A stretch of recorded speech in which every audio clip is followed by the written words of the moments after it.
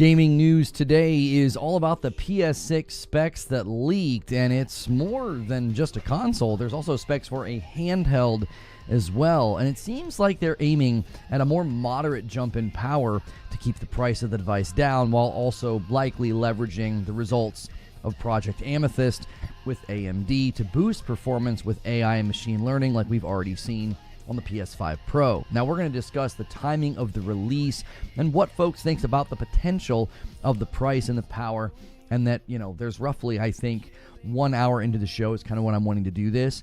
There is a video from Moore's Law is Dead that I want to kind of watch and react to. The video is now 3 days old. I try not to put content in my own content unless it's at least 2 days old. I like to kind of let a video live on YouTube before I would use it for anything of my own. We're also going to look at an Insider Gaming article that has a really great breakdown of the hardware specs just for the visual aspect, like if you're needing to kind of see that breakdown. But I think the discussion is actually, I think, enjoyable to have, thinking about like timing of the release of the PS6, timing of the release of next gen. We're hearing similar rumors about Xbox wanting to jump on that and get it out sooner. Some are, worried that it's going to be out sooner than they wanted with respect to the fact that maybe they just got a PS5 Pro and then PS6 is going to be right around the corner in many people's minds. Also, there's concern about, well, if it's not going to be that big of a jump in power, what exactly would be the reason to purchase one? I think these are all legitimate concerns and questions to ask, given that we are getting, I think, less and less depreciating returns on hardware jumps. When you're doing these big hardware power jumps in the past, you would get what would feel like astronomical differences between one game to the next, one system to the next, and that's just not been happening. It's not been happening in PC hardware realm, which is inevitably going to affect the jumps of hardware in console as well, because they're using the same stuff, essentially.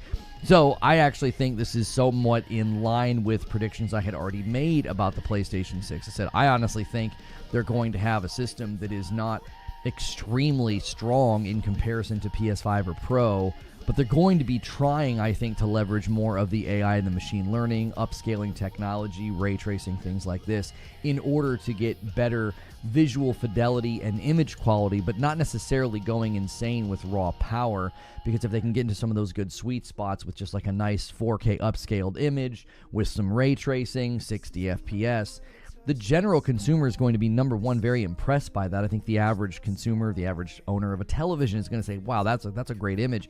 Again, image quality being probably the primary focus going forward. There was even a sit-down with Digital Foundry and Mark Cerny, and they were basically saying, like, we need to change the way we talk about this. It's no longer just about, like, pushing native resolution or native stats. It's more about, like, image quality, because you can achieve very, very good image quality without necessarily pushing native 4K, and obviously in the future there'll be other higher native resolutions that people are going to become concerned with. So we're going to be kind of discussing this today and what the chat thinks, what I think, and then again we'll be looking at that video. We'll be looking at that video from Moore's Law. People are saying, I'm trying something a little different with the music. We were just gonna try and throw some of my music on the background as opposed to synthwave. We can always put the synthwave back on, but we'll see how it feels. Unmute Discord. There we go. I don't know if I'm accustomed to having like lyrical music in the background. Like back in the day when I originally was streaming on Twitch, we always had lyric music on in the background. Is it crazy not to care about native or not just care about how it looks? I don't think that's crazy at all, Bumblepants. In fact, I think that's kind of where we're headed. I think we're headed, I'll be honest, I can't hear you.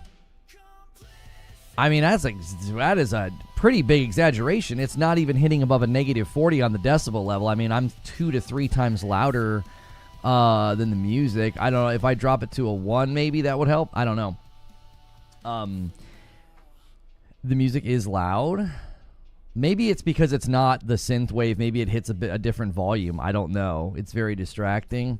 Well, frick that change. I don't want to hear this all day. So let's see here. Settings. Where do I change the local file folder? I forget I did this earlier this morning. Allow local files. To add a source. It was here. It was here. It was here. And then we'll go like this. And then we'll go like this. And then I'll just bump it back to a 2. There we go. That's oh golly, my headphones almost fell. Okay. Did you ever get a chance to check out Fate Keeper? Just wanted to know what you thought about it. People are saying it's what Avowed. It looks like an incredibly ambitious sort of, the Avowed Skyrim Oblivion feel game where like the first person perspective RPG. So thank you so much, Mick Waffle, for 28 months and a member plus. Good morning, everyone. Saw an article that the PS6 is only 50% more powerful than the Pro. Seems like a lot to me. Not sure what people expected. Well, I do think here, let's get that on the board. That's the first one of the day. Han shot first, and so did you. Thank you so much for renewing that that membership. Let's not forget that this gen alone was criticized for that. Right? This gen alone was criticized for that. People feel like the jump wasn't big enough. Like I remember people comparing Horizon Zero Dawn to Forbidden West. I remember people comparing Spider-Man 1 to Spider-Man 2. It's supposed to be putting those interruptive things, Wilbur. It said it the other night when I scheduled a members-only stream. It was going to be putting them to the side. It didn't say that this time, so I don't know. Moore's Law says 3 times more powerful. The next Xbox is 50%. They don't know if the chip was Xbox or PS6. It was Xbox. Wait, Rope, has he confirmed that the 50% more powerful one was the Xbox, and he's saying that the PlayStation is going to be 3 times? That's been confirmed. So when everybody was being very critical about the jump and they were actually talking about the Xbox, you tried to show me this. Right, the mistake you always make, Rope, is you're like, watch this video, and I'm like in the middle of something, and you want me to watch like a clip or a video. I don't know why you can't just like put it in the chat, and because if you would have put that in the chat, that would have been like, oh, well, let's go check out what he's saying. I'm going to watch the video today about an hour in. Marvel Tokone Fighting Game is having a closed beta in September. Yes, I saw that. Minch Tree, thanks for 47 months. If they decide to release the 6 relatively soon, my generation leap will be from Pro to Pro instead of 5 to 6. Yeah, that's why I put up the poll on the channel, like, when do you guys think this thing will be released? I am of the opinion that they're going to try to extend. It doesn't make much sense to me to immediately jump to the next one in like 2 years. When they were going from 2004 to 5, they said that we were halfway through the gen. That tells me that you got 4 more years easily. That's a 2028 release in my book. Now, a lot of us thought they might, push that to 2029. That's what a lot of us thought. Like, well, they would extend it because the PlayStation 5 Pro is doing such a good job. We also have to remember the first year wasn't great for either platform because saturation was difficult. There were chipset shortages. There was the COVID thing. So, what's good, Master 3? So, I don't necessarily know if 2027 makes an ounce of sense to me. Now, again, I think that was like best case scenario. It sounds like production would maybe spin up in 2027, which could then be like a late release. I still think it would be 2028 at the earliest. The console is expected to have a total board power of 160 watts and potentially achieve up to 3 times the rasterization performance of the PS5. Okay. I still think that we're going to see a less of a jump. I mean, I understand they're saying like, oh, it could be up to, 3 times the performance or whatever. I still think we should adjust expectations. I think future hardware will not be, insanely boost in as far as raw power is concerned. I don't think it's going to be this monumental thing. Is this the thing that you're talking about, Rope, this short? You got to give me context when you want me to watch things. This whole like mystery thing you try to do where you're like, hey, watch this video. And I'm like, I don't know what it's about. And you're like, just watch it. Like, give me a tee up. You know what I mean?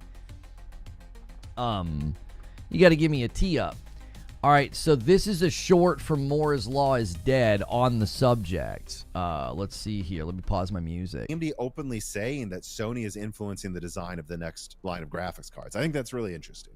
Yeah, I mean, I think it's very clear that since the PS4 days, Sony and AMD have been getting closer and closer with their hardware development teams to the point where, like, yeah, it really does seem like the two are inextricably linked at this point. Yeah, so it's just interesting. When you look at Xbox sales, like Xbox must be almost none of like their gaming revenue in that part of AMD's earnings every quarter by now, and yet why are they putting out multiple AMD Microsoft videos for a product that's not going to sell a fraction of their next PlayStation thing? And PlayStation's helping them build RDNA 5. I guess it's because they feel like they have to. Yeah, I mean, they still have to be a big partner with Microsoft regardless, because so much of their hardware operates in a Microsoft ecosystem.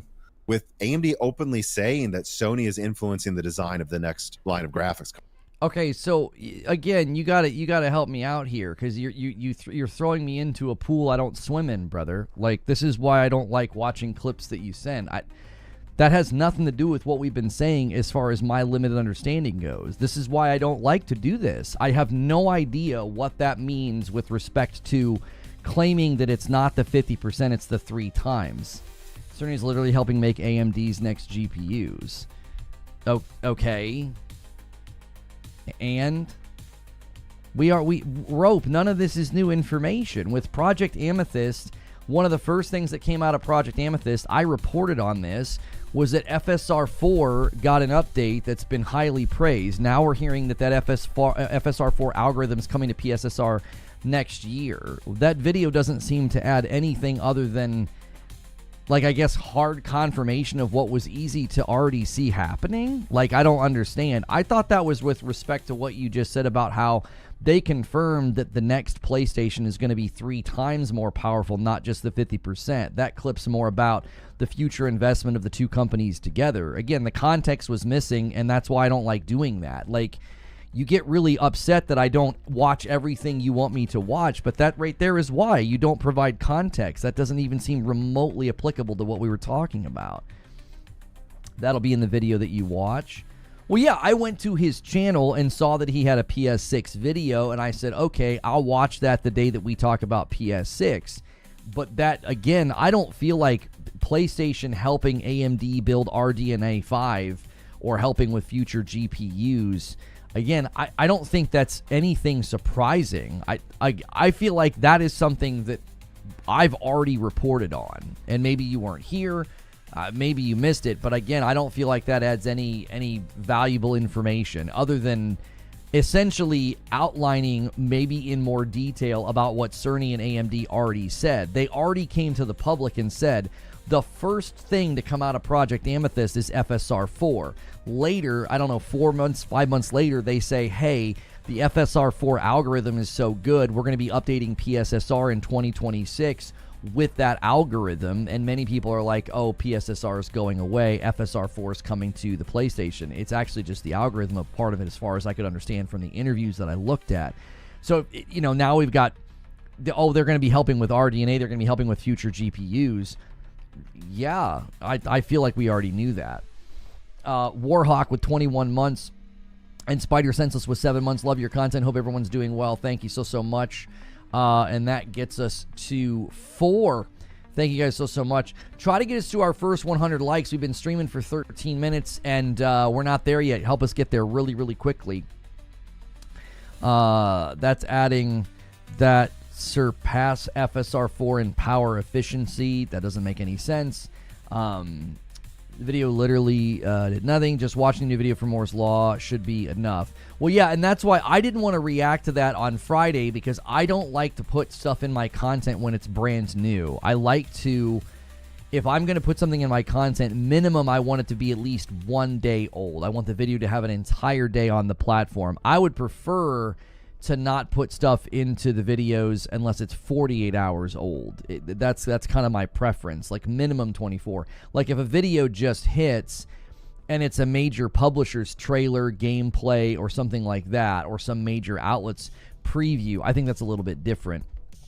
than like somebody who actually sits down and does like a podcast or like traditional content creation. People that just repost trailers, B-roll, gameplay, things of that nature. I don't think that applies. I think that's I kind of apply a different rule set there.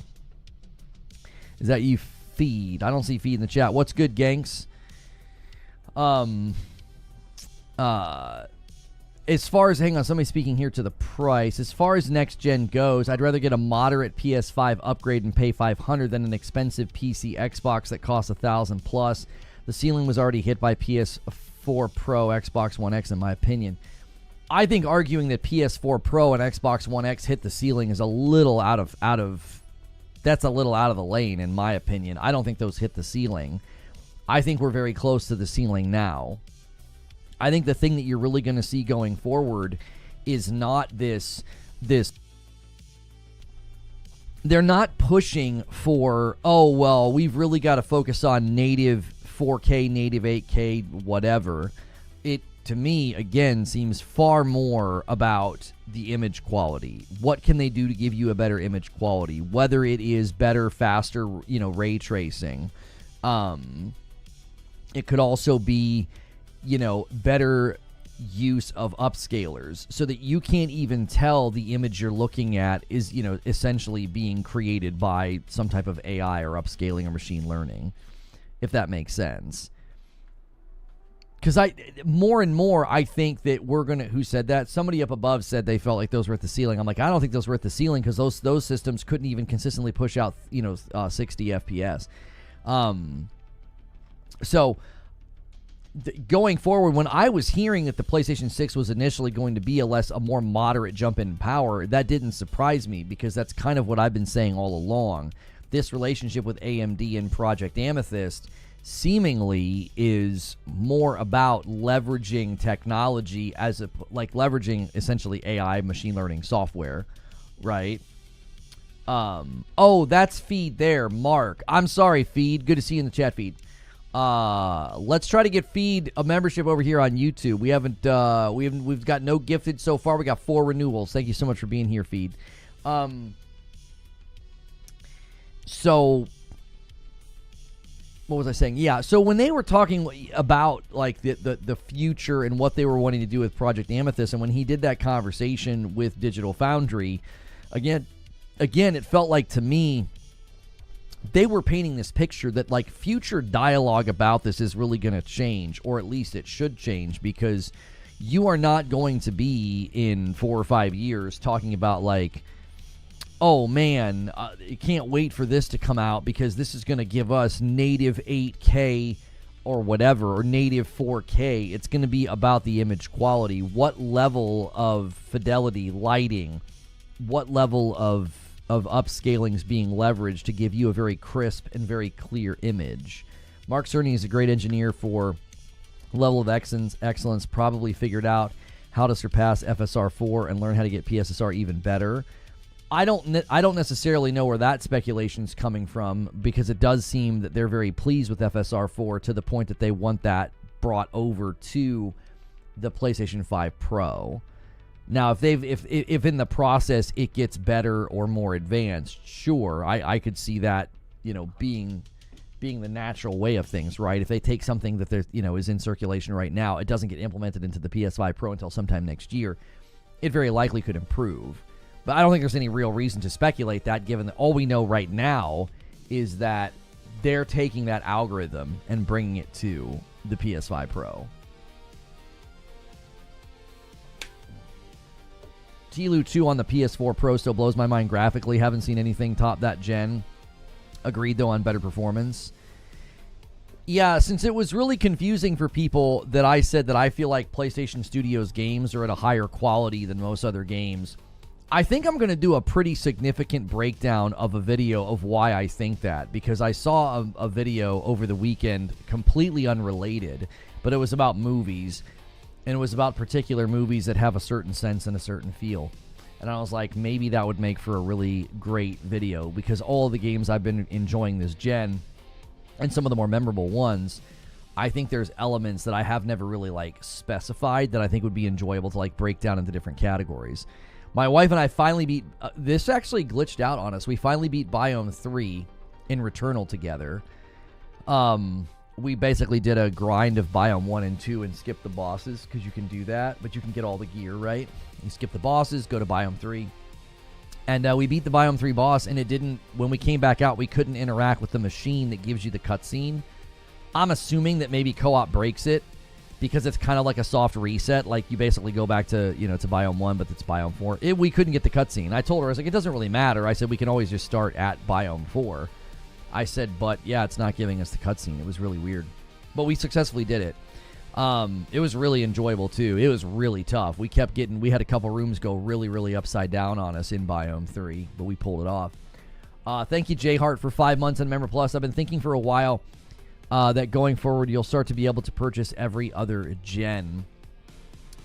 I don't think that's necessarily going to be possible. And thank you for getting us to 5 members on the day. I don't think that's going to be possible to buy every other gen. Because if right now let's imagine you were just still on PS4, you're going to really, really start to miss out. You can't play Spider-Man 2. You're not going to be able to play Ghosts of Yote, Death Stranding 2, GTA 6. Like, everything going forward, you're not playing. The same thing will happen with the PlayStation 6, I imagine. You're going to get halfway through the gen, and then you're going to be like, oh, it's time for me to purchase. So I don't know if you could, live on your PS5 all the way until the PlayStation 7. I think that would be very difficult to do. I mean, maybe you could pull it off because you just don't care, but I think, man, there's so many titles that could potentially come out that you would not be able to play. Clarify what's important. Day one in games, but day one you're getting bugs. You're having a really hard time today. I can't understand half of what you're trying to say, Perfect Image. It's a little frustrating. Can you just take a quick second and read your sentence before sending it? I really like interacting with you, but it's really frustrating to third sentence today now. It just doesn't make any sense, bro. Jumping pro to pro is probably the best upgrade cadence. Now, that I could see being sensible.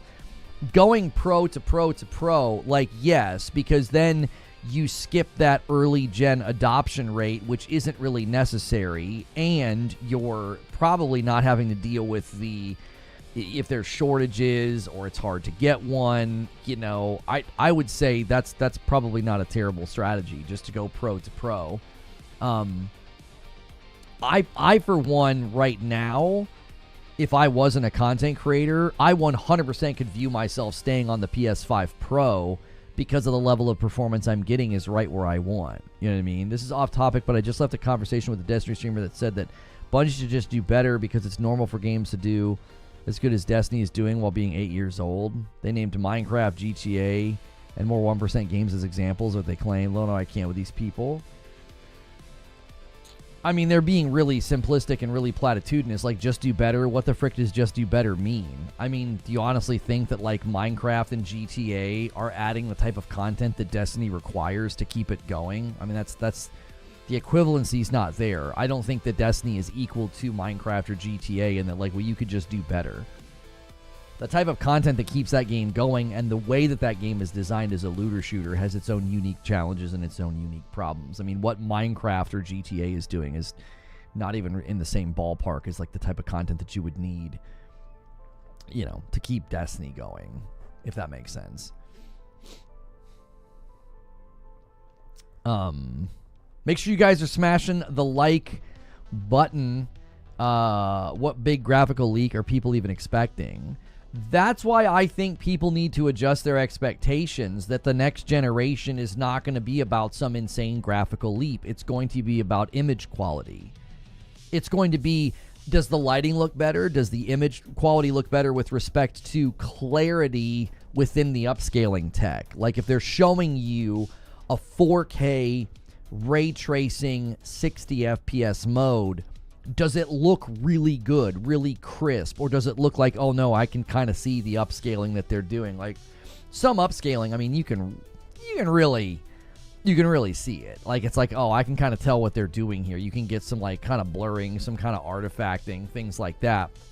So I think that's going to be the ultimate question. And this is where I think it's going to be very difficult to market, because for the longest time, these companies have marketed on a number. Remember the era of like 720, then the era of 1080, then we got into the era of now it's like, I remember when 4K was all the rage. It was like 4K, 4K, 4K. It's like everything had 4K on it. You know, the TVs, you know, the marketing for the TVs especially. This is something that people have kind of been ingrained in their way of thinking to judge, is this new hardware worth it? They're going to ask the question, right? Am I going to get, you know, a number? Because a number is easier to market. It's really hard to market image quality. Oh, it'll look better. I mean, that's kind of generic. You're not saying much, right? Oh, the lighting's better. Oh, well, we're going to be using a more sophisticated form of upscaling, so your resolution's going to look more crisp. Again, if you sold people on the notion of 4K, the current generation that we're in, you can't go back to that marketing well, because people are going to be like, well, wait, why would I buy a new system if you're giving me 4K again? You know what I mean? You've been talking about what qualifies quality in games because you stopped playing because some issues. All right, I'm gonna just take the day off. I tried one last time. I have no idea what you're talking about. Y'all ready for the next leap in gaming graphics? Once AI is fully implemented for stable upscaling, it'll be a wrap for current gen graphics. Well, and again, how do you market that? Like, I think it's more difficult to say, well, the image will look better. People want to hear the buzzwords. People want to have the number. They want the soundbite. They want the thing. And again, AI, there's going to be stigma about AI. People are going to feel a certain kind of way about, oh, it's AI, it's fake, it's whatever. Like, we saw people talking about fake frames. We've seen people talk about how, oh, it's not native, it's not native. And it's like, okay, like, those things actually have stigma against them from some, you know, sectors of the market. Typically, it's just people going to war on like YouTube and Twitter. But in general, that's a really hard sell. How do you convince somebody to buy a PlayStation 6 if you can't give them like a nice soundbite 8K? I mean, that I wouldn't surprise me at all if they try to leverage that, because that's easy marketing. But that it's just going to start to get insane. What are we going to do with the PlayStation 7? Are you going to be marketing 16K? They're going to want to somehow change the dialogue around this, or change the terminology so that they have marketing beats that they can, like marketing buzzwords they can leverage. Because you can't leverage 4K this time. You already did. Saying it again isn't going to do much for people. Do you think Arc Raiders will Titanfall 2 itself by releasing between Battlefield 6 and COD? I have not really thought about that. Sony wants the PlayStation 6 to be affordable as possible. The price will be lower than the PS5 Pro. I would imagine that the PS5 Pro price will go down. I don't think you're going to like walk into a Best Buy and see a PS5 Pro for $700 and a PlayStation 6 for $600. I think that would be kind of weird. I imagine they'll drop the price on the Pro in the lead up, or at the same time, maybe. I don't know. But probably in the lead up, they'll drop the price of the Pro because they're going to want to sell through them, I would bet. The PS5 Pro won't be in stores. So you think they'll just... So you think in the lead up to the 6, they're going to stop producing or shipping PS5 Pros? I don't know. Did they do that with the PS4 Pro? I don't think that's a typical way of handling it. Unless what you're saying is they would lower distribution and production, and if you want one, maybe you have to go specifically to PlayStation for it. By that time, they'll stop making them. Again, I don't think they did that with the PS4 Pro. They'll stop producing the Pro before they stop producing the base PS5. At what point did they stop producing PS4 Pro and PS4? Do we know? I can't even remember. There were rumors they were going to do it, and we were like, I feel like we were 2 or 3 years in the gen when some of those rumors started swirling. There have been too many people on previous gen for them to do that. That's what I mean. You establish such a large amount of people on the previous gen, you can't just be like, yeah, we're done. We're not making that. I didn't explain my argument well, but long story short, they said a lot of the new games last 8 years and put up numbers like Destiny, and that's why Bungie should do better.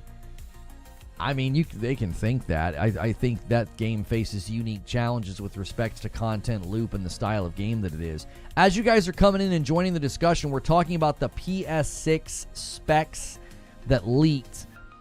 Make sure you're hitting the like button as you come in. PS6 500, book it. I don't know.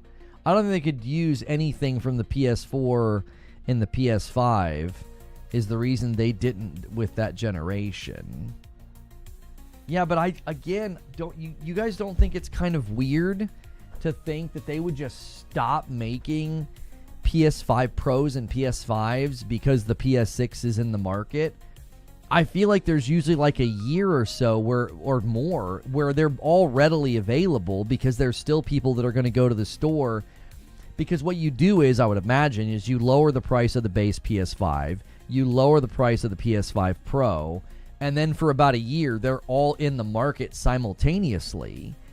And then you slowly stop producing your Pros and your base PS5s.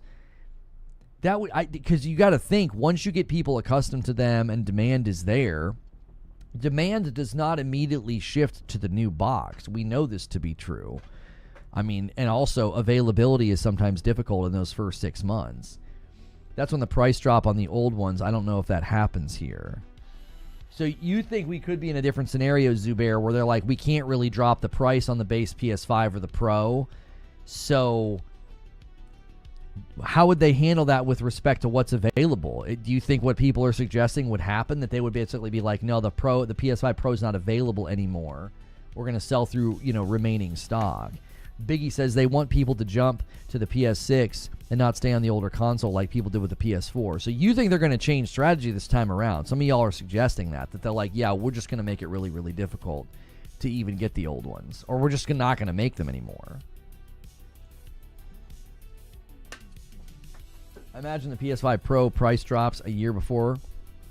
That's what I was thinking. I was thinking that you would drop the price.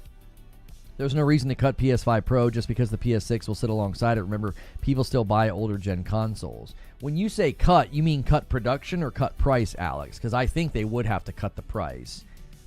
It would be a little awkward and a little strange to have the PS5 Pro priced out, selling at a higher price, point than the PS6. Don't be silly. They'll keep producing PS5s with lower prices. That's what I've thought, but people in chat are suggesting that might not be the case, which maybe they're making that argument. Maybe they're thinking that because there's the potential that they've never really gotten to a great place with I don't know what this is. Maybe they still haven't gotten to a great place with it's still a loss lead for them, Are they losing money on it? I think I saw that they didn't want the PS6 to be so dear, so they will have no choice. We already didn't get the mid-gen price drop, says Zubair. This is true. I mean, that there was not a mid-gen price drop on the PS5, which they anticipated was going to hurt the sales of the PS5, and it didn't. When the PS5 came out, the PS4 Pro was harder to find. I bet they soft discontinue the Pro when the PS6 launches, and then keep the base PS5 available. Yeah, that's why I was asking. I actually don't know how they handled the PS4 Pro when the 5 came out, because I wasn't looking for one, so I don't have any recollection of how they handled that.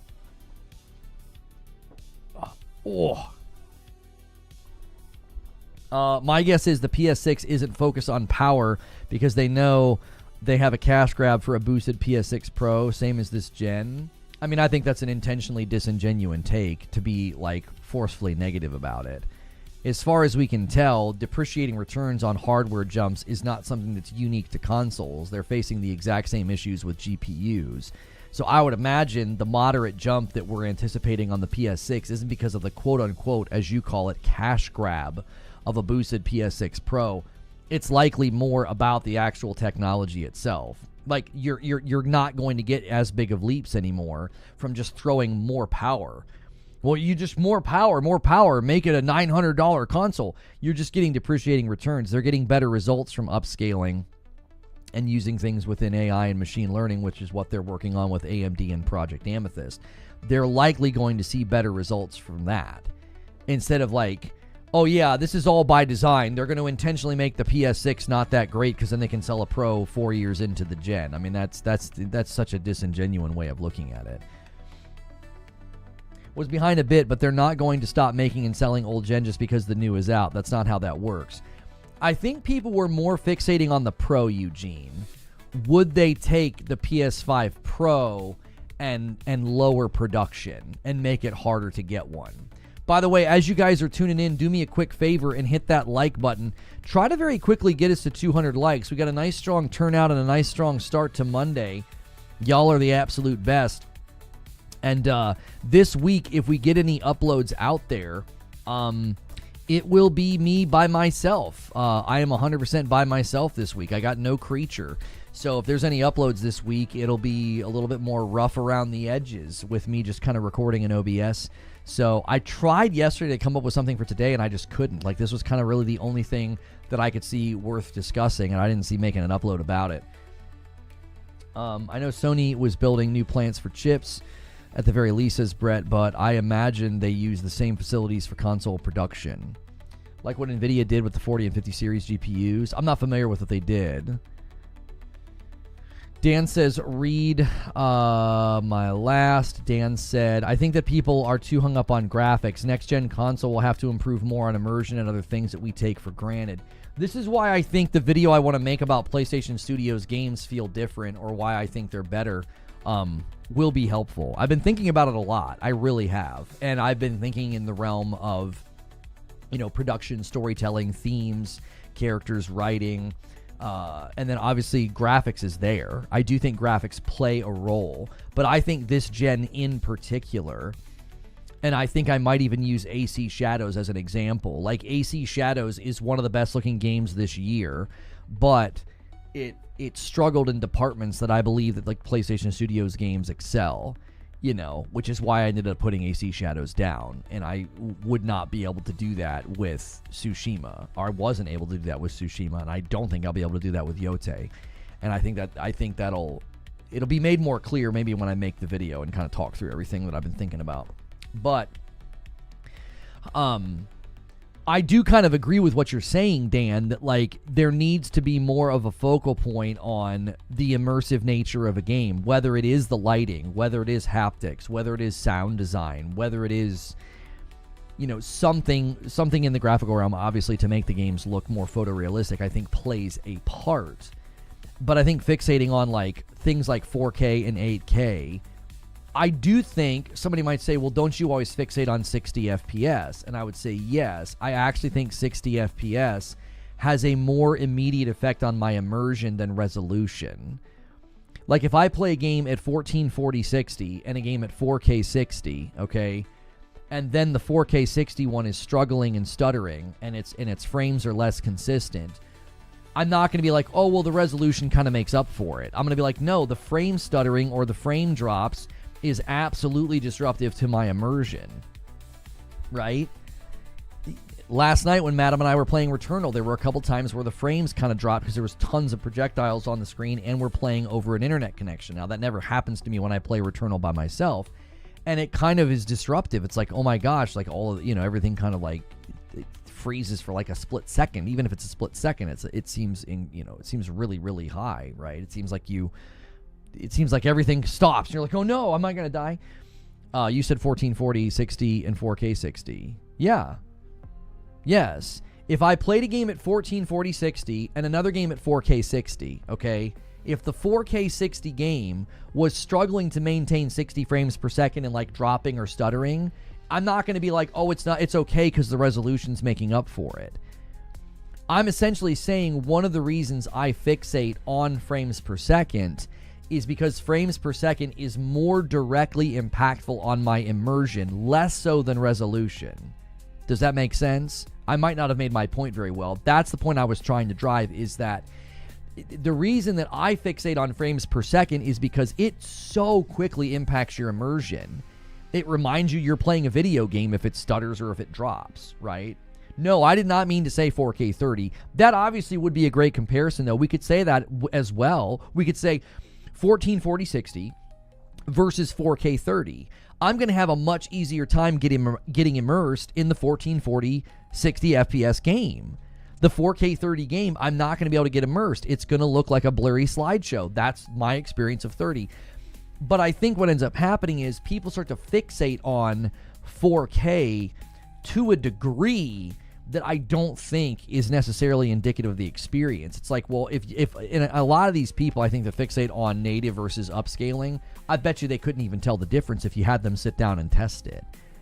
If you had them play, let's say you had something that was strong enough to do it, that, well, actually, let's just say you don't even need like a supercomputer or like a really, really strong, like, you know, console or something. You just show them a video of a game running at 4K 60 upscaled, and then you show them a video of a game running at 4K native 60.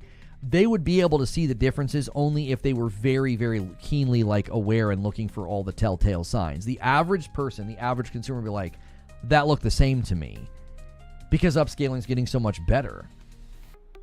I was going to be gone this week. We had to cancel our trip. My sister-in-law was having to have surgery this week, and it was going to be like majorly inconvenient to have us in their home and staying, and they wouldn't really be able to visit. So she's having surgery on her back, and that's never like a small matter. So, guys, really, really quickly, we're having a nice strong start to the week. Hit that like button. It's going to be we're trying to. Oh, my word. We're trying to have a bit of a bounce back for the channel. We took a pretty big hit because YouTube kept showing my members' content to people, and they didn't like it. They're still doing it, but we're handling that. So hopefully your homepage isn't cluttered up anymore with, morning coffees and green rooms. Like, if you're a newer subscriber to my YouTube channel, I am really sorry they were doing that. I have no power over that. I wish I did, but I don't. So I know that was frustrating for a lot of people. We have since rectified that. So we are trying to kind of get back into good graces of the almighty, YouTube platform by handling things a little bit differently. Dynamic lighting and random weather events make games more replayable and varies per session. Games will become more individualistic. Imagine the replayability of strikes in Destiny if everyone was different than the last.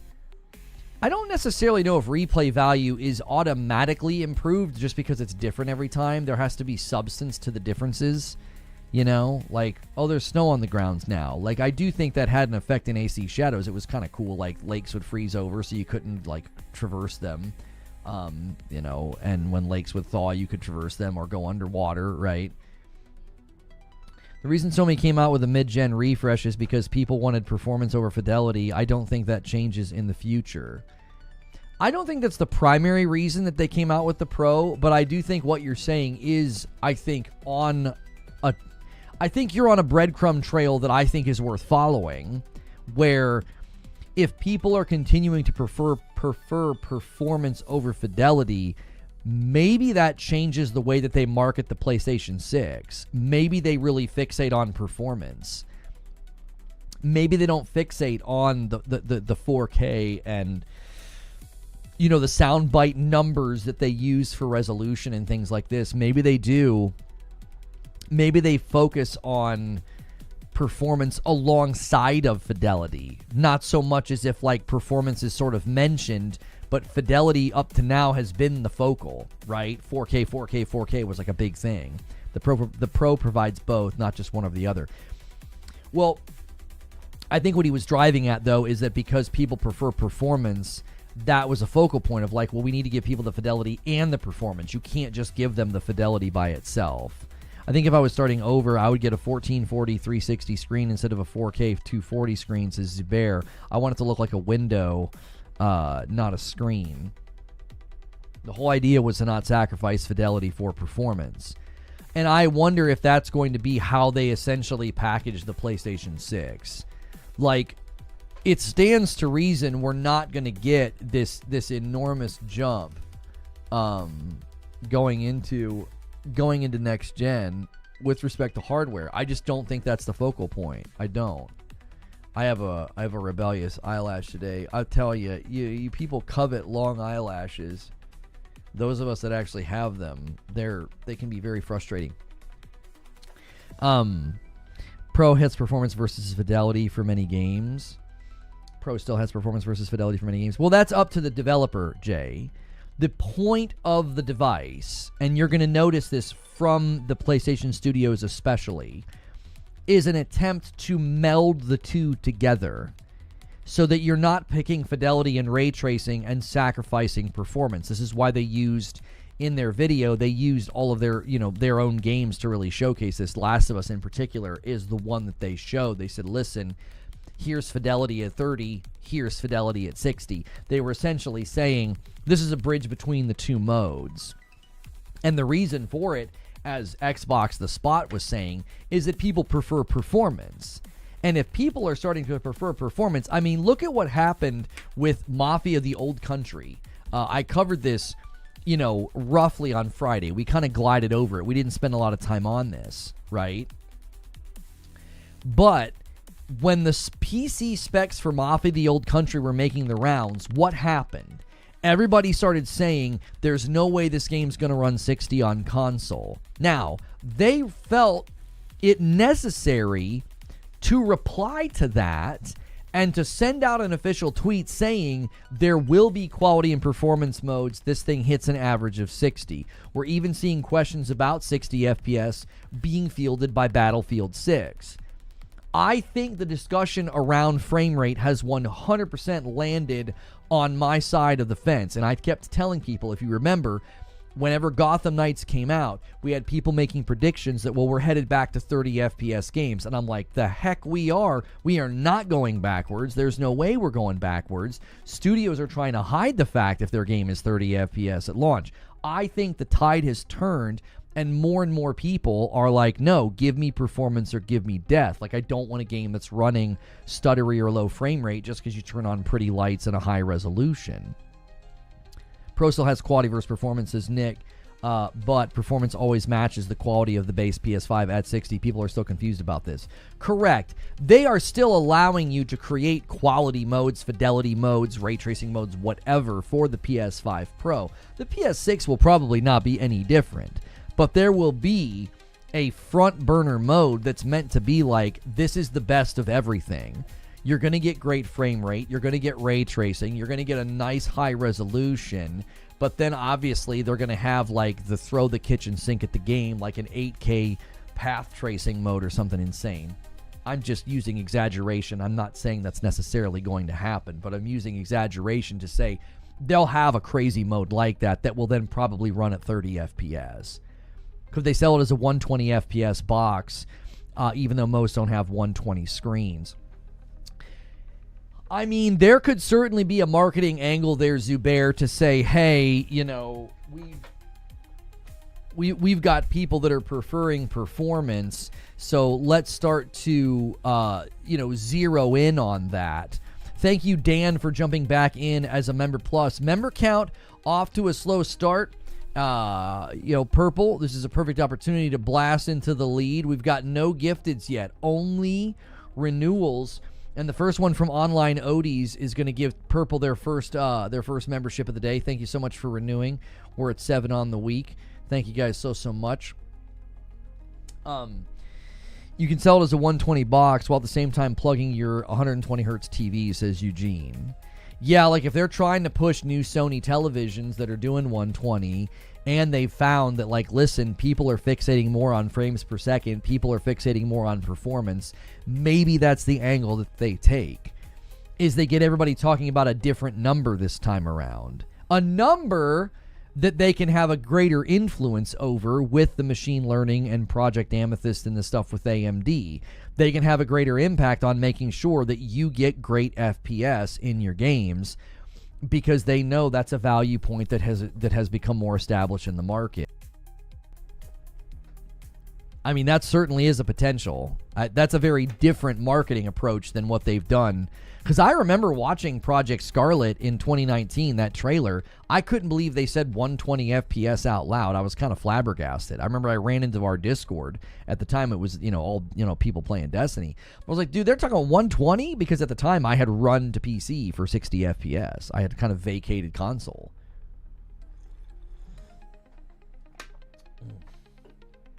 If I'm going to go back to 30 FPS, then it'll take a while, and that's me going back and forth between the PS5 and the Switch 1. Thank you, Kat. Kat comes in with the VIP Thanks for sticking with me all these years. Cat bumps the line to 8 on the week. It's 7-1 between the two platforms. Appreciate you so much. I was shocked when Xbox announced the Project Scarlet. I was sad it didn't. We don't have that today. Yeah, I mean, I'm similar in thinking that. Very quickly, guys, try to get us to 200 likes if you haven't done so already. That's a huge way of supporting the video. It's totally free. Give the video that quick little thumbs up. If you haven't hit subscribe yet, that is how you talk in my chat. Subscribing on YouTube is totally free. Always make sure your bell button's toggled to all. Sometimes it switches to personalized and you won't get notified about my content. Is Sony going to pay Lono extra to talk about the TVs? They better send me one if they want that, Zuby. To be honest, I'd rather have 40 FPS than 30. Yeah, I mean, the 40 FPS modes, some people prefer them or like them. Just I'm all about the 60. Just give me 60 and I'm happy. I'm totally fine. A nice, stable 60 without any of that blurring effect. Like if you look at 60 FPS in Wu Chang, Fallen Feathers, and then you look at 60 FPS in Death Stranding 2, they are not equal. They are not equal. The methods of achieving it are completely different, and this comes back to image quality. This is why talking about image quality needs to become a more prominent piece of the discussion, because, yeah, you can give me 60 FPS in, like, Black Myth Wukong, but that's not even in the same universe as the 60 FPS I'm getting from Death Stranding 2. They're not the same. They are not the same. The smoothness, the crispness, the clarity, not even the same ballpark. Death Stranding 2 is running at 120 hertz underneath that 60 FPS 2, says Eugene, so it's not even close. That's exactly right. That really drives home the point that image quality can vary significantly between games. When I was going from Death Stranding 2 to Wu Chang for my review access, it was an adjustment period because I thought, man, this is a pretty game when I stand still. It's the ugliest pretty game I've ever played, right? Like as soon as you start moving the camera, it's just like, it's like blurry. It almost looks like it gets like this fuzzy effect to it, like everything has like peach fuzz around the edge. Lono switches all of his monitors to 65-inch OLEDs, has to sit 10 feet away to use the computer. But boy, the fidelity. That's right. Do you have a good expectation for Phantom Blade? I did a reaction to Phantom Blade Zero gameplay last week. I think it looks really, really solid. I think it looks good. I like that they're trying to kind of blend, you know, action, kung fu with Souls influences. Like, it's not just an action game. It's not just a hack and slash. It's not just a Souls. It's kind of borrowing in a buffet style and in a way that I think looks really, really enjoyable. I am thoroughly enjoying First Berserker Kazan right now. I'm playing it on the beginner difficulty, and it feels like a really fun action game with a heavy emphasis on dodges and parries. It is so fun playing it that way. And I know there's people playing it at like the normal or the harder difficulty, and they're having a blast. But man, on beginner, it's just this really fun action game. It's just focused on, it's got that emphasis on the dodges and the parries. So, if you guys are just tuning in, we're talking about the PlayStation 6 leaked specs. We're almost an hour into the show. I am, at some point, going to be pulling up the Moore's Law is Dead video and kind of reacting to what he's saying. The video is now 3 days old. I don't like to put other people's content in my content unless it's been on the platform for, at very, very minimum, it'd be 24 hours, but I prefer it to be 48 to 72 hours. Yo, what's good? Plus on Black. Remember, ladders are for sissies. That's right. That's right, Jack. That was such a good clip. The frame time at 40 FPS is halfway between 30 frame time and 60 frame time. FPS is sort of an inverted way to measure. Arkham Asylum is really nice at 45 on the PS5, not going to lie. Makes me want to play it on PC. Lono, I beat the boss in the water. She's tough, ain't she? Honglin, I saw somebody else claiming that she's the first skill check, and I was like, I said that in my video. She's the first skill check, you know? And then I congratulated somebody on the spear boss. That's at least what I called him, the spear boss. I was super impressed when I got him to like 50% health in 30 seconds. Well, this homie took him to like 10% health in like 15 seconds. It was absurd. You can really have some nasty builds in that game.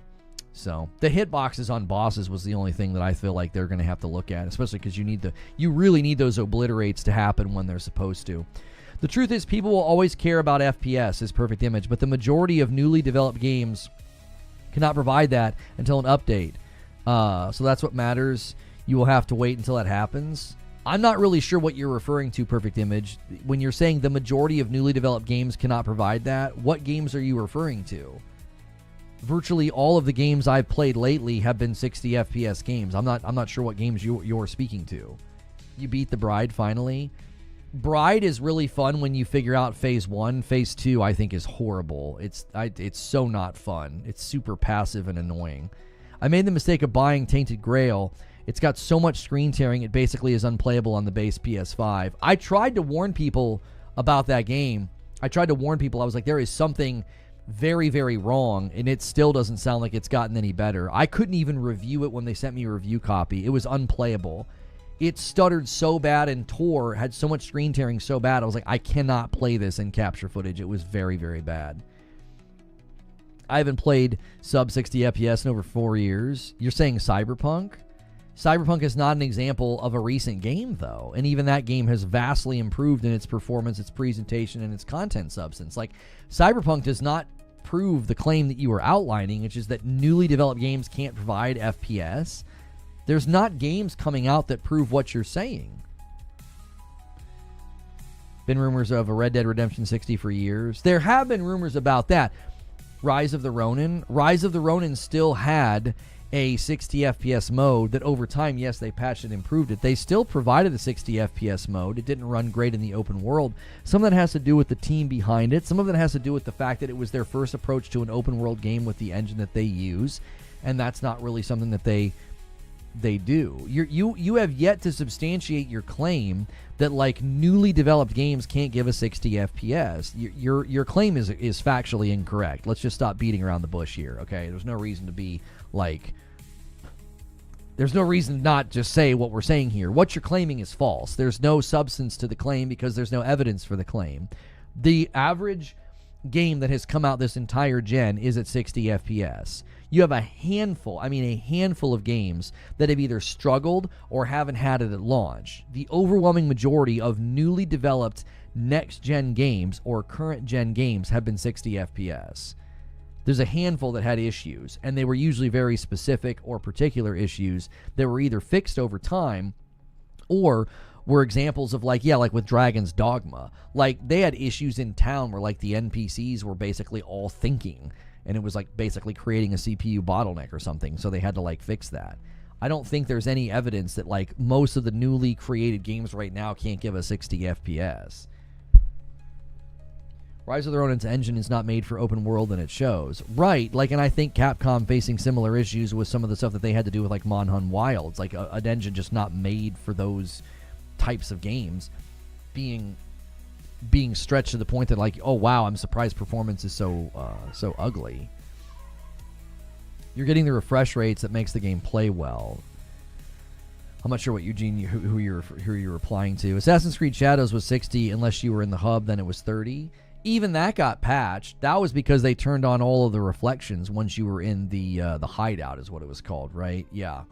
And that made perfectly good sense. Like, it didn't make perfectly good sense why they turned it on, but it made sense why performance dropped to 30 because they turned on all of the reflective surfaces.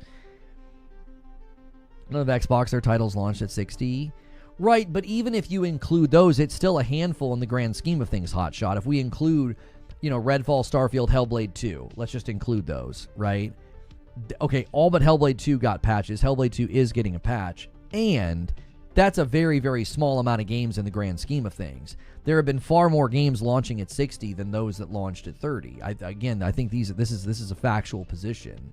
This is not a subjective opinion. This is facts. If you add up all of the games that launched capped at 30, and then you add up all of the games that launched at 60, there is an overwhelming majority.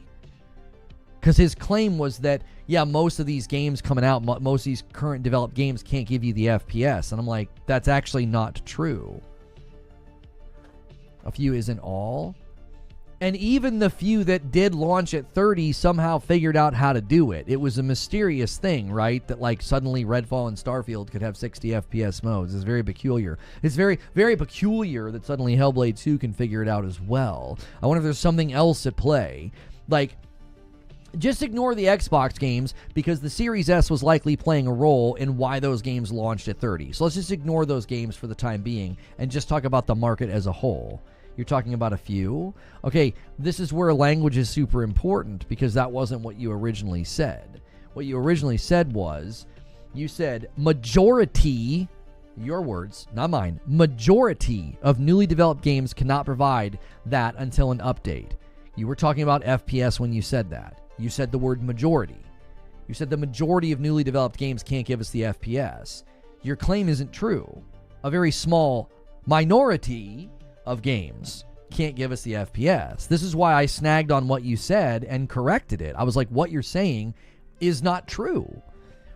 This goes back to when Gotham Knights pulled its shenanigans and everybody started saying we were headed back to 30 FPS games. And I was like, no, we're not. Like two games at that point, maybe. I think there were 2 that launched at 30. Everything else launching at 60. Halo, is that Gears? Gears of War, Forza Horizon launched at 60? Well, I don't think there hasn't been, well, the Gears Reloaded is almost here. The point is, I'm trying to convey, and typos corrected. Okay, well, regather your thoughts, all right? Regather your thoughts and say it a different way, and then we'll consider what you're saying, because what you initially said is simply not true. Yeah. So you can regather your thoughts. Black Myth was 30 and used fake frames to get to 60. This is true. This is true. As I said, it's a very, very, very small handful of games that have launched in this way. A very, very small amount. And even some of the ones that launched in that way, they have fixed it as time has gone on. Whether it's Plague Tale Requiem or Starfield or Redfall. They've added it with time. Hellblade 2 is getting one very soon. Pretty intimidating because it's a major development company releasing these unstable games. I get his sentiment. I'm not sure what you're saying. So what's intimidating about it? That a couple of games launched? I'm not sure what you mean. The only successful games that come out at 30 FPS in the last few years were for the Nintendo Switch 1. Yeah, I would say that's true. It's less than 3% of the games released this gen. Yeah, I think this is very relatable to the PlayStation 6 conversation because going forward, if we are correct that more and more people care about performance and care about, visual fidelity and image quality, hang on. I gotta wish my friend a happy birthday. We're in different parts of the world, so communication is sparse. PS6 AK60. I don't know about that. I don't know if that'll be the focus. I know that was the goal when we had those initial leaks about the PS5 Pro. The initial leaks were that they were working on technology that would this gen give us 4K 60, 8K 30, and that next gen or future versions of the software, their target was 4K 120, 8K 60. So the question would be, are they going to make that the focal point of this box? Right? Can we stop talking about 8K? That's what I'm saying, Nick. I think that's a mistake. If you want my honest opinion, I think from a marketing standpoint, it would be a mistake to start fixating on, 4K 120, 8K 60. I think it would be far better to focus on, like, ray tracing. And don't call it ray tracing. You can talk about, dynamic, realistic lighting and reflections and have, like, really good tech demos to show that off. You can talk about, unparalleled image quality with a smooth frame rate, a smooth and unwavering frame rate, crisp, high resolution images ranging from 4K to 8K or something like that. Like you throw it in there like that. I would not make the focal point 8K.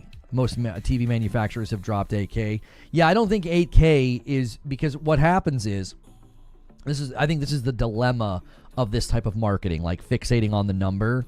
Eventually the number gets absurd. And it's like, okay. And I think this is maybe one of the reasons why they didn't do an Xbox 720, because I think they just saw the future naming pattern getting a little stupid. Like PlayStation took the more simplistic route with, PS1, PS2, PS3. Like you just know what the next one's going to be called. Yeah.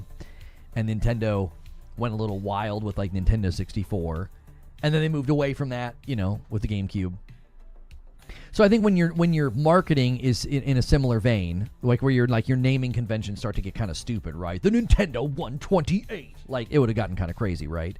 So I think 8K becomes a number or a claim that almost looks like a joke. It's like, are you kidding around here? Like, because 8K on the box for the PlayStation and the Xbox became like a focal point of mockery, particularly for PlayStation, because it was like up in the corner with like the gold label.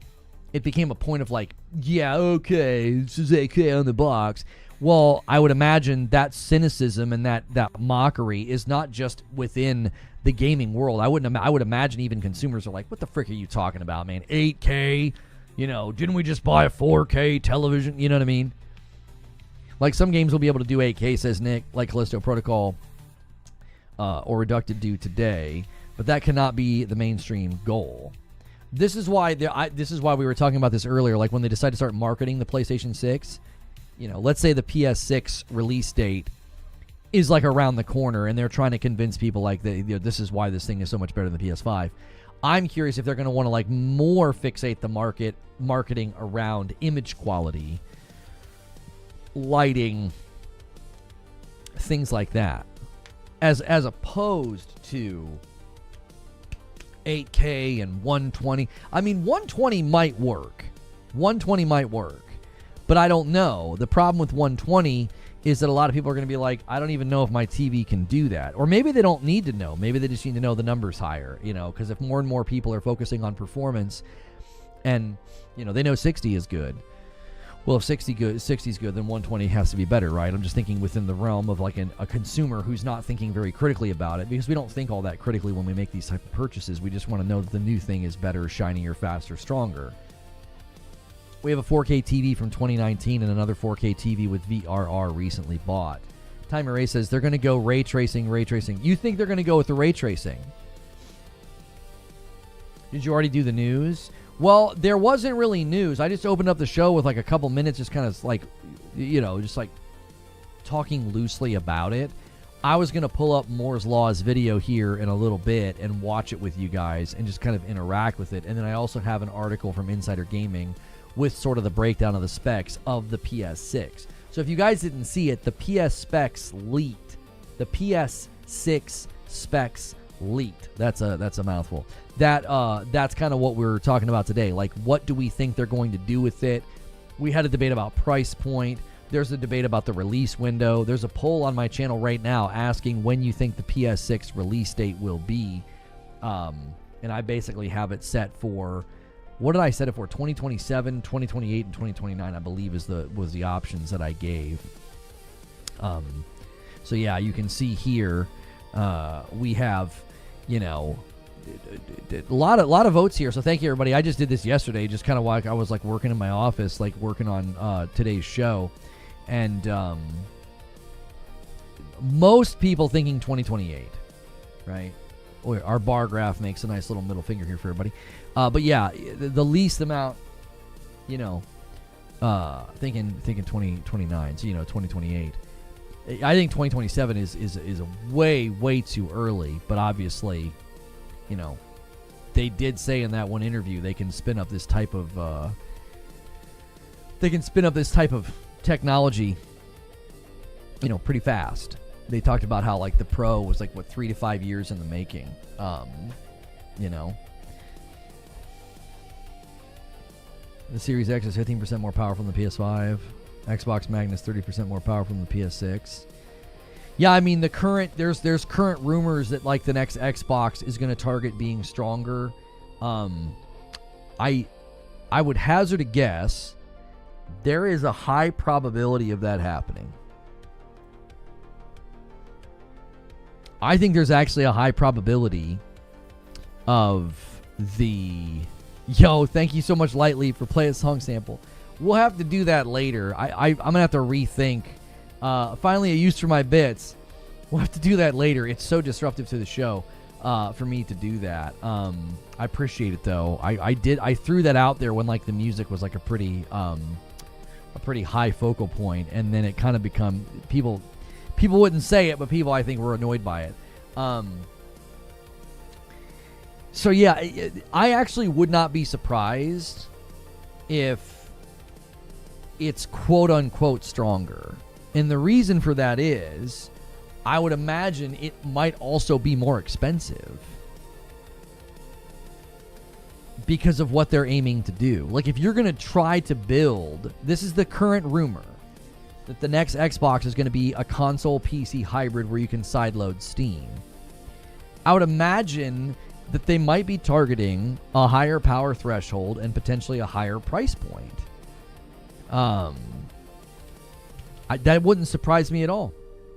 That wouldn't surprise me in the least if they do that. I don't think that's something that is necessarily a cause for celebration or concern. I think it's just another option. It's just another option. No, there's no way the music is louder. It's at a number 2 in Windows. There's no way it's louder than normal. It's always at this level. It's not a rumor, though. Sarah Bond said it in an official video. That's right. That's right. Music is a bit louder. It literally can't be. Like, that's technologically impossible. I haven't changed anything. Yeah, nothing has changed in any of my stuff. It's the same volume. Maybe I'm quieter?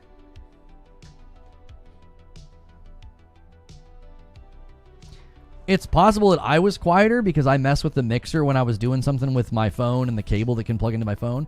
A $5 super chat from Brandon. PlayStation 6 needs to do something crazy to surpass Xbox. Huh? Let alone Switch 2? We want PlayStation to be the ultimate king of console gaming? I feel like you're being sarcastic. I can't tell. I feel you're being sarcastic. I really can't tell. I didn't even know there was music playing.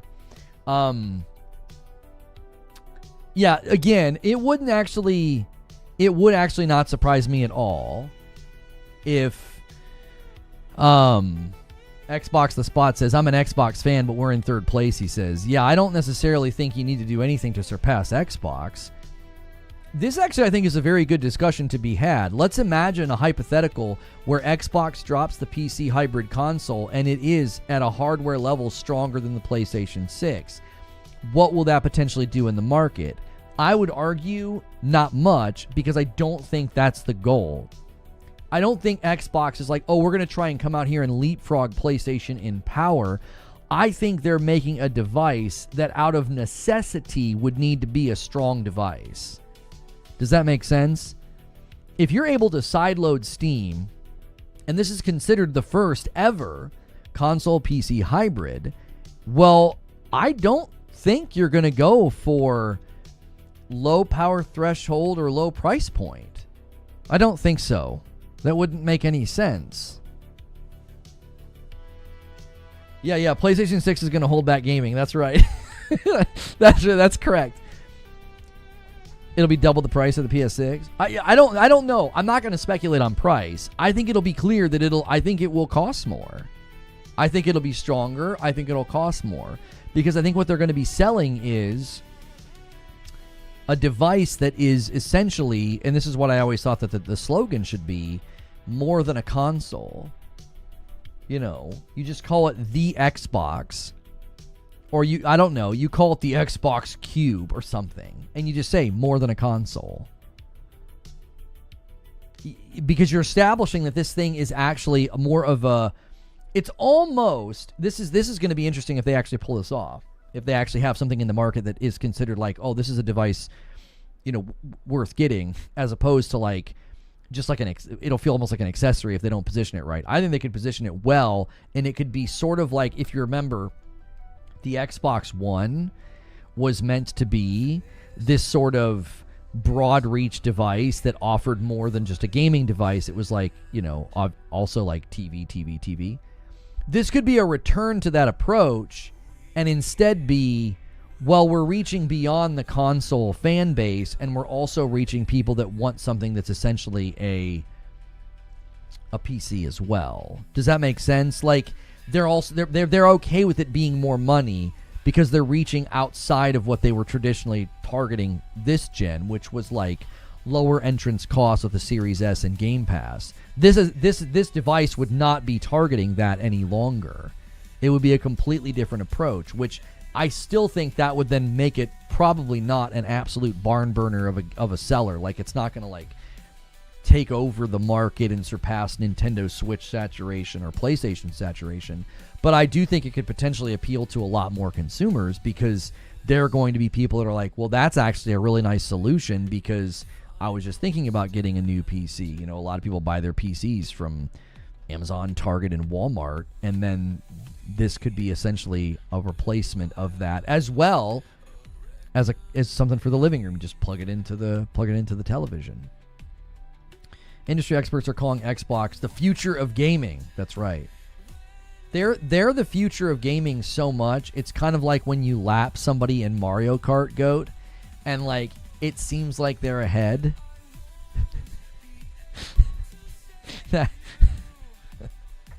That's a picture.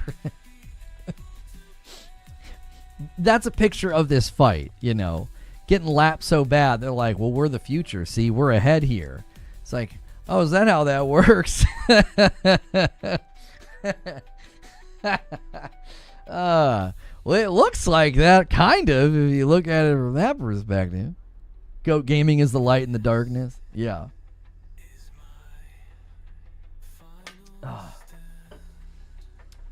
Goat Gaming only bringing the truth and facts and real images of Spider-Man for sale on Xbox. Do you see a base PS5 issue going into next gen where the PS5 is like a Series S, where more demanding games become more difficult to develop? No, because here's what typically is going to happen. Game development spans pretty long windows of time. Okay, so your shortest windows are sequels. They're like 4 years-ish. And then 5 to 6 years is your longer projects. So you have to consider the fact that as soon as the PlayStation 6 dev kits are in circulation, a lot of studios are already working on a game. Okay? So if they're already working on a game, what do you think they were building it for? The PS5 and the PS5 Pro. And then the PlayStation 6 dev kit comes along, and now they can tap into greater power thresholds, better ray tracing, whatever. Okay? So that's why you'll always have a 3-year window, probably minimum, I think, of cross-gen support, because the games were already in development. It's not like you can just like pull a switch and you're like, well, everything we've been working on now needs to be a PlayStation 6 exclusive. It's like, well, no, why would we do that? Like, think of it from this perspective. Your Spider-Man 3, your next Horizon game, your next mainline Horizon game, and your next God of War, I would put money on the table they're all cross-gen, because there's going to be so many people still on PS5 that are going to want that third game, right? By the time the PlayStation 6 comes out, you're going to have over 100 million folks on PS5. Well, you don't spurn those people day one. Yep, sorry. You guys can't get Horizon 3. You can't get Spider-Man 3. You can't get God of War Egypt, or whatever it ends up being. Like, there's always going to be a cross-gen period. And so if you're like, oh, but it's holding the games back. I always said this with Forbidden West and Ragnarok. I said these games were already in development. There was no holding them back. They were building them with the base level PS4 assets, the engine, the animations. And because they were also building for PS5, they were able to throw in PS5 next-gen level graphics, like the lighting in Forbidden West, as an example. And then they came out with the Burning Shores DLC, which was only for PS5, and it really showed off the power of what you can do with the PS5. I mean, the final boss fight alone in Burning Shores is a great testimony to just what you can do with graphical intensity, fidelity, performance, as well as just spectacle. Yeah, like the spectacle of that fight's crazy. So the PS6 would probably be the exact same. You're going to have cross-gen games because you don't, especially like a Spider-Man 3, which is why it was kind of impressive that Spider-Man 2 was such a late-gen drop and that it skipped, PS4 entirely. But I think they were able to do that because of how well Miles Morales had done. They were able to see Miles as kind of like that cross-gen title, and then Spider-Man 2 could stand on its own. I would imagine they'll do something very similar in the next gen as well.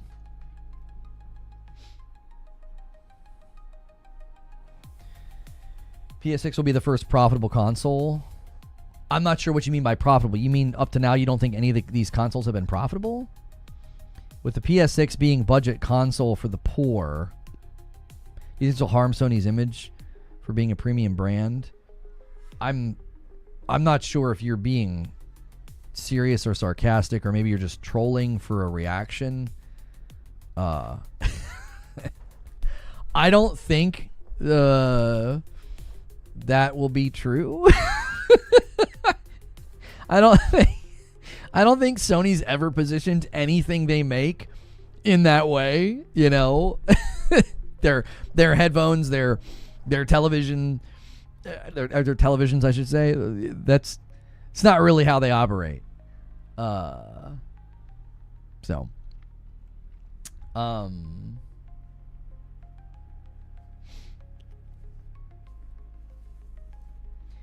a world where $300 GPUs are budget, the PS5 will be budget. Yes. Oh, for sure. 6 times more powerful than the base PS5.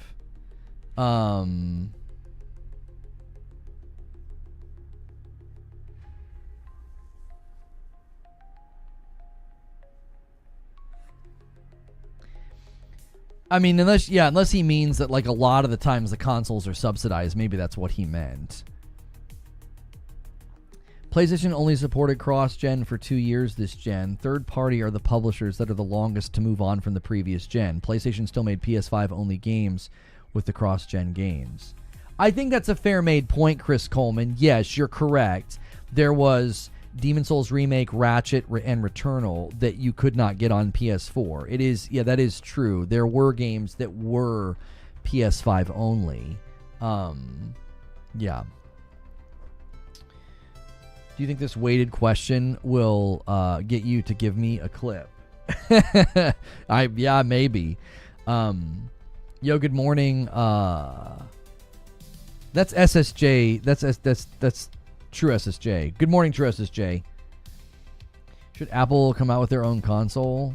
I don't know. I don't think they would want to do that with how successful they've been with mobile, like not having their own like studios and games and things like that. Wait. Why did that person get banned?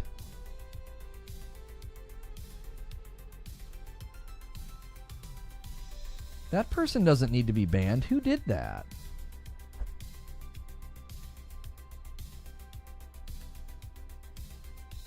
Not going to happen? Oh, Nightbot got you. Okay, he's not banned. It on my combined chat, it said that Killer 2GI. It said that Killer got banned, and I was like, why did they get banned? They weren't saying anything. Killer, I think you probably just got like a 5-second timeout. It thought you tried to post a link. You should still be able to type. It was just a very, very brief timeout because Nightbot thought you posted a link. Yeah, Nightbot's always watching, folks. Guys, if you haven't done so already, be sure to hit the like button. Try to get us to 300 likes. Also, you can check your primes over on Purple. You can check your resubs right now with the $. We have not got a single gifted on either platform yet today. This is the long. I don't know if the buttons broke. We're an hour and 23 minutes in. I didn't even realize how long we had been streaming. Yeah, you put a dot in between their name and the word design. You said Matthew Harris .design, and it just thought it was a hyperlink. So, yeah.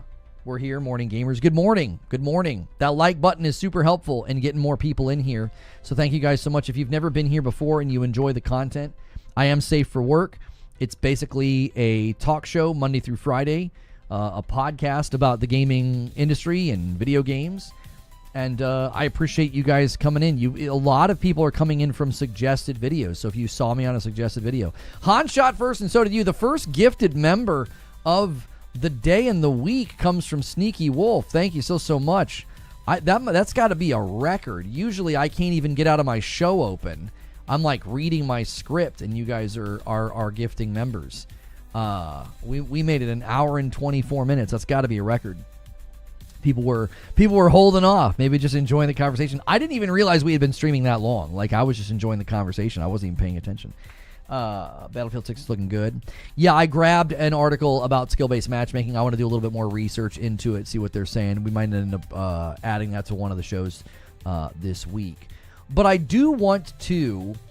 Are Green Names members? Yes, they are. Yes, they are. Thank you, Feed Chicken, for 33 months. We have very generous people here who are constantly gifting members. What we really need is the Member Plus number to go up. That's the $6 member tier, and that gets you out of the gifted pool. We need more and more folks to not be on gifted, but to be paying for their own, if you can. If you cannot, I understand. That's why we're constantly gifting. Every 50, I gift 5. We have people dropping member bombs all the time to bless those who can't. But we really need folks to start to kind of like change that culture, and it's just got to start small. But we've been slowly but surely getting folks to do that, and you do get extra content when you're at that level. But I do want to pull up this video. I did say that. You mean more VIP? Obviously, everybody going to VIP would be incredible, but for the Member Plus is designed. Member Plus is designed to make it very easy. It's $1 more. But it allows me to give you guys more content. Thank you so much, Politician, for renewing your Member Plus. I appreciate that so much. We're basically all the way down to about 500 again. We got to 600, but since we have been on Purple as well, a lot of you guys moved your support over to Purple, which is completely understandable. But we do want to get that back up to that 6 again. So I wanted to pull open the video from Moore's Law about this, about everything going on with, he's got Xbox Magnus, Valve Considered, RDNI Uplift, warning, some of my PS6 data is old. Yeah. This is where we want to start. We want to start with his PS6 stuff.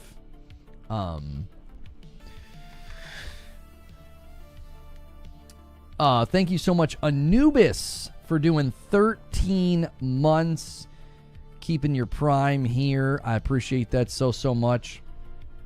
We are trying to get the point count up to 300 on Purple. We're trying to get to 300. We need 3 months at 300, so we need 300 folks doing their own memberships over there on Purple as well. We got kind of 2 goals going on right now. Hang on. My application's not working. I've got an extension that disables the player controls. All right, so let's take a look at what he's saying. I'll provide a link below to the full video. So this is not even the full video. This is going to be a portion of it on the PlayStation 6. Anyone remember the PlayStation 4? It was a console that made the choice to not go all out in specs so that it could have mass market appeal after the previous generation left some people feeling burned with how expensive it was at its launch. And I'll just say it, from what I've seen behind the scenes so far, it at least appears that Sony is planning to do this sort of a strategy again with the PlayStation 6. That's right, despite everyone out there seemingly speculating that the PlayStation 6 is going to be some $1,000 console or something, simply because the PS5 Pro wasn't cheap, That does not seem to be the route Sony is going this time around. No, the route Sony is going, from what I can tell, is to bring better than PS5 Pro performance to lower pricing tiers, and then to have a handheld APU that can sell as a direct Switch 2 competitor, while saving that die, I would assume also, to possibly use as a cheap S console. So that Okay, so hang on 1 second. Let me pull this up here. We got a 5-bomb that came in from Wired Rope, the first 5-bomb of the day, and this man starts a hype train over there on purple, and I appreciate that so much. And let me get that pulled up here so we can get the credit going for you guys, because it is a bit of a face-off between the two platforms, and on a slow day like today, you guys actually can compete. So there we go. So it sounds like what he's saying is like they're going for a less expensive jump. Like, it's not going to be like this big huge expensive jump. Also, they're wanting some type of a handheld to compete with the Switch 2. I'll be honest with you, I don't know if that's very like even a good idea personally, to target Switch 2 as a competitor, but I do think it's probably smart to have something in the Japanese market especially that's more conducive to culture there, which is more gaming on the go. Like every 1 in every 4 people in Japan has a Switch. That could be a Switch Lite, a Switch OLED, or a Switch Standard. And PlayStation has traditionally done far better with saturation in like America and Europe. They haven't done as strong in Japan. Like, they're not doing poorly there, obviously, but that's possibly why they're wanting something to quote unquote compete. Now, Eugene is saying the PSP sold 80 million units. They definitely can compete if they could support it with games.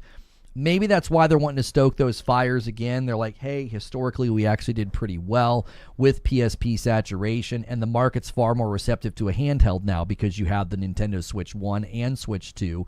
You also have Steam Deck, Lenovo Go, and everything else. So the hype train just rolled over to level 3. Thank you so much, Johnny Always, jumping back in and getting us to 18.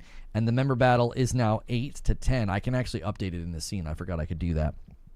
I hope they change the UI in the PlayStation 6. Switching from the PS4, Xbox, one of the PS5 series this gen, felt like I bought the same console, just upgraded. So let's keep watching. They can finally get the PlayStation 4 people that bought their consoles back in the day for $300 or $400, or maybe even sometimes less than either, to finally get them to upgrade that something that doesn't look wildly more expensive than what they are willing to pay. Now, having said that, another thing that I have to say before I get to the leak is that I actually went back and forth quite a bit on if I should show you all the documents I've seen or show any parts of them whatsoever. And I decided that the answer to that for this leak is no. I'm sorry, I think I've built up enough credibility with Sony being litigious against me and just putting out a full specs sheet from AMD on RDNA 5 recently that you can trust that everything I'm about to tell you comes directly from documents. I just really want him to zoom the camera out a little bit. Like, it's not fair to leverage his good looks in this way. Like, as a content creator, like, you gotta, come on, like, you gotta level the playing field for me, man. Like, you zoom that camera out just a touch. That came from some of my best sources at AMD. But the fact of the matter is, this is very, very sensitive stuff because it involves not just AMD, but one of their customers, one of their very litigious customers, Sony, but also this is data from a proposal AMD was making to Sony years ago. And so a lot of it has to be qualified with more modern documents I've looked at. And I feel like if I just shared old documents, not only would it be dangerous for my sources and myself, but I also think that it would be taken out of context. And so, yeah, I hope you see my dilemma. The point is, what I'm going to tell you is what AMD and Sony were planning to do before 2024, and I will tell you which things I've been able to verify have not changed since then, and which things I'm not sure if they have changed. But so he says all this, and I think this is actually really helpful to know that, like, he's being careful and vetting things and not just trying to give us bad information. I never like to pause on, like, a bad screen on somebody. I like to treat other creators as charitably as I can here. Thank you so much for renewing, Mike6866. I definitely appreciate that. So I think, again, this is just helpful to see that, like, he's being careful. He's being very particular about what he shows and doesn't show, because he does have actual legitimate sources that he doesn't want to put at risk, as well as himself. I think this actually lends credibility to his claims, as opposed to being like, well, if you're not going to show us the docs, you're lying or whatever. I find him to be very trustworthy. I find him to have a very good track record, and this to me just lends credibility to his claims. the point is, I think it's still very interesting because it tells us at least the idea for what Sony's going to do with the PlayStation 6 and the PlayStation 6 handheld, and the drive and the design goals seem very different from what people are speculating on right now. So anyways, without further ado, let's get into it. I have a couple slides to get to, and the first one I'm going to start with is the one for the PlayStation 6 home console, codenamed Orion. And actually, the first thing to say is the last bullet point on this slide, highlighted in red because it's very important. This info is from a 2023 AMD presentation to Sony. So some specs really might have changed by now, although I did consult with someone that's worked with Sony a lot in the past on their consoles, and this person told me that Sony tends to stick with what their initial ideas were. So while some of these specs have probably changed, I think the overall scope of what they're aiming to do is very unlikely to have changed since 2023. But anyway, something to call out here. Let's go from the start now. It had a chiplet design with some mention of it possibly utilizing a Navi 5 desktop chiplet. So this is important. The initial design in the PowerPoint looked almost kind of like an RDNA 3 design, except it was labeled Navi 5.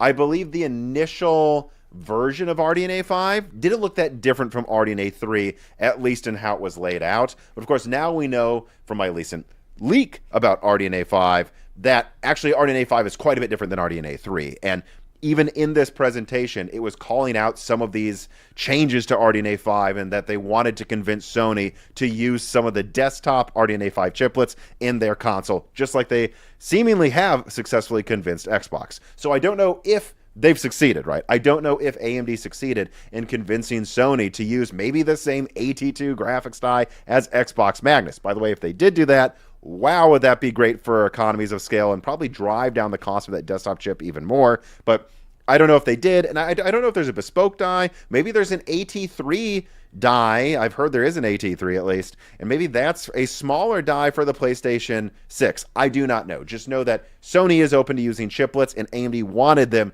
to use some of the chiplets they're going to use in desktop RDNA 5. So a lot of what he's saying, I feel like he's speaking another language, okay? Like, he might as well have just spoke that entire section in German.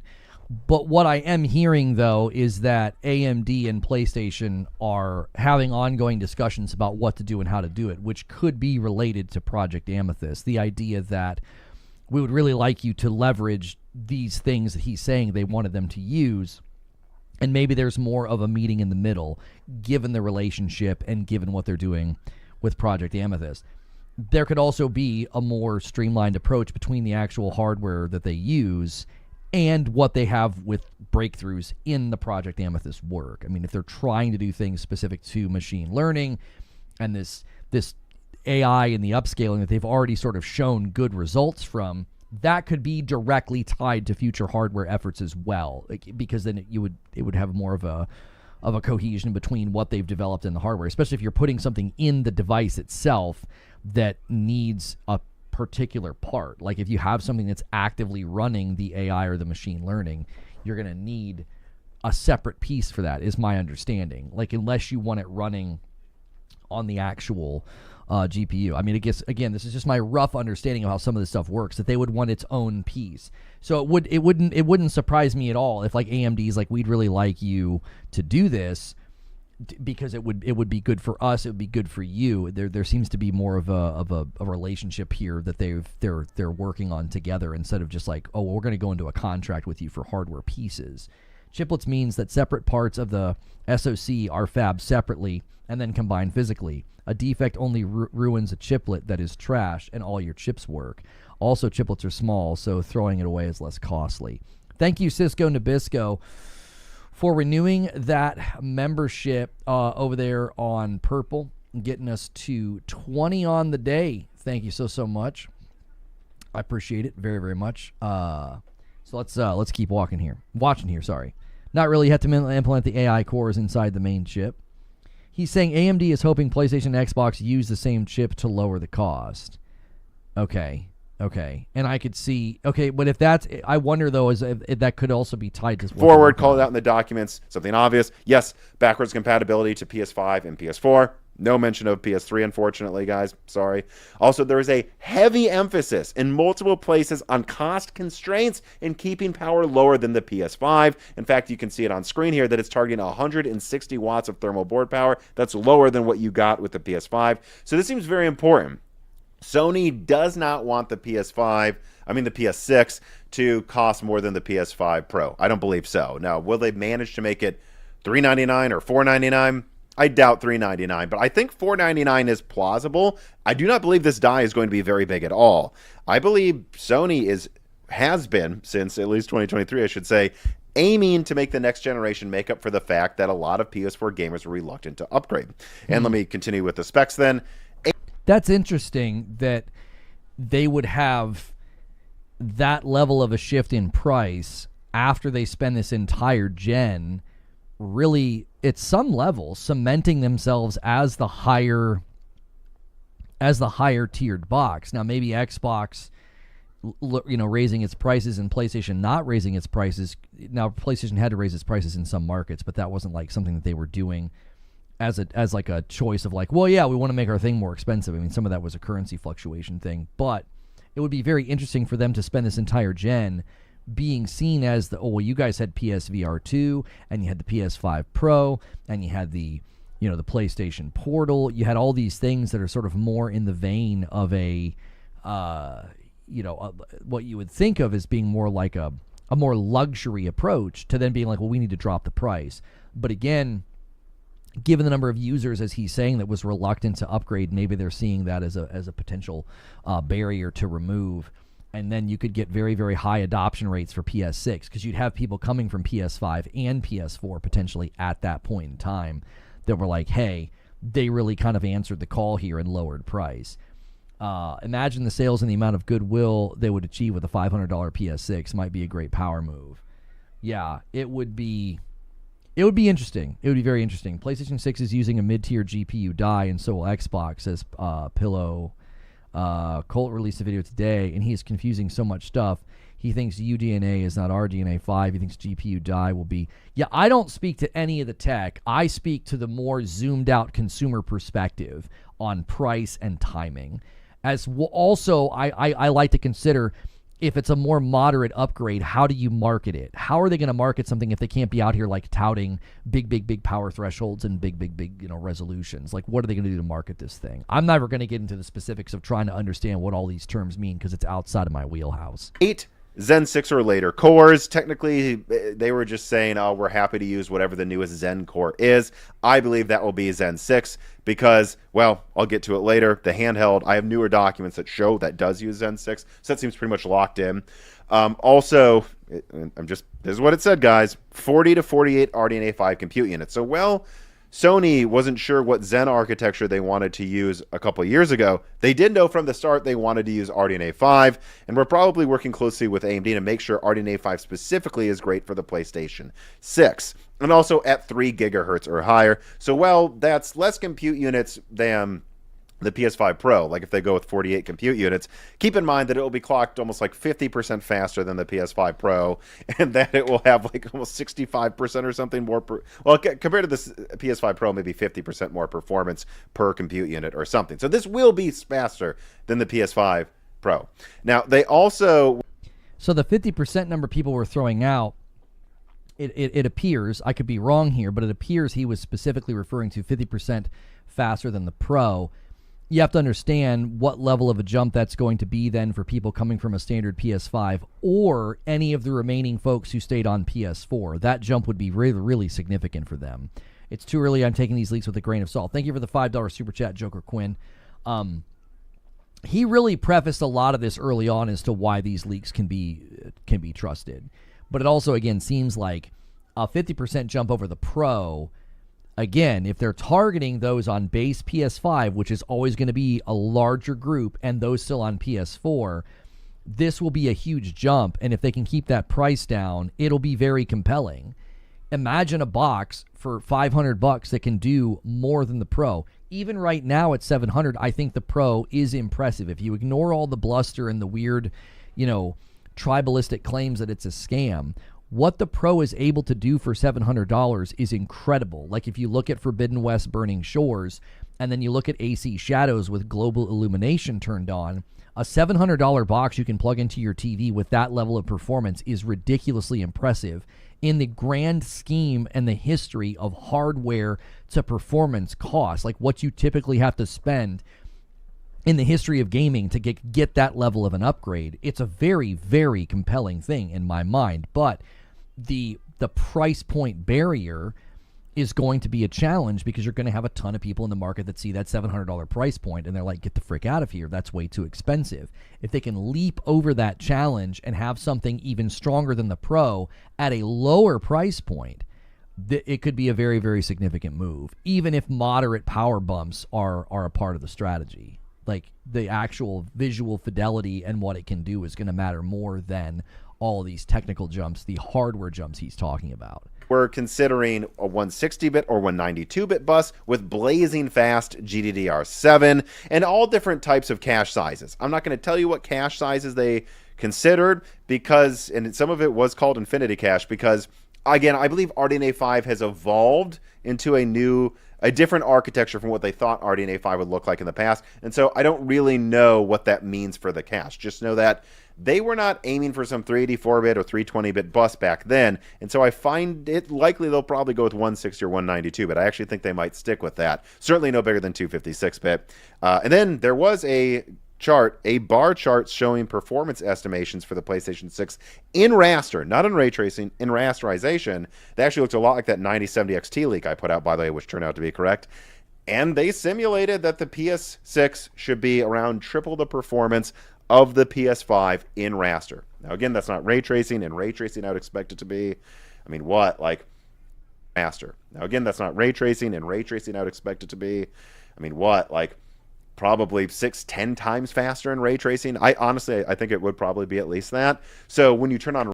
So here, again, if you get into the specifics of each thing he's saying, this is one area where I think they're going to have to focus the marketing. They're going to have to focus the marketing on just how much better your ray tracing, your frame rate, your image quality is, as opposed to talking about hardware power or, 8K or resolution. So my initial speculation at this point would be that they're going to market the PlayStation 6 in a very different way than they have traditionally. I think they're going to fixate more on things like ray tracing as well as frames per second, because I think those could become new buzzwords to throw around, because I don't think, again, you can't throw around 8K and 4K. You kind of already burned that shot. You kind of already took that shot this gen, so they won't be able to do that for the PlayStation 6. By the way, if you guys are enjoying this, thank you so much for the strong turnout today. We are reacting to Moore's Law is Dead's video, not the whole video, just a segment on the PlayStation 6. Be sure to smash that like button if you're enjoying the live show. Hit subscribe so you can talk in the chat. Subscribing's free.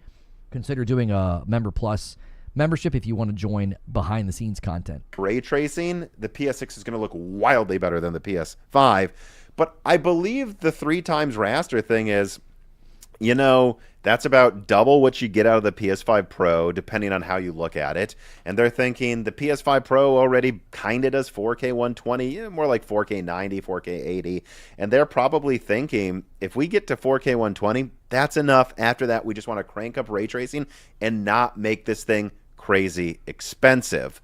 Yes, one more thing to say here is that, 2 things actually. Number one is that I have a clear document that says when manufacturing was planned for, and that was mid-2027. And from everything I can gather behind the scenes and from public statements from Mark Cerny, actually everything seems on track. So I know that it sounded like Mark Cerny said that this thing is years away, but technically 2027 is years away from 2025. And I'm just telling you, if you're mad at me for saying this is going to launch possibly in 2 to 2.5 years, that is what Sony and AMD's documents say it's going to do. That's when it's going to launch. So don't get mad at the messenger. That just seems like the plan, and I don't think that's that surprising because Sony tends to do 7-year generations. So anyway. I'm really angry at you and your nice eyelashes. No, I think that the 2027, I still think that's too early. I feel like it's going to get pushed to 2028.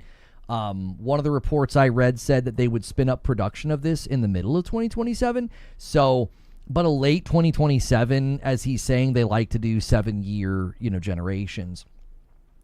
I still feel like they're going to stretch this gen. It's a gut instinct thing, especially with how it was spun up. But part of what he's saying, I think, is more compelling than my gut because there's contracts at play here. Like AMD needs to be producing and selling parts, and their relationship with Sony is, one of the ways that's going to happen. So if they're targeting that 2027 release, you don't think 2027 launch with a cross-gen intergalactic? If Intergalactic, if what according to what Jason Schreier from Bloomberg said, will not be out prior to 2027, you could be right. I mean, that marketing for it seemed like it started really, really early, though, which I suppose maybe they're wanting to plant those seeds now. I don't know. I really, really don't. 2028 just feels right to me. 2027 feels too early. I feel like 2027 perhaps is when they announce and then when they, really put it out there, but to release it that fast. There is another side of this, though, that sort of argues against what I'm saying. Guys, and double check that you've hit the like count. We just asked for likes, and the like count's not updating again, so I don't know if YouTube's having a conniption. But they did say when they talked about the Pro, there was an interview about the Pro, and they said that they can spin up this kind of technology in like 3 to 5 years. They were saying like when the Pro was sort of put into motion. And so when they said that in that interview, I thought maybe they're speaking to just how quickly they could spin up the PlayStation 6. The previous consoles got price cuts when it became easier to fab the chips using newer, smaller nodes, says Zubair, but new, smaller nodes are no longer getting cheaper. I don't know if price drops. Yeah, I don't know if we'll see a price drop on PS5 and Pro. Maybe they'll just do it at the very, very end when they're selling through the remaining stock or something. Anyways, though, one more thing. Because Canis, that is the handheld version of the PlayStation 6, I can verify from other documents that is on 3 nanometer using Zen 6, and Magnus is also on 3 nanometer. I believe that PlayStation Orion will also use a TSMC 3 nanometer node. But anyway, speaking of Canis, let us now get to the handheld leak. That's right. So, PlayStation Canis, this is the PS6 handheld. Okay, it is going to use a monolithic 3 nanometer die. Again, I was able to verify this with modern documents. Okay. Now, also, it calls out backwards compatibility to PS5 and PS4. It also, in a diagram I saw, had support for a micro SD card slot, an M.2 SSD slot, haptic vibration, dual microphones, and a touchscreen. And specifically, when I did double check this, a diagram showed a USB-C port that could charge it fairly quickly, it looked like, but also had video out capabilities, meaning that it seems likely that the PS6 handheld will indeed be able to have like a USB-C to HDMI cable and plug into your TV, and you can just use that as a home console that's super portable.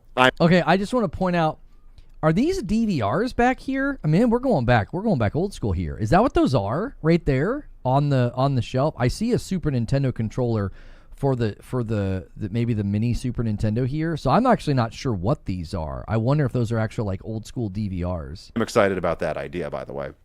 Again, same manufacturing and release date time frame, maybe launching a month after the PS6 home console, but roughly speaking, the same time frame. Also, so it says here, remember that Sony is preparing a PS5 low power mode currently. If benchmarks show a large drop in performance with said low power mode, I will take that as proof that it was added to provide devs with an approximate PS6 handheld performance early.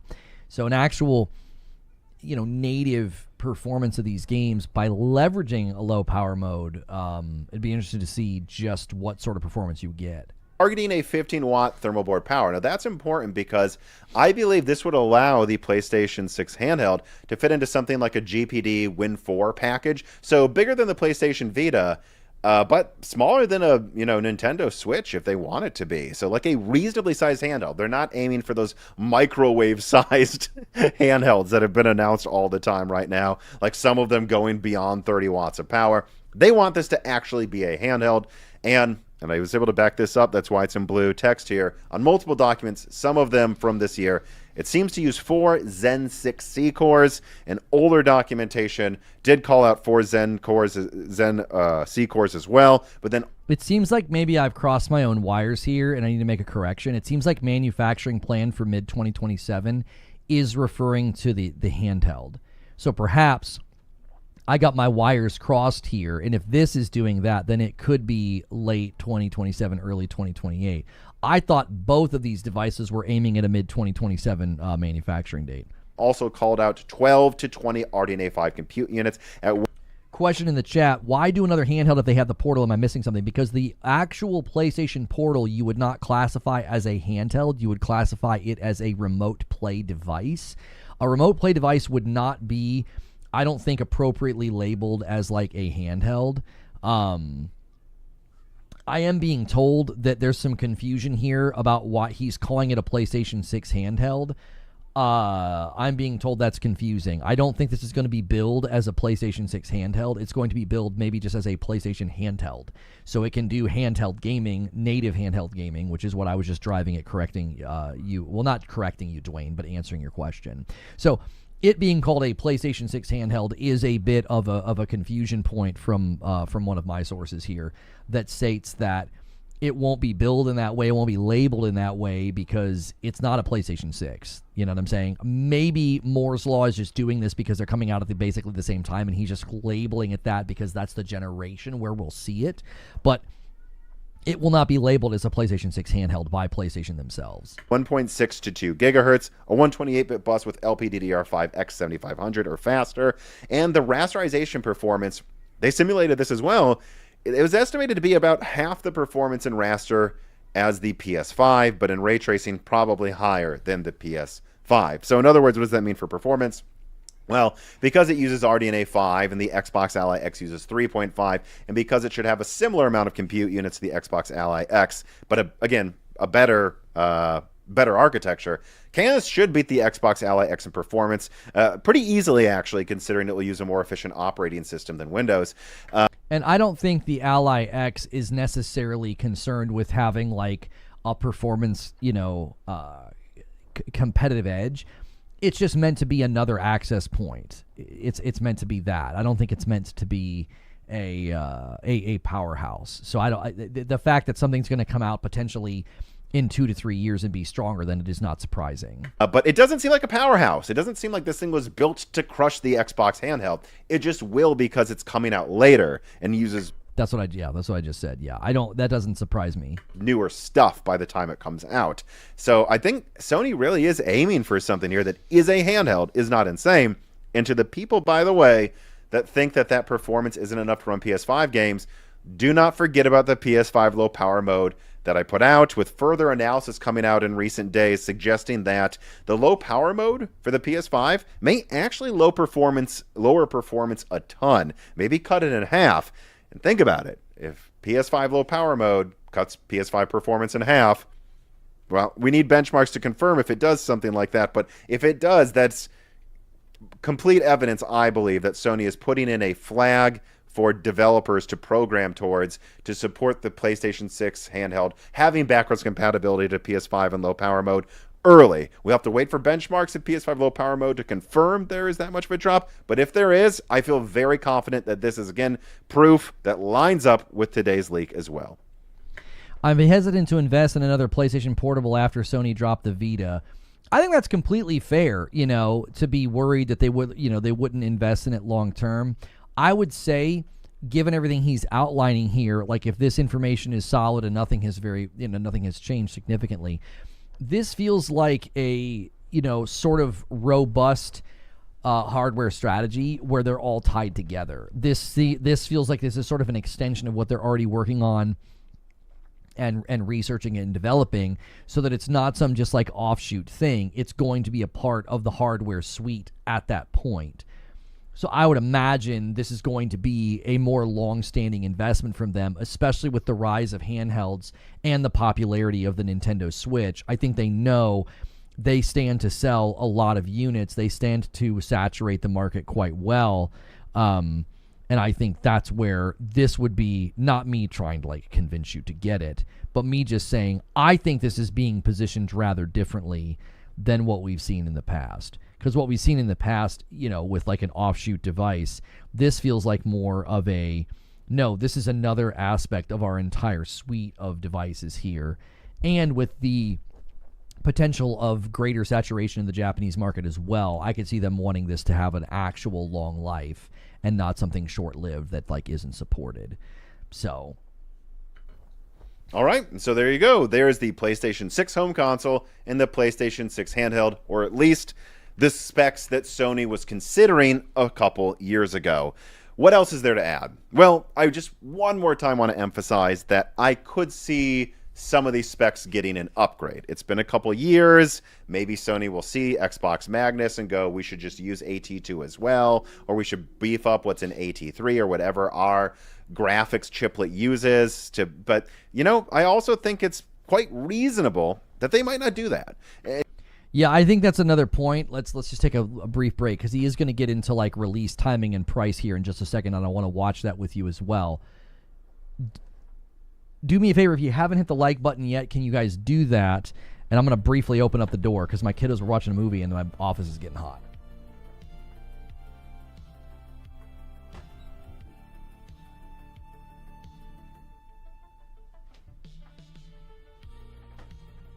Okay, try to get us to 300 likes, y'all. And for pace on every week, we try to end every day with about 100 members, so make sure you guys are renewing your memberships. Make sure you guys are gifting. Make sure you guys are checking your primes as well. Those all add up. Now, Terra Master says, are they going to spend time and money to develop this new console just to put their games everywhere? Logic. I think that's such a well-made point. I think this really, really adds and cements so much of what I have said, which let's just do a really, really quick pivot here to another thing that I believe is related to the PlayStation 6, this discussion, as well as just thinking about the future of these platforms and how these things are going to play out, because there was a lot of, hullabaloo over this job posting, and Detective Seeds had the following to say over the weekend. He said, I now understand the confusion from this PlayStation job opening. This position has been a position for several years under Coltate's group. Interesting. This is almost exactly what I said. Like, oh, this is a job position for the existing strategy, not some new thing. He says the person who held this role has left, and so they are filling the open head. This is not a new role and a new team. So this is not some new position that they just drummed up. The person who held this position has left. They are required by law to open to public. However, I am sure it will be filled by internal promotion. I know this is X, and people will continue to be voluntarily confused, but that is the deal. So, as I said in my initial short about this, when I just instantly kind of reacted to this, I said they already have a multi-plat strategy. This job description really just seems like it's about the established strategy. According to Detective Seeds, this is not a new position. It's been around for a while, as well as the team. So there you have it. And this is totally related to PlayStation 6 in the future. They are not wavering on their strategy. They're not wavering to make hardware a huge focal point. They're not going to waver on being like what Herman Hull said just like a month and a half ago, that their tentpole titles are meant to show off the hardware. I believe that will continue into this gen. I really do. I don't think that's changing anytime soon. So let's get back into it. And to everyone who thinks it's not, I don't think Sony's ever always been trying to win the specs race. I just think that they've happened to stumble into using a better design than what Microsoft put out multiple times. I don't agree with this. He's very informed and he knows his stuff. I don't think they stumbled into this. I think this is all related to Mark Cerny and the team and going to developers and saying, what do you want? I think there is a distinct strategy difference between the two companies. I don't think PlayStation just stumbled into this. I think this is all very much by design. I think it's so by design. You can see it in the PlayStation 5 Pro. You can see it in the AMD partnership with Project Amethyst. I think this is all by design. None of this is accidental. I think Microsoft's approach to hardware has been very much disconnected, has been very much a software company that just ships things and then fixes them later, very utilitarian. I think the approaches are vastly different for very, very particular reasons. I don't think any of this was an accident. I do not agree with this take. Times, and that was never the end goal in and of itself. And that if you do market analysis right now, I just think that this next generation, like if Microsoft comes out, and I don't know what it will cost, maybe it'll be $500, but if Microsoft comes out and announces the next gen Xbox is like $800, I do not believe everyone's going to go, boy, I hope the PlayStation 6 is 1,000 so it's stronger. I think what they would do is if they saw Sony come out and be like, PS6 $500 stronger than PS5 Pro, they would start applauding in the streets because that's what people actually want. There's a ton of people that have not upgraded from PS4, and there's a lot of people dealing with economic problems right now, and I think this is actually the right time to launch a reasonably priced console, not one that pushes the specs to the limits. And frankly speaking, and this is a very important point, everybody, already we've kind of saturated 4K TVs. I mean, I can't tell you how many of my friends that aren't enthusiast PC gamers don't really care for more graphics than the PS5. I've asked several of them over the past week while I was working on this leak, and they're like, what? So what, the PS5 right now kind of does 4K 60, usually dynamic res below that. PS5 Pro does 4K 60 for sure and kind of does 4K 90. And if this is like 50% to double the performance of the PS5 Pro, you're telling me this will just do 4K 120 locked, but with ray tracing cranked up? I don't need any more than that. And I don't know if anybody does, or really could even use it. This is so on point with what we've been talking about for the opening hour and a half of today's show, that the average consumer is going to say, that's fine for me. If it looks really good, runs really good, that's it. They're good. They're satisfied with that. Those who want things to go well above this, they establish that with their spending, right? They establish that with what they invest in, whether it's a really, really high-end rig or they're absolutely wanting that path tracing. You know, Zubair, we kind of tease about this, but I think his spending as a consumer shows his value, like what his values are. And I think most consumers that are on PS4 right now, PS5 right now, not people with the Pro, they will look at a PS6 and say, that's good enough for me. That's gorgeous. Like if they can actually showcase games with the ray tracing cranked and the res cranked and great frames, and the average consumer's gonna be like, that's amazing, especially if the price point can be somewhat competitive compared to what they did this gen, right? He's saying PS6 will be stronger but cheaper than the Pro. That is a potential reality, yes, that people are saying that it could potentially come into the market at a lower price point, like $500 or $600 as opposed to the $700. Yes, I think that's a distinct possibility.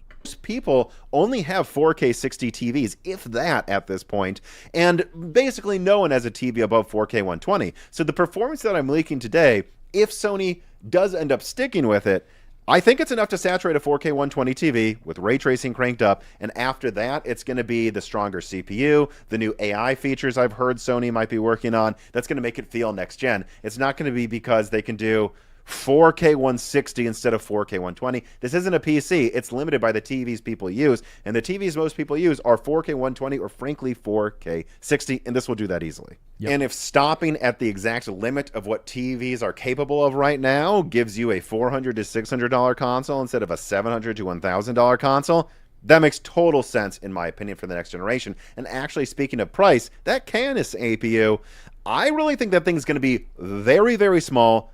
He's not leaking anything. He's guessing. False. He leaked a bunch of stuff. He talked about it at the beginning of the segment. So if you're going to make claims about the man, at least know what you're talking about. Very easy to cool and costs substantially less to manufacture than the PS5 does right now. Meaning, well, if they can sell the PS5 for $400 right now, then I think it's entirely plausible that we could see like a PS6 home console that, yes, maybe is $500 to $600, maybe even $700. Probably not $700 though. I think $600 or less. And then we could see a handheld that is like $400 to $500, directly priced against the Switch 2, of course, with much better capabilities that can play PlayStation titles. And then I do know what I'm talking about. He just said, I think. Right, but his thinking is based off actual documents. He talked about it at the beginning of this segment. He has actual documents, actual sources. So to say he's not leaking anything, he literally spent the entire segment before this leaking information that he got from actual documents that he was hesitant to show.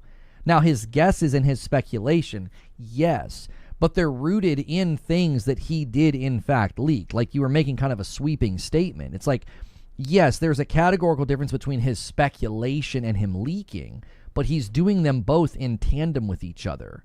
He leaked, and now he's guessing how things might land. So to say, well, he's not leaking anything, he did in fact spend a pretty significant portion of the segment that I reacted to leaking information that he has verified as good. I'm being told the data is old, but the AMD code names are correct. Okay, so I'm getting, from a source that I trust, corroboration here that what he's got is in fact, accurate, even if the data's old. So below that, you remove the screen, you remove the battery, you just make it that much cheaper. It costs less to make than a PS5. You could have a Canis PlayStation 6S. I think it could be $299. Don't quote me on saying I'm sure of it, but if they can sell PS5s right now for $400, I'm telling you Canis costs less to make. They could probably sell that for $350 or $300, and it will run stuff as well as well, it depends. Like the handheld will run it like PS5 low power mode, but depending on what clocks they can achieve in the PS6S, I think they could give you something that feels certainly a lot better than the PS4. Actually, though, speaking of PS4 and PS5, I do want to address the backwards compatibility thing a bit as well. So when I saw these specs, one of the first things that jumped out to me, I'm sure it's jumping out to a lot of you, is 48 compute units? That's not 60. 12 compute units in Canis at the minimum. That's not 18 compute units in the PS4 or 36 in the PS5. How will this have backwards compatibility with these different compute unit sizes? Well, I reached out to a couple Dame developers about this, and I said, do you think this would be an issue? In fact, I said, do you think it'll be an issue if Canis uses 4 Zen 6C cores? Will that have any issue running PS5 games? And both of them said no. In fact, one of them was allowed me to quote them, and they said this. They said, this is a game dev, actually wouldn't be concerned about backwards compatibility with these devices. See, RDNA 5 should be about 65% faster than RDNA 2 per compute unit. They agreed with my estimate. And Orion looks to be clocked 50% faster than the PS5 Pro. So overall, Orion easily has the performance to make up for having less compute units than the Pro, and thus I think it will have support for PS5 Pro optimized titles by default. As for Canis, that's also definitely enough to match PS5 low power mode, but obviously it might not be enough to have direct backwards compatibility to unpatched PS5 full power mode games, nor to PS5 Pro games, but PS6 will work because from the start developers will know to make any PS6 game compatible with both versions of the console. By the way, and this is very important, this person wanted to make it clear that with PS5, Sony started using an updated API that has flags for many versions of the consoles, and PS4 just did not have that. That's why the PS4 Pro needed a butterfly design to 36 to double the compute units from PS4 for backwards compatibility. But if you will notice, the PS5 Pro did not need to double the amount of compute units from the base PS5. They can abstract performance more easily now since they have launched the PS5 with the more modern API. And so... Yeah, Killer says, Canis support sounds like Canis will be the new Series S. I think that's a valid concern to have, honestly. I think it's a totally valid concern to have, that like right now they're tasking their developers with making games sort of compatible with this low power mode. And so the question would be, is that going to harm development of the games, right? Is it going to sort of bottleneck games to say, hey, we're seeing this, this push for handhelds, we need to have a competitive handheld. I would say tentatively, I would be less concerned that Sony would constrain development of their first-party games, and here's why. The main offer and the main thing they're going to be driving people toward is going to be the console, and you don't want to take the games that are meant to show off that console and harm their fidelity or their innovation or their next-gen-ness, if that's a word we can say, if that's a word we can make up. So I don't think it would be the same as the Series S, because I also don't think they're going to be making promises about parity, and here's why. The Series S comes into the market as something that's sort of promoted as it'll be the exact same as the Series X, it'll just run everything at 1440. That turned out to be a lie, Maury Povich says. So that doesn't happen. That's completely untrue, and it was meant to be seen as like another console. A handheld will not at all be positioned as having parity, because it's a handheld. Like, a handheld will never be positioned in the way that the Series S will be positioned. So that tells me they're not going to be tasking their developers with, like, you better make sure the game has parity and runs great on the on the handheld. It sounds to me like once you're done with your game, or as you're developing your game, be sure you have a team testing this low power mode to make sure the game runs reasonably well. I don't think they're going to be developing games for the Canis, if that makes sense. That's what happens when you commit to making a console and you make that console the center of your efforts. Right, I don't see the Canis as playing that role, because they're not saying, well, you better develop your games for the Canis. It's like, no, there's a low power mode that they're going to basically be like testing their games in, not building their games for the low power mode. I see it as vastly different, primarily because it's not going to be viewed as a console or something equal to a console. Parity is not going to be a promise made by PlayStation. I mean, I would write that down. I think that's a very fair prediction to make. I cannot see PlayStation coming out and promoting any level of parity between a PlayStation 6 and a handheld. That would be absolutely ludicrous to think that they would say that. And given that, I think, very likely reality, there is no way they would then walk into the market with games that have been kind of funneled through that garden hose of like, well, you got to make sure your games run on the handheld. Does that make sense? So I am not concerned about that one bit. I don't think that they would do that. That would be contrary to everything they're working on, which is centering game design around the hardware and showcasing the hardware's power. Moving forward, actually, it's not quite as simple as Xbox being able to use almost any specs they want to try to get things to work with backwards compatibility, but it is a lot easier than it used to be for hardware backwards compatibility for Sony moving forward. And so the weird different specs, this person is not worried at all that 4 Zen 6 cores can match 8 Zen 2 cores. That'll be easy. In fact, this person was more worried about what it means for... Everything I just said is being supported by somebody that I trust, saying, like, why would a PlayStation 6 game be constrained by something that is not a PlayStation 6 handheld, which is why it's important to see it's not a PlayStation 6 handheld. It is a handheld, as well as Microsoft internally had parity requirements. There are no such parity requirements for this.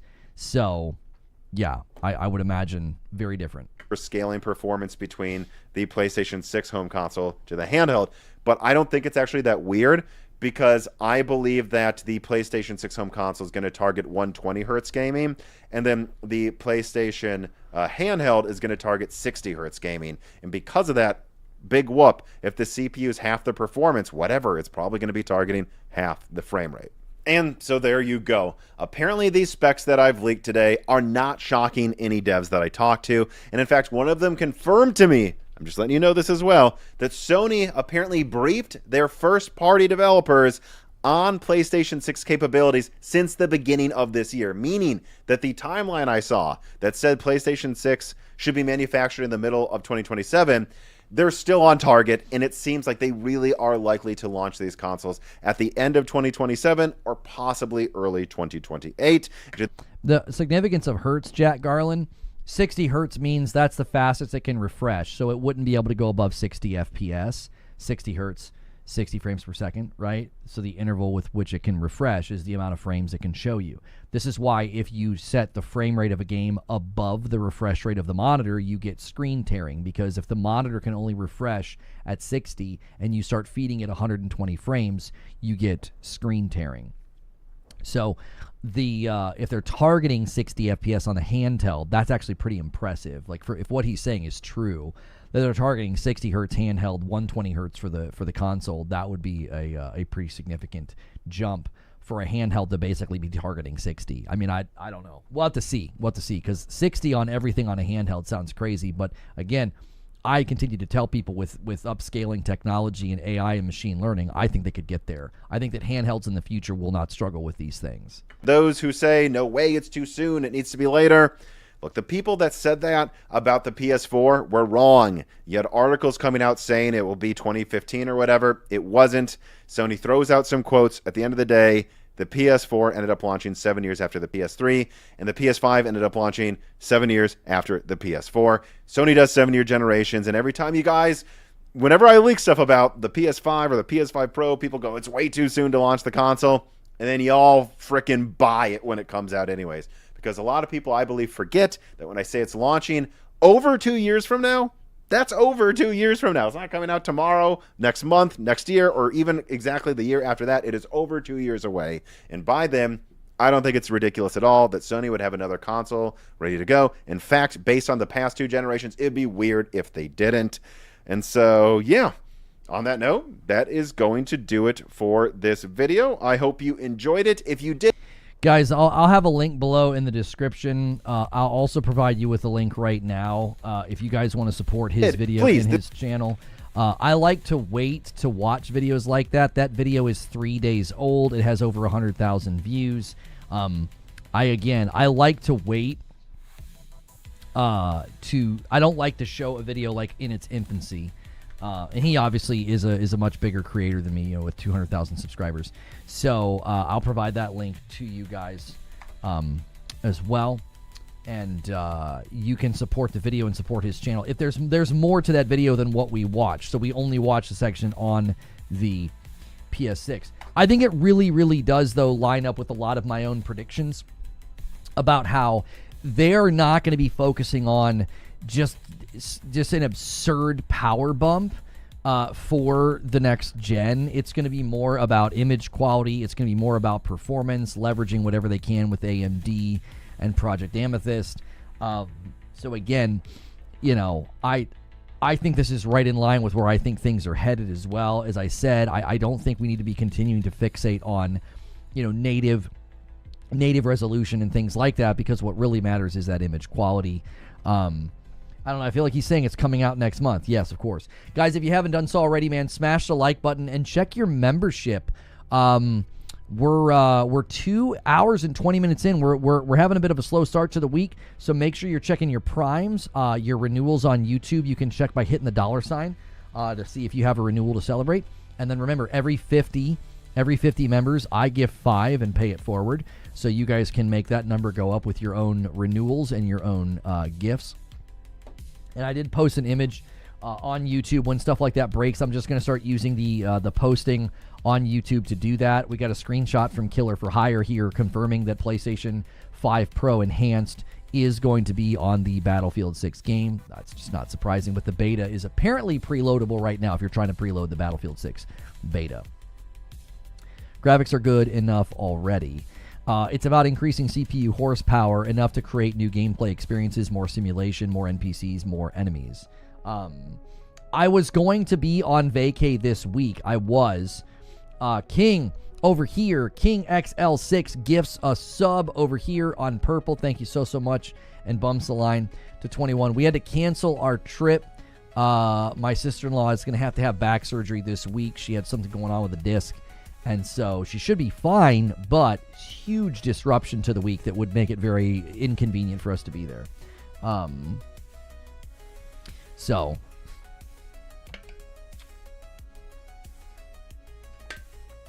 I think he's wrong on the handheld hardware and price, but to each their own. Yeah, Cobra, that is totally fine to disagree with. I thought you were speaking about the segment as a whole when you were like, he's not leaking anything. I'm like, he literally did leak stuff. He then went on to do his own speculation based on the leaks, based on what he was seeing with the hardware, you know, based on what he's looking at in the market and responses they got last time.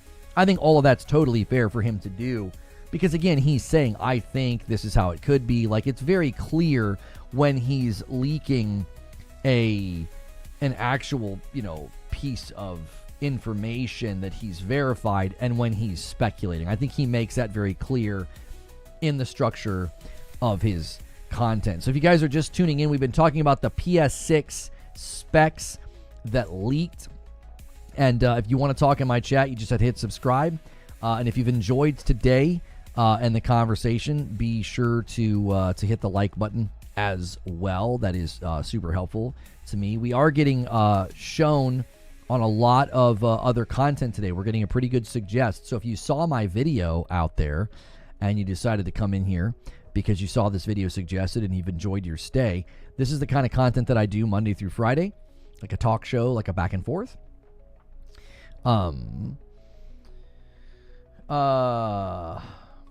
Bespoke says why he had the PS5 Pro specs to the T months before it was announced.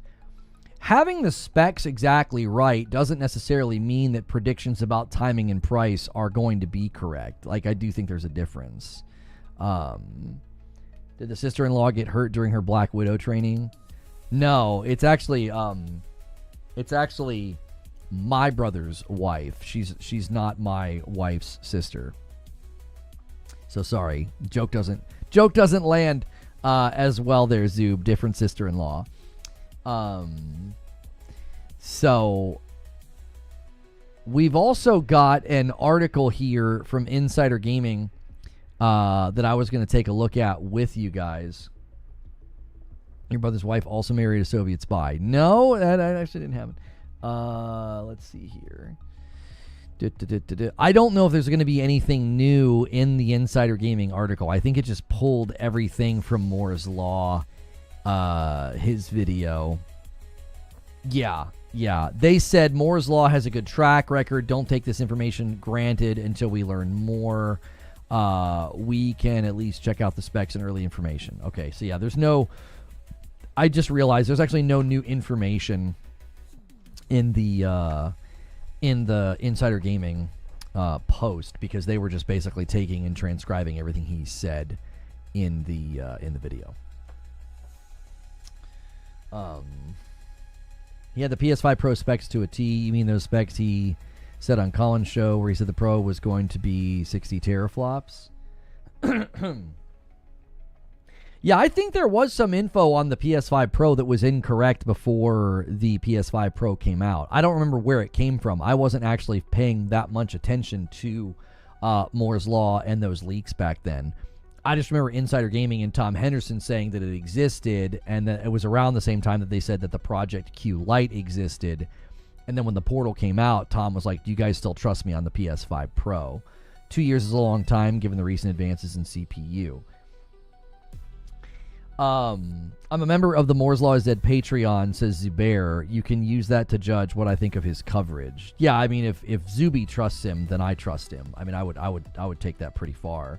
That's why I tell you to watch it when it comes out, because all the news stories just write up his videos.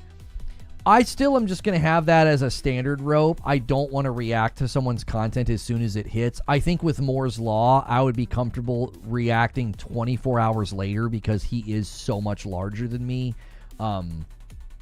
Probably both in real life as well as a channel. But I just don't like doing that. I don't like taking somebody's content like the minute it hits and using it for my own content. It would have to be a minimum of 24 hours later. It's the news. I know what you're saying, but again, I have standards with respect of how I'm going to react to people's content. And within the YouTube space, I think pulling up somebody's video within hours of it going live and using it for content, I don't want to do that. If that hurts my viewership, then so be it. That's the earliest I would react to a piece of content. And even then, I would do that on a case by case basis. I will be playing Mafia the Old Country this week. We will probably take a look at the review embargo whenever it drops. We're hoping maybe for like the day before or something. But also, there is some pretty good side-by-sides. There does seem to be a graphical degradation that has happened with Mafia the Old Country. It doesn't look quite as good as those first couple of trailers that came out. So, and then the most recent footage of the gameplay, I thought there were some rough edges in the combat and stuff. Most vids that you react to, I never would have watched on my own time. Right, and even that video, I didn't react to the whole thing. We reacted to a segment. It's been on the platform for 3 days, and I provided you guys with a link to it. That's just how I want to conduct that type of content, you know. Now, if something brand new drops on like an IGN or a GameSpot, like a game preview or something, and they're all provided with the same B-roll, I think that's in a different category. That's not somebody who sat down and took the time to like make a personal video and write a script and edit it and then put it live. That's just like a giant conglomerate that gets access, gets media access to B-roll and previews. I don't have a problem pulling up content like that. I'm not going to hurt them. I'm not going to pull away from their viewership. Plus, it's not an individual who's like, working on their own personal thing to earn a living. It's a giant, channel that's going to post 8 videos in a day, much of which is B-roll provided to them from some, publisher or developer. When I watched Colt's vid, not the latest one, but the one before today's, he said it would be 24 teraflop, but with those specs, it would have been like 40 plus. Shader times 2 and frequency. Yeah, I don't get into any of that. I don't get into any of the math or any of the claims. I'm zoomed out on what Moore's Law is claiming, what he's leaking as well. It seems to me that they are wanting to keep that price down. They're wanting to keep that power down because of what that could potentially do for them in the next gen. And it stands to really, honestly stands to really help them, as Xbox has shifted such a significant amount of their strategy. How do you zoomed out? So instead of getting into the particulars of each individual piece, I'm zoomed out on what's being stated in a big picture perspective. So if they're trying to lower cost and lower power consumption, it sounds to me like they're more focused on having a device that is a moderate bump in raw power, but you'll see greater results in visual fidelity and frame rate and image quality because of the other pieces of technology that they're leveraging from the Project Amethyst relationship. I don't want to get down into teraflop debates and die size debates and any of that, because I don't understand most of that. But from a marketing strategy and a positioning strategy of this device, I think the PlayStation 6 is going to be positioned very differently than they have traditionally. I don't think they're going to be focusing on 4K or 8K. I think they're going to be focusing on like ray tracing, image quality, performance, frames per second. Now somebody was good to say this in chat. They said, well, they focused on frames per second last time. You're right, they did. And a couple of gens in a row, they focused on resolution. So I'm not saying every gen they have to find new things to talk about. I just don't think they can fixate on 4K and 8K this time around. They're going to have to fixate on the things that are more about immersion, performance, image quality, things like that. I've tried to start fab node debates here. It goes nowhere. That's not surprising. Moore's Law claims that Xbox will have a mid-tier GPU as well, but some people just mix everything in together with what was leaked from AMD. This is what I would advise people. I would advise caution if you're listening to folks who spent a lot of the early months of this gen pushing this idea that like PlayStation was going to be behind and that Xbox was going to run circles around PlayStation. These would be the last people I would be going to for predictions about the next gen. I wouldn't go to any of these sources because they've proven themselves to severely slant things in a way to make it seem as if like the reality coming down the pipe is going to be very different than what it turns out to be. I mean, that is 100% what happened this gen. That is 100% what happened this gen. So like, I'm not going to pull out names and name drop and be like, oh, don't trust so-and-so, don't trust it. I would say if early this gen you had people doing that, you had people early this gen being like, this will be better, this will be better, this is going to be stronger, blah, blah, blah. If they're doing that again now, I would be very, very hesitant to listen to what they're saying. I would say this seems like history repeating itself. You know? I would say it just seems like history's repeating itself. You're trying to create this notion that like, oh yeah, wait until, theirs is going to be stronger. Listen, I think it's probably very likely that Xbox delivers something that is stronger from a raw power perspective. Likely then it will be more expensive, because if they are truly targeting a console PC hybrid, I don't think they're going to be targeting something that they're going to subsidize or have at a low cost or have at a low power threshold.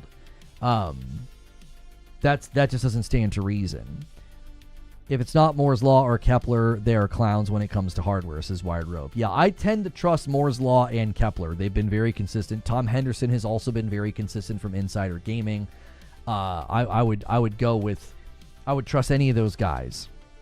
You know, people that are attempting to take all this and make some sort of an ongoing console war. I just think that fight's just completely gone now. I don't think that that's even the goal of either platform. I meant how you zoomed out on the video. All I saw was that large noggin. Yeah.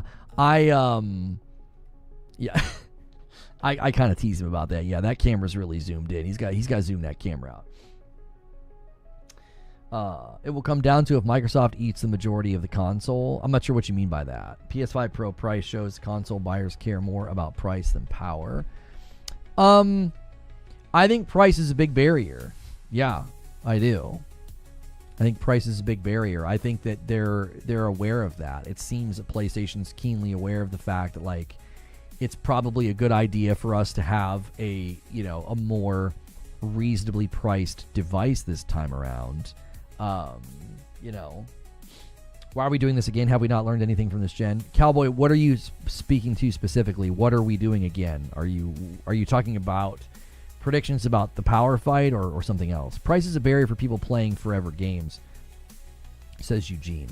This is true. I think GTA 6 could turn the tide on a lot of those forever game people because they're going to want GTA 6. I think then, in the same year that GTA 6 comes out, you'll have your annual Call of Duty finally leave behind old gen. I think that's a very easy prediction to make.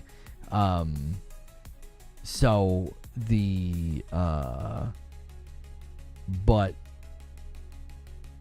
yeah, as far as like the price point, though, they're not going to have that advantage of the mid-gen to be like, hey, GTA 6 just came out, and because GTA 6 just came out, our gen is cheaper.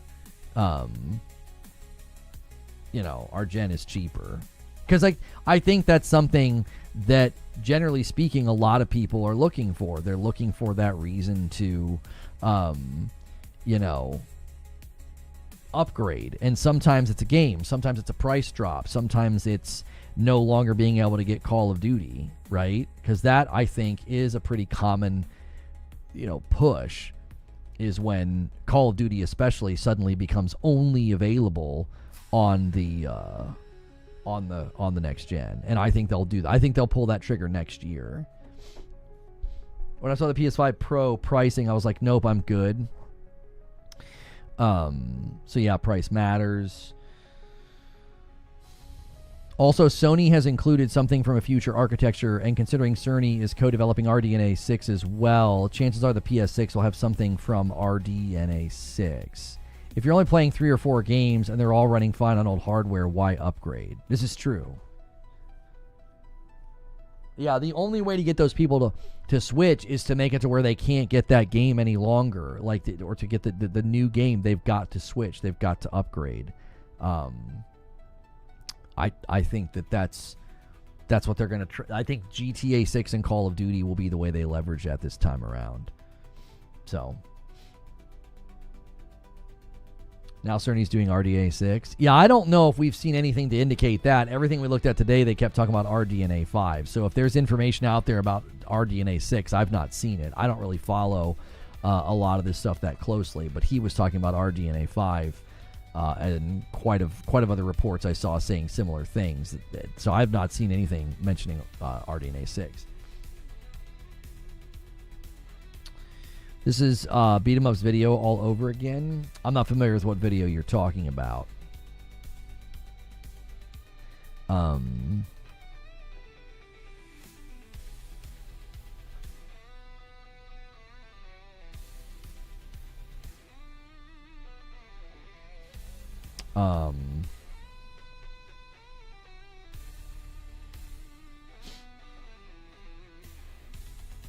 AMD 5's not even out yet. AMD's just now releasing GPUs with RDNA 4. The fake leak video, you haven't seen it? No, I don't know. Again, I don't know what you're talking about. So asking me if I haven't seen it, no, I wouldn't have seen it. If I don't know what it is, does that make sense?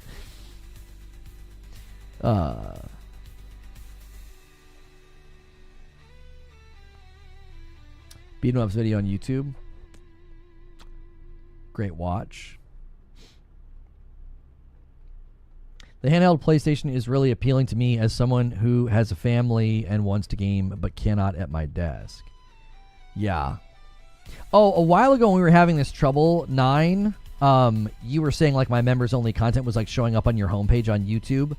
Has that been rectified? Are you now seeing like my live shows and uploads on your homepage? We have seemingly, hopefully, course corrected on that, and it seems to have helped with our channel's performance. We were running into a bit of a problem there where the members' content was kind of cannibalizing what we were trying to do. Remember, the PS5 Pro was the first piece of consumer hardware with RDNA 4 features. It looks like both companies are learning the wrong lessons from each other. Microsoft is trying to overprice the next console, and Sony is copying the multiple hardware software income streams.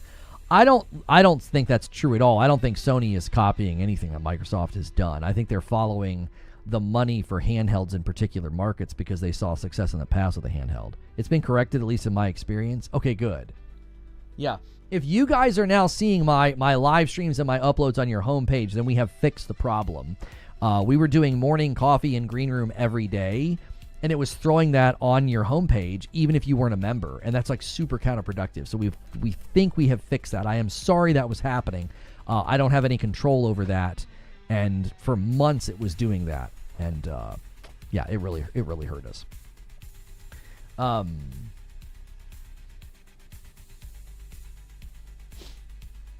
AMD and the R&D teams are working on tech up to 10 years away. Sony with handhelds first. What? Yeah, I don't feel like they're copying. I feel like they're literally returning to something that they've done before. I also think they're responding to a market that they have traditionally, struggled. They've struggled to do as well in Japan as other markets. Battlefield 6 beta preload is live today. Thank you, Manuel. 22 members on the day, and guys, check those primes if they're renewable. Hit the $ on YouTube. Bit of a slow start to the week, and those renewals add up. King Deuce says that's happening with a lot of channels. I'm hoping they get blowback from it because it can't be helpful. It cannot be helpful to do that. It's got to be harmful to basically any channel that does members content. It's completely counterproductive. We started hearing about teraflops this and teraflops that when Mark said himself, don't focus on that. We all know if power was such a big deal to Sony, there wouldn't be a pro version each gen. Yeah, I don't think you're interacting with anything that's been said, though, because largely what I've been saying, what chat has been saying, and what seemingly was said and concluded from Moore's Law's video is that they're not pushing this crazy power jump. It's a more moderate jump in raw power, as will then be, pushed more by AI, machine learning, and the like. So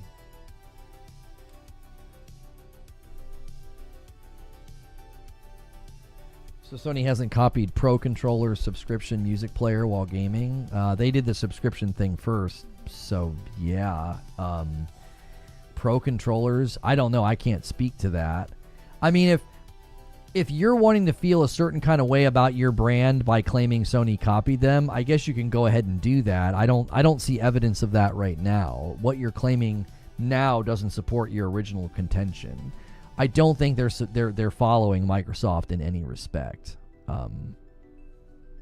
They were asked about this like a month and a half ago, and Nishina was like, no, we're not pivoting to follow that strategy. So I don't think there's any evidence that they're copying them. I think that they might be doing similar things, but I don't think leaning into handhelds is copying Microsoft at all.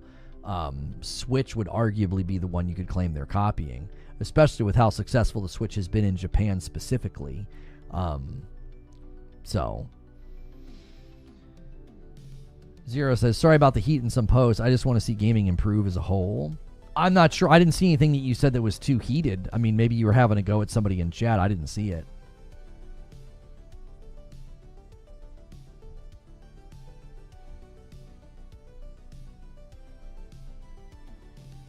Technicalities of the newer generations of consoles matter more than what most people think.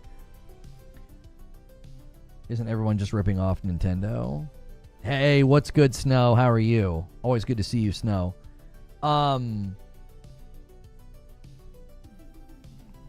Yeah, I again, if you want to claim their quote unquote copying, that's fine. You can claim that. I don't see evidence that they're copying. What difference would it really make? You're exhausted. Hopefully you're exhausted for good reasons, right? Sometimes being exhausted is like a good feeling, like you're tired from, running, working out, or getting a lot of work done. You literally can't say anything positive about Xbox. It's highly amusing. I don't know why you're suddenly invoking that. That's not what we were talking about. You were arguing that both companies were copying the wrong things, and I don't think there's evidence of that. So your point was not praising Xbox. You were being critical of both Xbox and PlayStation. And I don't agree with what you said. What does that have to do with me saying something positive about Xbox? It's like it feels like you're really trying to leverage console war. And since you're not getting anywhere, now you're expressing frustration. Like I'm not giving in to the parameters of how you're framing things, right? I don't think either company is doing what you're claiming. I'm not refusing to say something positive about Xbox because you were being critical of both brands, and I'm not agreeing with your assessment. Productive weekend helping your mom at a large vendor expo. Oh, cool.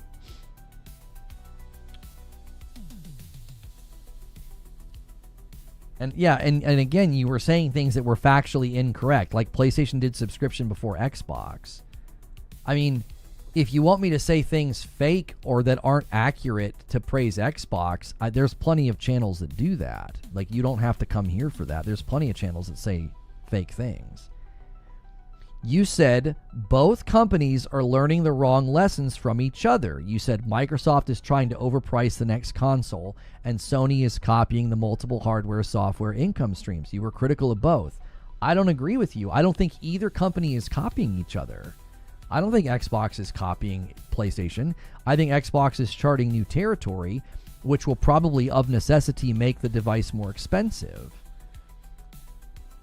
Right? So if that's what's going to happen, then Lono asked for disagreement. We got a fanboy. Right, like I don't think your assessment is correct. I don't think PlayStation is copying Xbox, and I don't think Xbox is copying PlayStation. That's not me refusing to say something nice about Xbox. I'm disagreeing with your assessment. I don't think either company is signaling what you're claiming. That like, oh well, yeah, Microsoft's copying PlayStation. They're going to do like an overpriced console. As far as I can tell, Xbox is trying to chart new territory with an Xbox console PC hybrid that of necessity would probably have to cost more money and be more powerful. And if they do that, then that's not a console that's overpriced. That's a piece of equipment that's solving problems that, some people might like having a PC in their living room, having a platform with both launchers, their Xbox games as well as Steam. You see that Battlefield 6 will run at 120 on the PS5 Pro? I saw that it was PS5 Pro Enhanced, and I posted the screenshot as soon as I saw it. We're going to start treating the posts on YouTube kind of like social media. So somebody says Xbox Enhanced better. What? That's not a thing.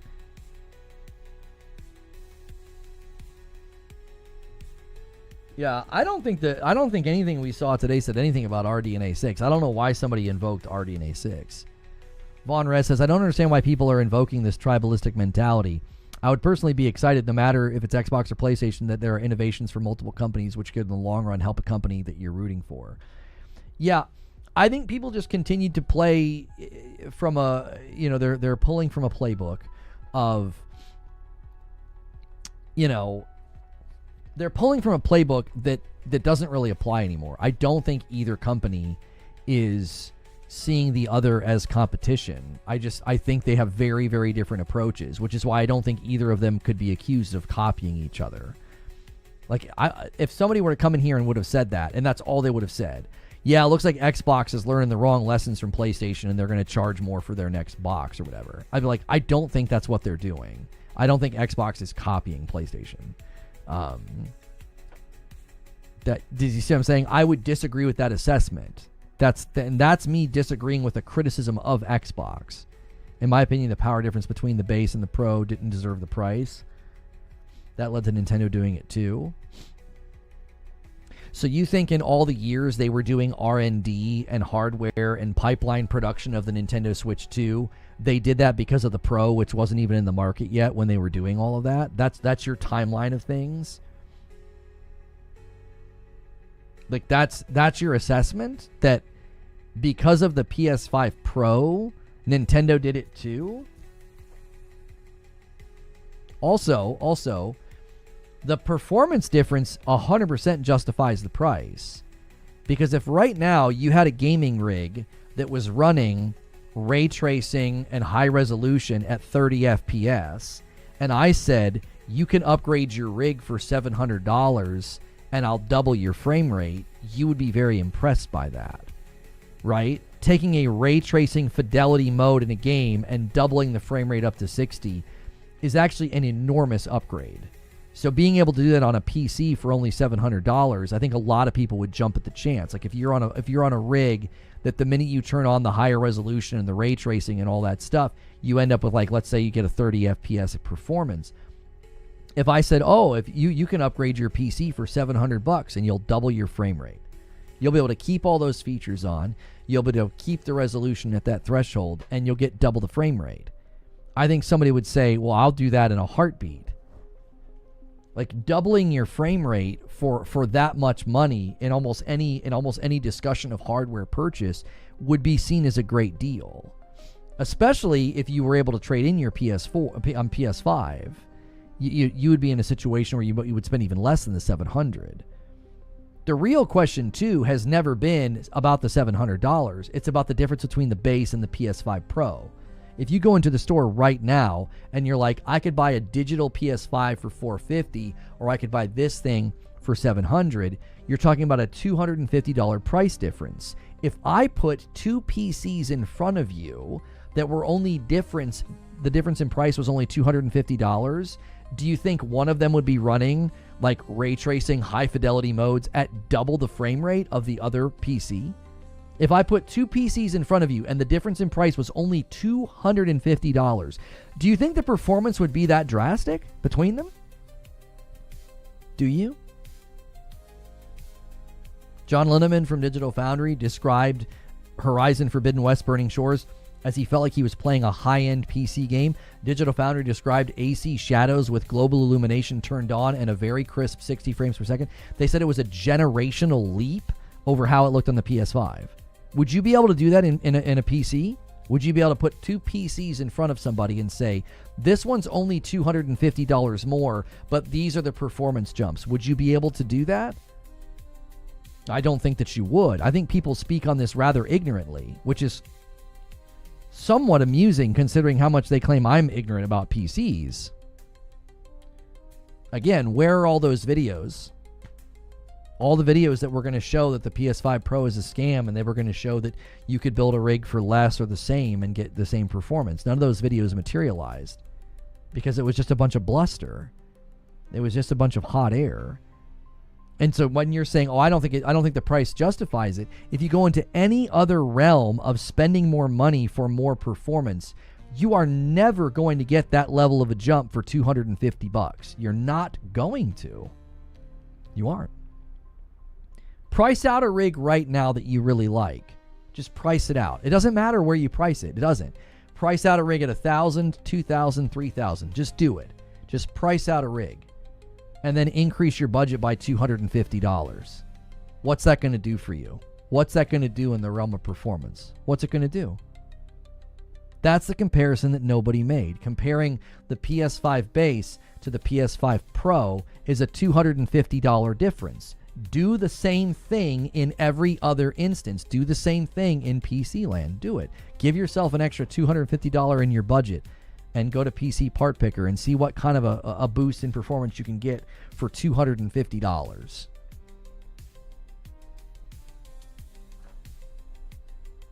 These are pretty basic questions. None of this is even inflammatory or emotional. It's just, these are just basic questions that could be researched and documented. We're talking about zeros and ones here. We're talking about actual, benchmarks that could be run, performance tests that could be run. This is scientific. This is not subjective. These are things you could do right now. You could do that right now. I don't have special deals with tech providers. That's irrelevant. You're the consumer. You're the consumer saying that the power jump from Pro to base PS5, the price didn't justify it. I've just demonstrated to you that for $250, it's absolutely a huge leap for the price compared in other scenarios. In other scenarios, if you're trying to compare purchases and what sort of power bump you're going to get, you're not going to get that jump for $250. You're not. This is a fact. This isn't subjective opinion. This isn't even tribalism, because you could think you could spend $2,000 on a PC and get more value out of it than me. I could spend $2,000 on a PC. I would get less value out of it. It's subjective to the consumer, right? So I'm not arguing objective value here. I'm arguing the facts. The facts are that difference in price is significant for it only being a $250 jump in price. And you can't do that anywhere else. Can a Pro match a $2,000 PC? I don't know. That's another thing that I thought would have been interesting is run the benchmarks for, performance in Ratchet and Clank and Forbidden West, and try to exactly mimic how well they run on the Pro, and then say, this is what you'd have to purchase. You'd have to purchase this level of a PC. I thought that would have been a great video for somebody to make. Instead of saying, can we make a PC equal for $700? Ask the question, what would we have to spend to even get there? That, I think, is an interesting discussion, an interesting video. Nobody that spoke with all that bluster and all that bloviation about the price and how it was a scam, none of them made those videos because they can't. It would be a complete invalidation of their entire worldview, their entire viewpoint, all their argumentation, all their claims would be invalidated, because it would be like, oh, you got to spend quite a good chunk of money to match this thing.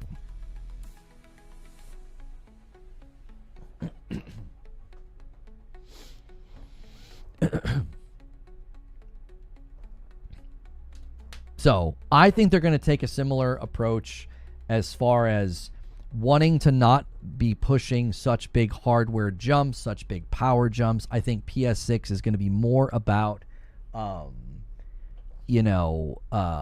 going to be more about image quality, ray tracing, and performance, not out here harping on 4K and 8K.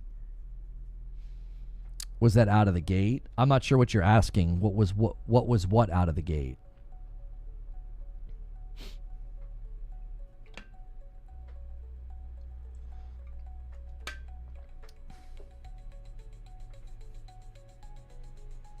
You're coming to the convo late. What was the debate? Stating that the Pro isn't worth the performance boost that it gets. It's not worth the price. And I argued factually that that's not correct unless you're going to claim that in every other circumstance, because you can't get that level of a performance bump for $250. You can't. If you're comparing base PS5 to Pro, the difference is $250. The difference in performance is significant for only having to spend an additional $250. And I said, put together a PC right now. It doesn't matter how much you want to spend. Okay, put it together, get it priced out, okay? Now add $250 to your budget. You won't get that significant of a power increase, of a performance increase. You won't. These are facts. This is an opinion. These are the facts. You can't get that level of a jump. You're not going to double your frame rate for $250. That's what the Pro offers. The Pro says, oh yeah, that ray tracing mode, that fidelity mode, yeah, the frame rate's doubled. It's now a 60 FPS mode. Like, that's significant. Now, you could say, as a consumer, you're like, I don't think that's good enough. You're going to be disappointed everywhere you go, because you're never going to spend that amount of money and get that significant of an upgrade. You're just not going to.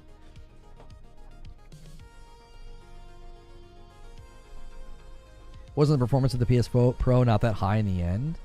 No, see, now you're asking a question that there's already answers to. You know that question is falsely asserting something. You can go look at all the breakdowns right now. The PS5 Pro is doubling the frame rate of those games in those modes. You go into the fidelity mode or the ray tracing modes and you get double the frame rate. Who says that the performance isn't that high? Who said that?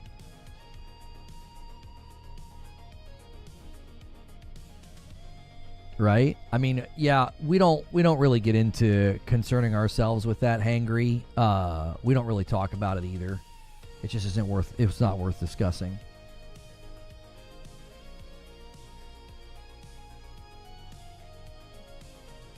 Gaming Bolt did a video putting that PC together. Which PC are you referring to, Genshiro? At the end, I would ask when PS Pro dropped.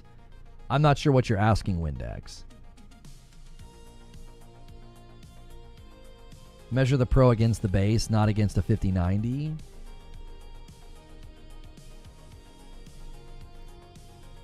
Yeah, it is a bit weird, Hangry, but it just isn't worth paying any attention to.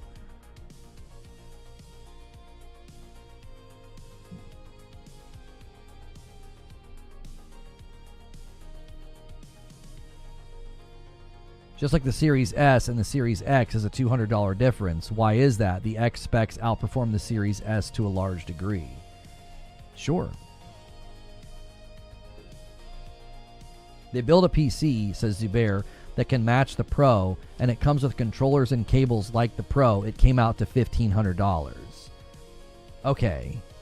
It was a good reasoned take on the parts. So a good reasoned take from Gaming Bolt put together a PC with everything involved to match, and it cost them $1,500. I'm not surprised at all. I'm also not surprised that they did it, and we didn't get that from any of the raging people about the price.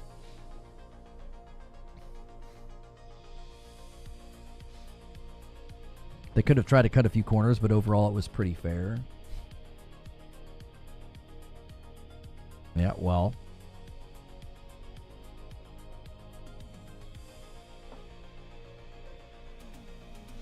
Linus did a video on it as well. Yeah, Linus did it and admitted in the open that he couldn't do it. He said he had to cut corners to even try, and even then he couldn't match performance.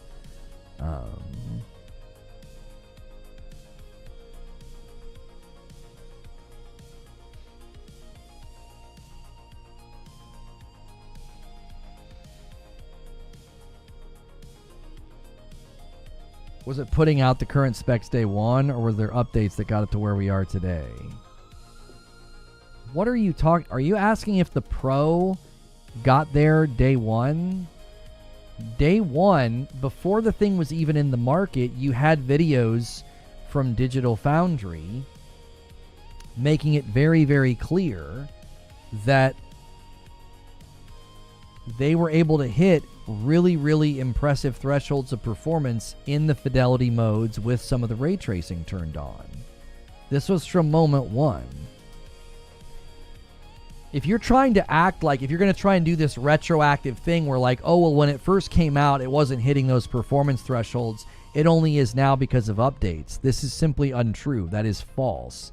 These games, you can go to Digital Foundry. When the PS5 Pro hit, they had an armada of videos that came out that showcased the performance boosts and documented how strong the device was and what you could expect from the particular games. It wasn't like, 7 months later it got a bunch of patches and improvements. No.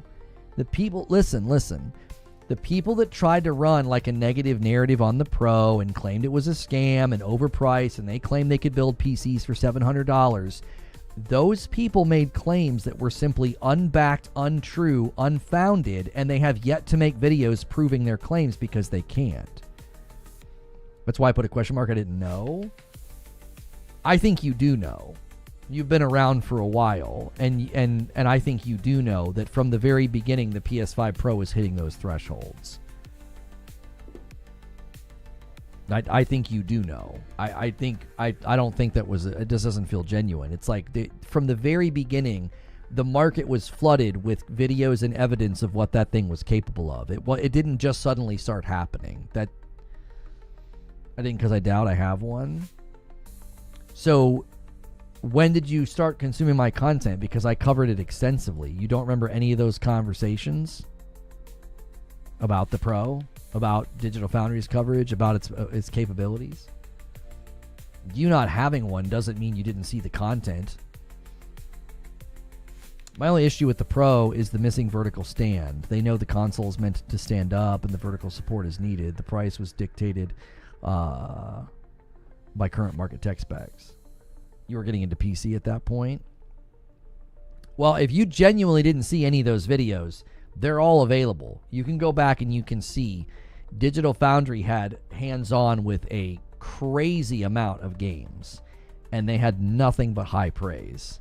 It was not at all something that came later or something.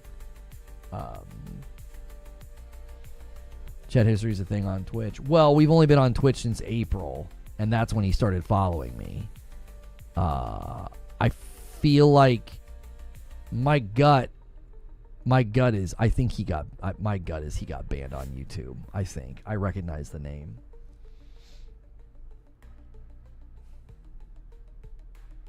People can do what they want, but if they start from scratch and get a Pro and a nice TV, I would suggest going PC instead. Because if you're wanting the best, just go get the best. I think that advice is terrible. Because that's not particular to the user. You're just saying this is the best. Well, what do you mean it's the best? So you want them to go and spend roughly $1,500 to $2,000 and then hook it up in their living room? Like, that's terrible advice. Most people don't want to do that. And a 50 bomb from Silent Spartan. He says, what is going on with this member count? What a slow start, but not a slow start anymore. There it is. Closing in on the pace we need for the week. Thank you, sir. Zubair says, I disagree. I'm a PC snob. Some people just don't want to game on PC. Yeah, I can't imagine saying if you're starting from scratch, just get a PC. You were never banned. It's easier to use purple at work. I feel like you got banned. I don't know why. If you're not banned on YouTube, then okay. But I feel like you got banned. Maybe I'm thinking of somebody else.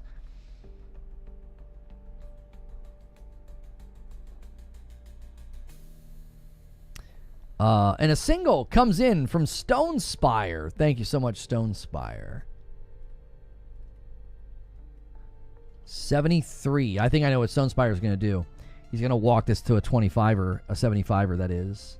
PC is best as you don't need the best hardware to match the performance of console. PC is the best for the user that it's the best fit for. It's not objectively the best because each individual user has different preferences and budgets. And that gets a 74. He's probably going to bump the line to 75. No, Joker Quinn's going to bump the line to 75. Thank you guys so much, putting us exactly 25 away from 100. This is Purple's opportunity to steal it. It'll be an Agent of Chaos. That takes us to 76. Thank you so much, boys.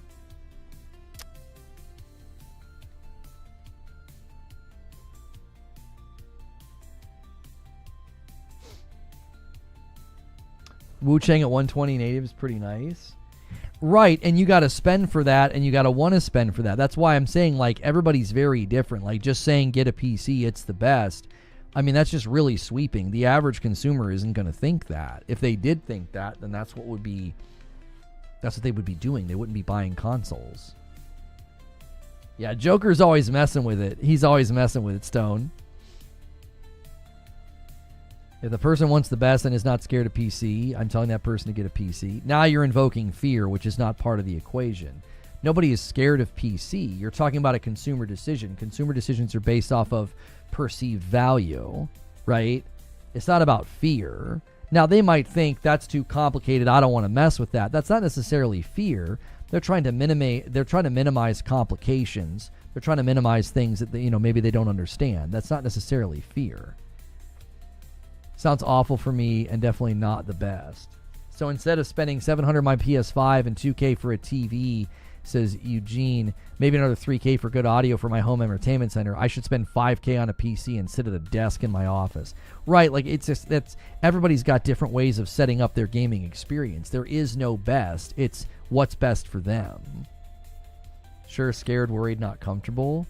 Right, and again, it's more about perceived value. They may see the value of a console as better just because it's plug and play. It's simple. Again, that's perceived value. It's not actually true, right?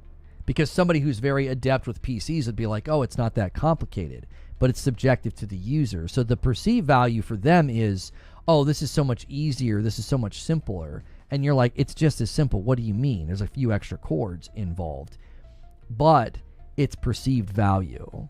They perceive it in a way different than you. That's why when you're like, oh, this is the best, it's like, again, for you, yes, but for many people, it would not be the best. It would be, even somebody like myself or Eugene, we would be able to figure out setting up a PC in the living room. I'm not going to be like, herder, which cable goes where? I've been streaming for a decade. I got two pretty monstrous rigs next to me there's cables everywhere, right? It wouldn't be a problem for me to set that up. It's not even the best for me. I got a really strong rig right here. I'm not putting that in my living room. Absolutely not. I'm not even going to run like a really long HDMI, like a really long USB cable. I'm not doing that either. I don't want to do that. That's not how I want to game. Modern consoles also make it easier to go to console because of the fidelity and the performance that they offer. It's not such a massive gap between console and PC anymore. I'm not anti-pro Andy here. I have zero issues. No. I know you're not being anti-pro. I'm simply saying your advice is really unqualified. You got to qualify your advice. Like, it's just like sales, right? You qualify the customer. So if somebody comes to you and says they need a lawnmower, and you're like, oh, we've got this great electric push mower right here. And they're like, I have 5 acres and I need a riding mower, and you're like, oh, I'm sorry. Like, you qualify the customer, right? Somebody's like, oh man, I really need a lawnmower, and you're like, oh, this Rider Mower 5000 is fantastic. And they're like, I have the teeniest backyard ever. I just need something quick that I can kind of push around. You always have to qualify the customer first. There is no best. It's always going to be dependent upon what they want. Arrow Odd, thank you so much for 4 months. Welcome back. Are we talking setup or performance? But even if you're talking performance, PC's not the best. It's the best if you spend to get it to be the best. Right? Like, it's not like an objective statement. Oh, PC's the best. No, it only is the best if you spend the money to make it the best. But objectively, PC is the best. No, it's not. You get the highest FPS and the best 3D fidelity. So now you're launching into things that are subjective because some people don't care about those things as much as others. Also, you're only going to get the higher FPS and the better fidelity if you pay, making it subjective to the budget and the hardware that you actually purchase. Ergo, PC cannot be the best objectively. It can't be. It's not, like, what you're saying is nonsensical. That's like saying sports cars are the best for going fast. It's like, well, no, it's going to depend on the actual vehicle itself. You not just, oh yeah, sports cars are the best. Like, or race cars are the best. Like, it depends. It depends on what you're trying to do. It would depend on the track, right? Are you trying to go straight? Are you doing a drag race? Are you doing, multi-lap NASCAR? What are you doing? Are you doing Indy 500? Like, you can't just say, well, PC is the best. You'd have to say, well, PC can give you the highest level of performance if you are willing to spend the money. That's like a very measured and very nuanced way to stay accurate. You're like, well, yeah, if you want the highest level performance, then you would go PC and have to spend the money. Manual transmissions are the best. In some sense they are, but most people don't want to deal with the hassle. This is true. I miss my Civic. I had a Honda Civic stick shift and I loved it. So when you're like, oh no, it's objectively the best. It can't be objectively the best if it's subjectively reliant on you spending more money. Do you see what I'm saying? Like, it's subjectively reliant on you spending and getting better stuff. Having best performance and fidelity is not a subjective thing. It is to the consumer, and high-end components or not, still PC platform, you can get either if you spec the PC how you want. You see how you ended your entire statement with the word if? If. You're repudiating your own claim. You're claiming something's objective, and then you're invoking subjective language. Yeah, it's the best. It's the best if, okay, if completely makes it non-objective. It's like, I'm sorry to get pedantic about this, but objective and subjective are very important terms. Something cannot be objectively the best if it's subjective upon you spending way more and doing way more to get it to be the best. So that it can't be objective. As a platform, it's reliant upon you investing far more and spending far more to get it to that level. Does that make sense? FCAT says, you may be spending the money, but you save more in the long run. That's not true either, FCAT. No. I don't know why people do that either. A simple calculator absolutely refutes that claim. Number one, you don't have to pay for the online at the highest level. You can pay at the lower level. And if you buy the highest end rig you can, I'm never going to catch you. I'm never going to catch you. If I spend, right now, if somebody spends $450 on a PS5 and then they pay for online, do you know how long it's going to take them to catch you if you buy like a $2,000 rig? If you buy like a $1,500 to a $2,000 rig, like you invest the money, you want something that's better than the PS5. They're never going to catch you with a monthly fee of like $15. Let's just go very, very careful here. Let's just go $450 versus $1,500. Let's just round it up to the $500. So it's a $1,000 difference. All right. So if you take the 1,000, let's go up to the premium like a 20. All right. All right. It's going to take 50 months for them to catch you. The $1,000 difference. Okay. So you take those 50 months, you divide it by 12 months. That's 4 years. Are you really going to argue that, well, because you're paying that 20 a month, I'm saving money? No, you're not. I'm not even going to catch you for 4 years if I'm paying $20 a month. And a lot of people don't even do that. I'm pretty sure you can get a version of PS Plus for the online that's not even, how much is the cheapest version that'll get you online? What's like the cheapest version of PS Plus to grant you the online access? Like, do you see how long it's going to take me to catch you? If you spend another just $1,000 more than me, if I spend $500 and you spend $1,500, $9.99. Okay, so $10 a month. That's half of what I just calculated. Do you know what that means? It's going to take me 8 years to catch you. If I spend $500 and you spend $1,000, it's going to take me 8 years to catch what you spent. That's why everybody that runs this narrative, I'm like, a simple calculator proves this incorrect. It's $80 a year. So if you spend on the year, so if you take the $1,000 difference between us, you divide it by that 80, 12. Like, I don't think people realize it. It's going to that would make 12. If I spend 80 a year, it would take me 12 years, 12 and a half years at 80 a year to catch you because you spent $1,000 more than me. Do you see what I'm saying? Like, I don't get where people come with this notion that, like, it's like so astronomically expensive to buy a console and then pay for monthly online. You're like, oh, I'm saving more than you in the long run. In what freaking universe? Like $10 a month, or if you do the year, $80 a year? I'm not going to catch you for 12 years. And we're being very moderate, by the way. We're being very moderate. That's if I buy a $500 PS5 and you buy a $1,500 PC.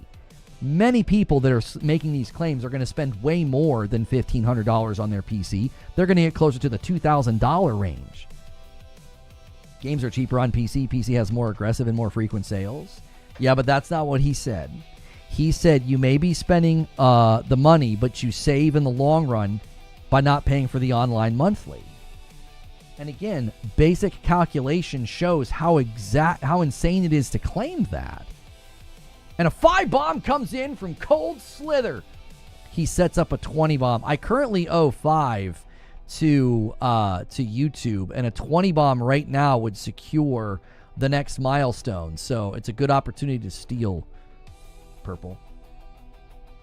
Change in the goalposts? Who's changing the goalposts? I'm not changing the goalpost. I'm interacting with the original statement. Oh, you're just adding. You're not addressing what was said. You're not even counting the fact that the PC would have been updated at least twice in those 12 years.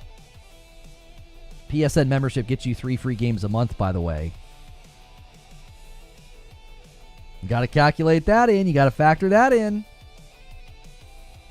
I'm telling you, it's a talking point that doesn't make sense to me. It's like if I buy a $500 PS5 and then I spend $10 a month, or I just do the $80 a year, I am never going to catch you if you spent good money on a PC. Epic Games are free all the time. Right, but FCAT, I was engaging with what you originally said.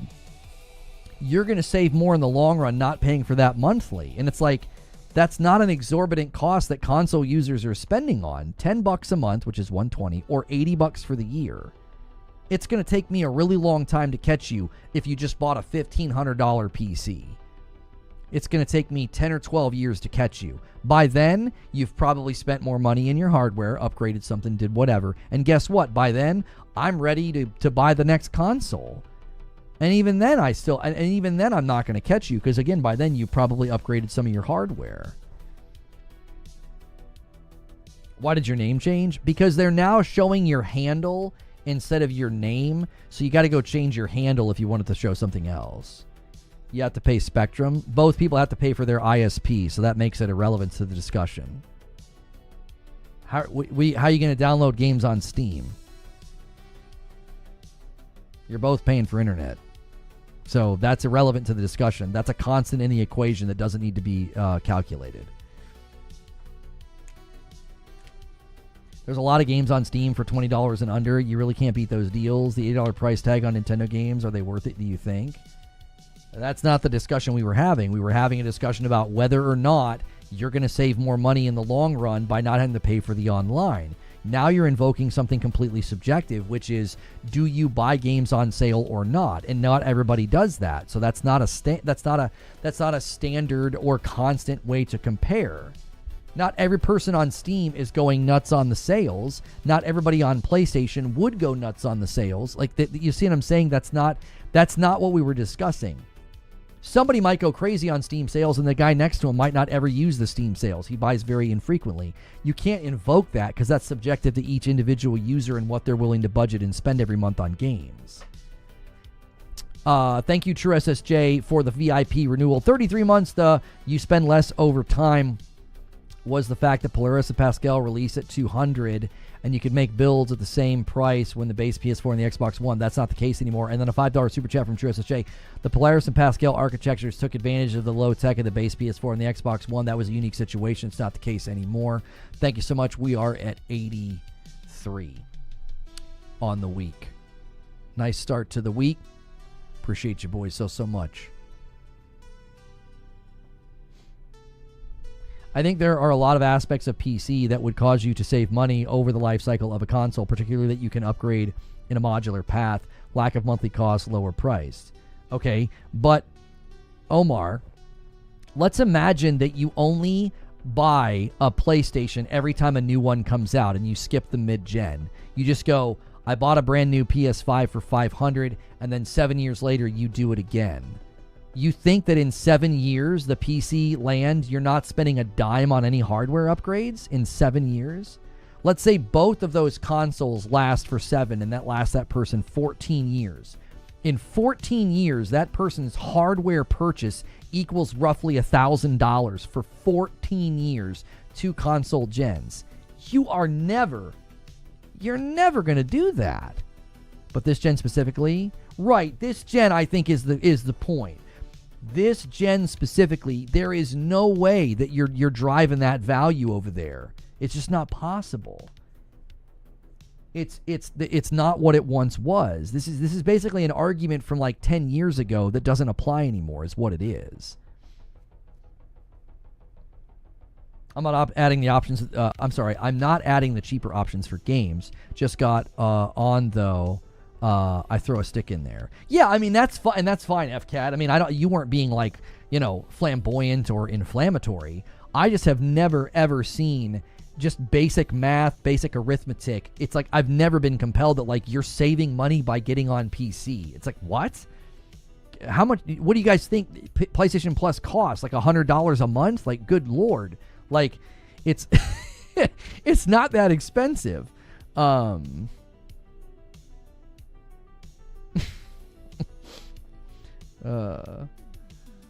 Sorry, my friend sent me a funny picture.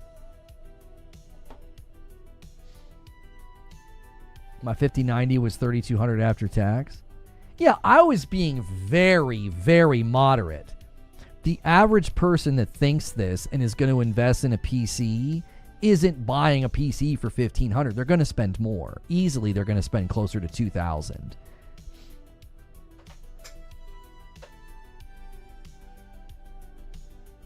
No, I understood what you were saying. It's targeted on like an older time where you could get a PC at the power of a console for way less money, or spend not that much more and get a much stronger PC. I understood what you were saying.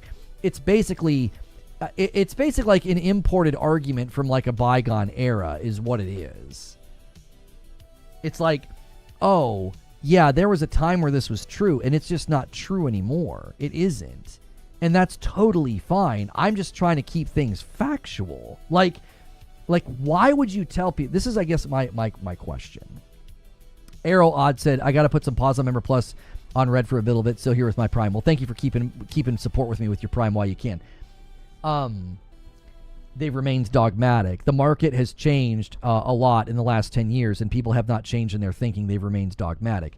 That's what I always push back on. Like, what's to be gained by telling people things that aren't true?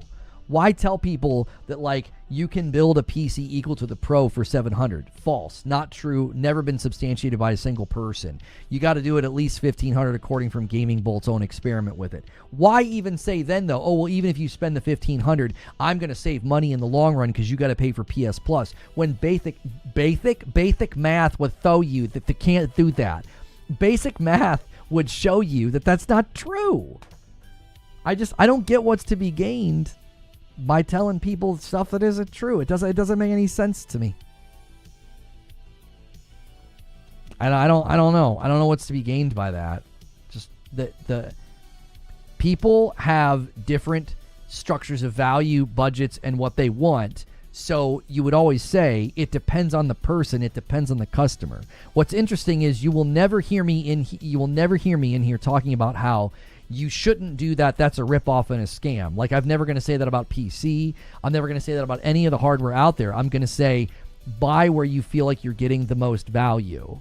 Right now, there are people who could probably still get a lot of value out of a Series S if they're trying to buy something for their kids where Game Pass is there and they're younger and they just need something that's like low budget.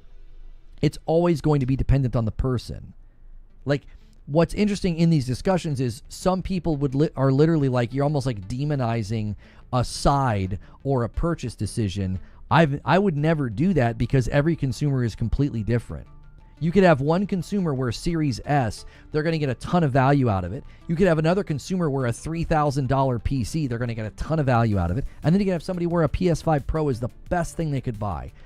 They're all equal in that they're solving the same equation. What's the consumer want? Where do they feel they're going to get the most value? Yo, it's good, Sponge Roth.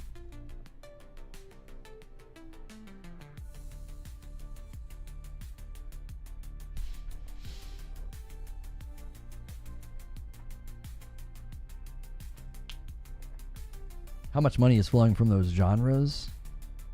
I'm not sure. What are you saying? WoW and such games are just there, and race flight sims are pretty big. VR is pretty big as well. I'm not in part of that conversation. I don't know what you guys are talking about.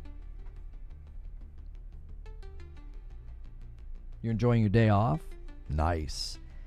If you guys haven't hit the like button yet, man, we've had a nice strong start to the week. Let's get to 400 likes. Greatly appreciate it. Super Googly comes in with a super chat. Says, hey, Lono, did you beat Commander Honglin and Wu Chang?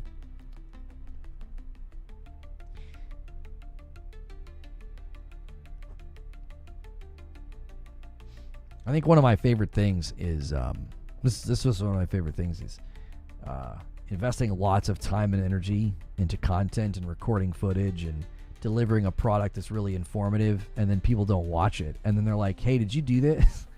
Or my second favorite thing is when they go into the Discord, they promote somebody else's video on the subject. Yes, I beat Commander Honglin.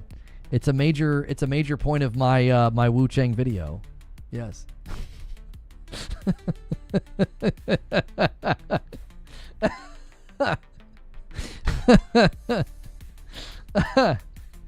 Oh my gosh. Hello, did you play Wu Chang? Do you think Wu Chang's any good? No, I didn't. $5 super chat from Silent Spartan. Lono, what are your thoughts on Death Stranding 2's ending? I don't want to get into spoiler territory, so I'll keep this very, very, very generic. I think it was great. I don't think it's strong enough to unseat Expedition 33. I'll probably try to put together a video where I contrast them as far as storytelling, how they approach the subjects and how they executed on the subjects. So, did you play Kazan? Yeah, I'm like 30% through Kazan right now. I went back to it. Yeah. Yeah, I didn't see it. What happened? You didn't see what? You cry like a baby at the end of Death Stranding 2? Yeah, I'm not going to get any spoilers. What's interesting is both games touch on similar subject matter, and they approach it very differently, and I actually think Expedition 33 does a better job.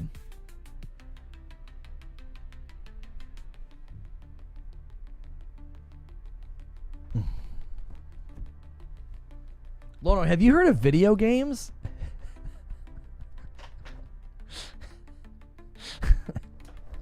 Did you beat Commander Honglin? That is so good. You know why it's funny, Googly, and why I'm giving you crap about it? It's a really significant point in my experience with Wu Chang. It's in there. MBG trying to platinum Death Stranding. Good luck to him.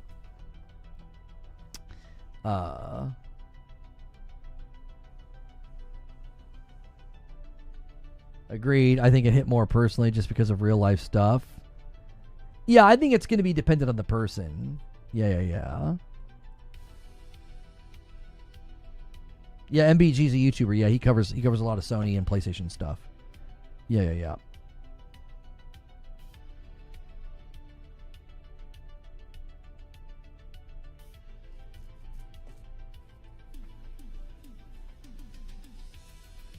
You personally like the first one better? I feel like the first Death Stranding landed on me in a stronger way. I agree with you. Yep,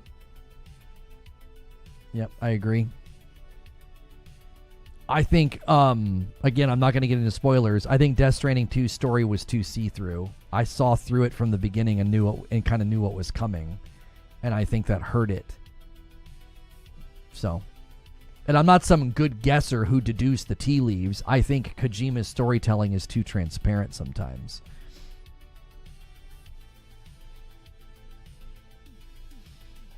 So, that's all I'm going to say, though, for now.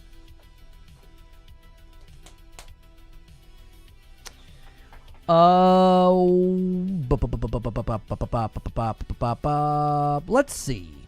I will give you guys 15 minutes to extend a little bit.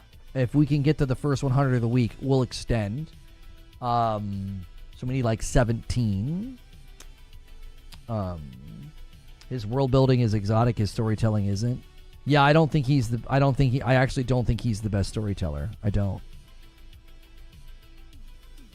I want to kind of get into that in a video. I want to kind of break down the different approaches to storytelling between the two games, because I think that's where his game falters and Expedition 33 soars. But just my opinion.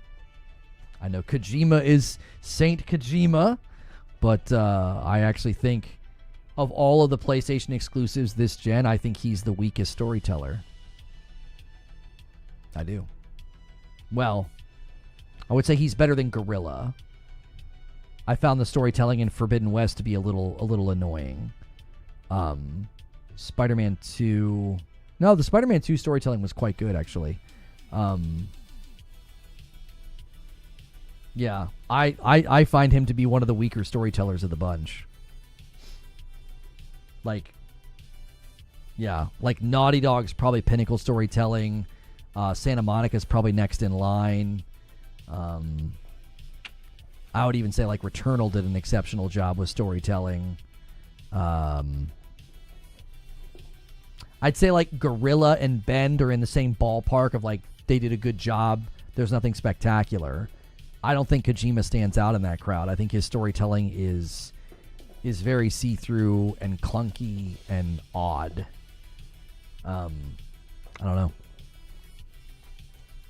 I think, Sucker Punch. Sucker Punch's storytelling is phenomenal. Yes, in Tsushima. Thank you. Yeah.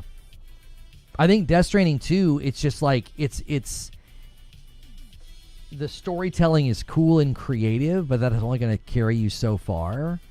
And I think it gets in the way of like character development and character connection. It's hard to see characters develop and to see characters connect in such a very macabre and bizarre world.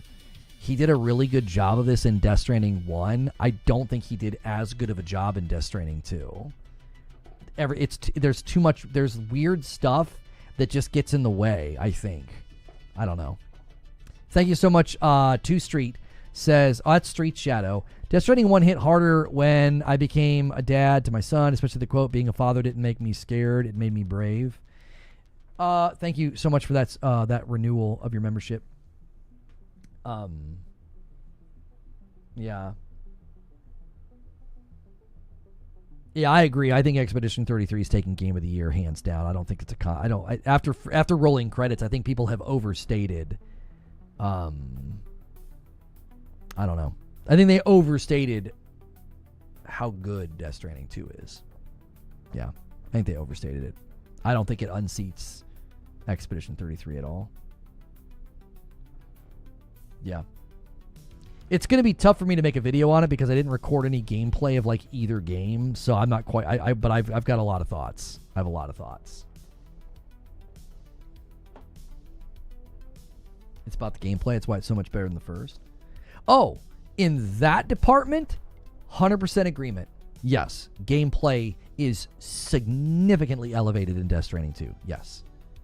Storytelling? I don't think so. I think it's weaker in Death Stranding 2. I think part of the problem is Norman Reedus. I love Norman Reedus. He seems like such a sweet guy. But I think having a character arc that centers around grief and sadness and like deeply felt emotions, I don't think he's a great canvas for that. I don't think he is. It's, he's kind of like Keanu Reeves. He's very, very, very narrow in a lot of ways, which is not a problem. I think they're both super likable, really sweet guys, but I don't think they have that emotional range, and I think it hurts a story that's supposed to be about that.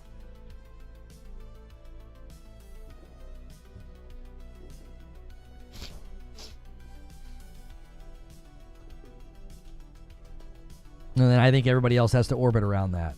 I'm kind of outlining the video right now in my head.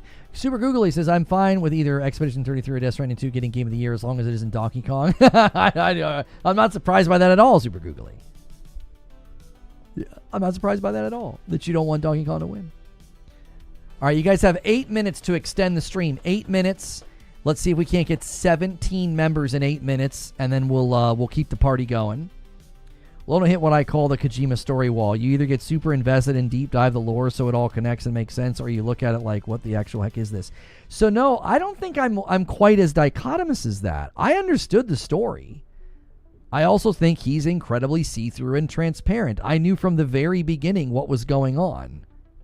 I knew from the beginning what was going on. There was only one surprise at the end, but I wasn't surprised by like the other big revelation. I was like, yeah, that was obvious from like moment one. And that's because his storytelling is super transparent.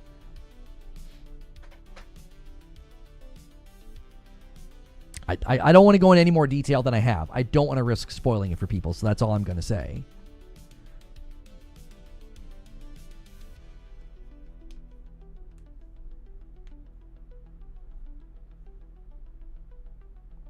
I don't think Yote will be a contender. I think Yote will get nominations. I think Yote will potentially get a Game of the Year nomination, but I don't think it's even in the running. I just don't think that type of a game can compete with Death Stranding 2 or Expedition 33. I think it'll get a nom because it looks like it's going to be a very strong game and a very strong contender. I could see Yote getting like an 88 meta and open critic. But, yeah.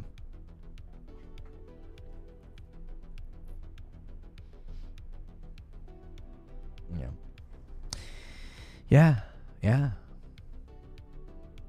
All right, 7 minutes, and we're going to go to green room if we don't extend. Extending is when you guys hit the member goal, and we just keep on going, and we just keep on talking and vibing, and we can even use the question form, which I believe somebody has already submitted a question.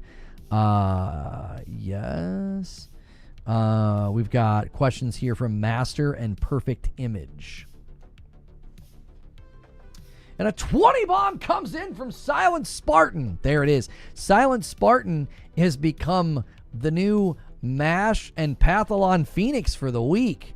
And Jiminy Christmas. Everybody appreciates it. That's so generous. I now owe 10 members to YouTube. I'm going to do that when I get back. I'm going to take a very brief break.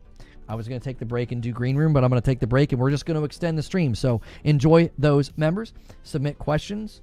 We can talk about, a variety of things now. We're kind of in the back half of the show. Okay? I'll be right back.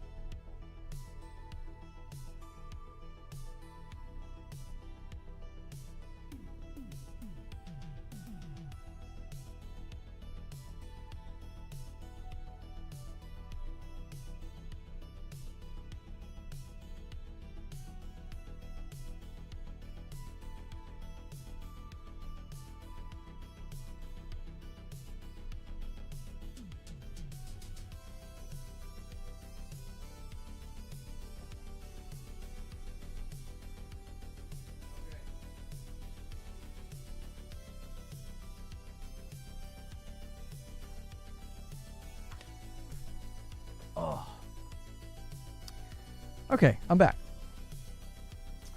My daughter said, tell the stream I said hi and that she wants to see a dog on a skateboard. She has very specific requests for the AI that you guys use sometimes. Let me do the 10 that I owe YouTube. There you go. Make sure you guys are smashing like. Let's get the questions up on the board here. Master says, do you think the PlayStation 6 handheld will be able to compete with the Xbox handheld or the Switch 2? I mean, based on what Moore's Law is Dead said, that rhymed. Based on what he said, it'll be stronger than both of those devices purely because of when it comes out. It'll just the natural result of the tech and the hardware available at that point, because we're talking about like an early 2028 release. So 3 years from now, yeah, it'll be stronger than the Switch 2 and then the ROG Ally X, just for the sheer nature of the tech moving forward. You know, now if you're asking, will it be able to, when you say compete, I don't think the ROG Ally X is going to sell that many units. Competing with Switch 2 as far as like sales of like selling of units, I don't think so. No. I don't think there's like a contest to be had there. I don't think their goal is to like sell as many units as the Nintendo Switch 2. I think they'd be happy if they could like come close to PSP, which was like what, like the 80 million number or something. If they could get somewhere in like the 60 to 70 million number, I think they'd be very happy with that. Because I mean that's a great add-on, you know, hardware purchase for a, you know, a user base that already has, you know, monthly active users in the around 130 million. There's no Xbox handheld. It's an Asus ROG Ally with Xbox branding. Yeah, but I don't think he meant to say like, you know, we know what he means when he says it. The actual Xbox handheld they were planning on making themselves internally was allegedly, from what we're hearing from both The Verge as well as Windows Central, that has been canceled. So I stand by my belief that the Xbox Ally will sell 3 million to 4 million. Oh, wow. So, okay. What are you basing that off of? Because the handhelds haven't done that well. I mean, as a group, aren't they only totaling 6 million? And the Steam Deck's like half of that? You think that by itself? I mean, the ROG Ally is already in the market right now. Total? What do you mean total? You mean like lifetime? I think even over the course of its life, I just don't know. Like 3 to 4 million seems like a lot. I don't know. I just don't know. You said total. I would think that when you're talking about total sales, you mean total. What? You now you're just repeating yourself. I don't know what you. I'm confused by what you mean. So you think he means lifetime sales with newer models? I mean, I guess, yes, eventually there is a point in the future where maybe... oh, that's perfect, Zoob. She's going to die. An Alaskan Klekai on a skateboard. She's going to die, Zoob. She's going to burst into glitter. Isn't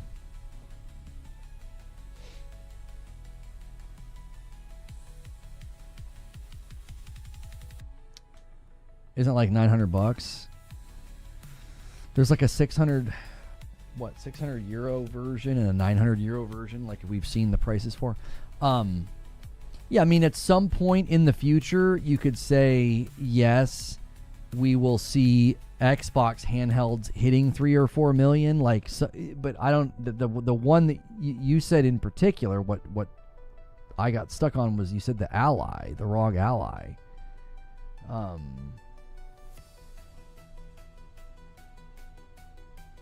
I don't know.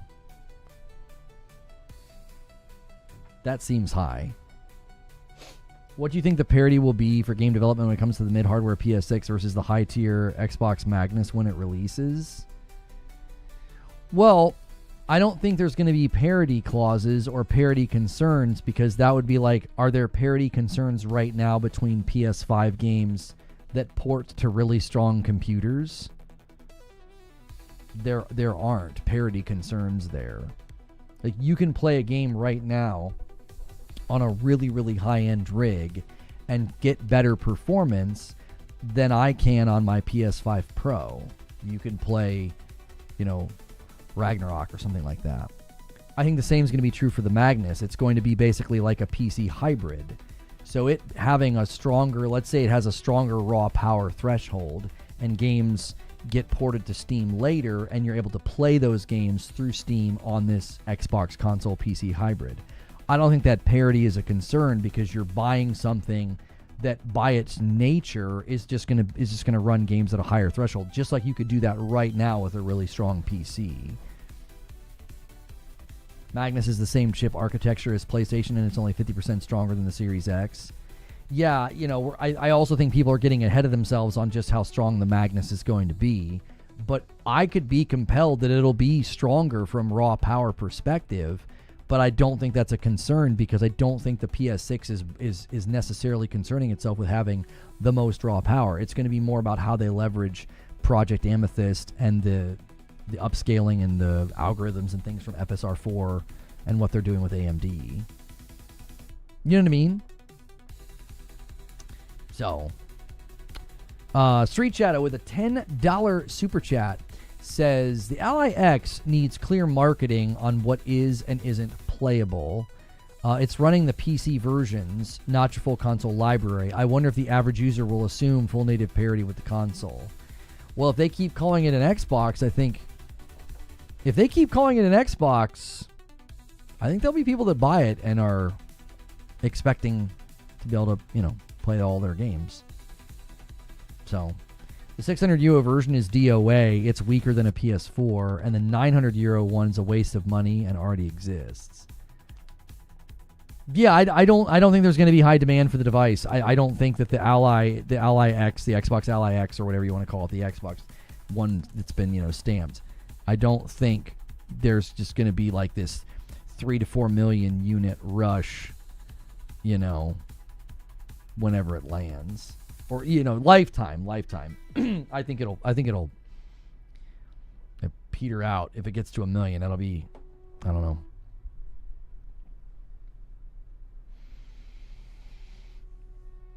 Return rates on the thing are going to be high. Maybe, again, because like I said, if I went to my buddies and I said, oh yeah, that thing right there is an Xbox, and if people have that very sort of generic impression of it, that'll definitely be a problem. Yeah.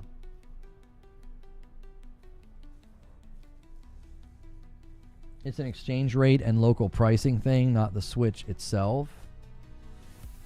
It's just not consoles. Same thing happened with other products. A pair of Nike Air Force Ones is 110 in the US, but 150 in Sweden. Or a Big Mac meal is 9 in the US, but 12 in Denmark. Yeah. There's the pricing differences in those regions is always going to be an issue. I don't think that's not specific to the Switch 2. That's true of other things as well.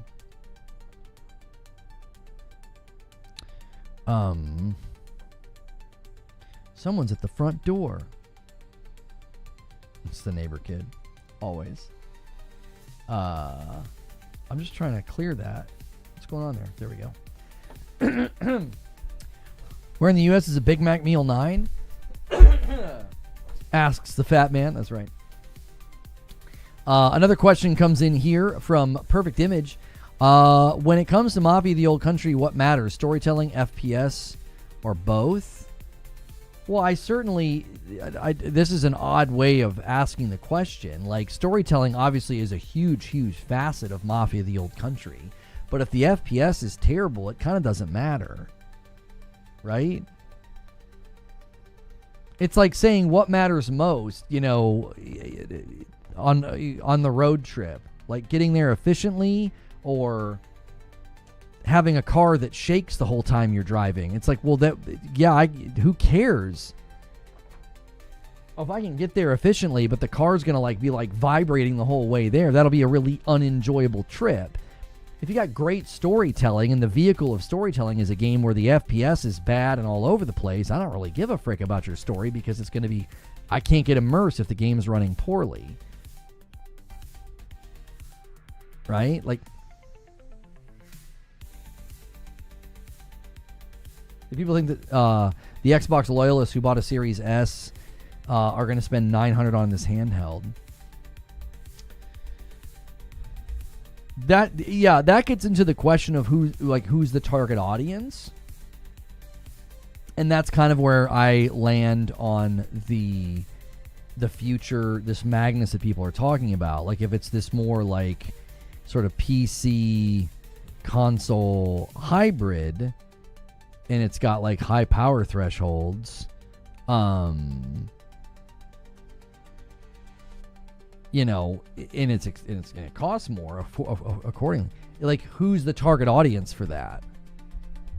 You know, I think these are fair questions to ask, because it's kind of like what we were talking about with Moore's Law's video. It's like, well, if the PlayStation 6 is going to come out and market itself as not being there, if they're not trying to push really, really high power jumps, power thresholds, if they're trying more to leverage like higher image quality and lighting and things of that nature, well, then it's fair to say, you know, how do they market that? How do they position that? I think these are fair questions to ask. How do you market Xbox coming into the market with something that could stand to be more expensive than what people are accustomed to in that console space? We saw people get very, very, upset at the cost of the PS5 Pro. We saw people get very upset at the price of the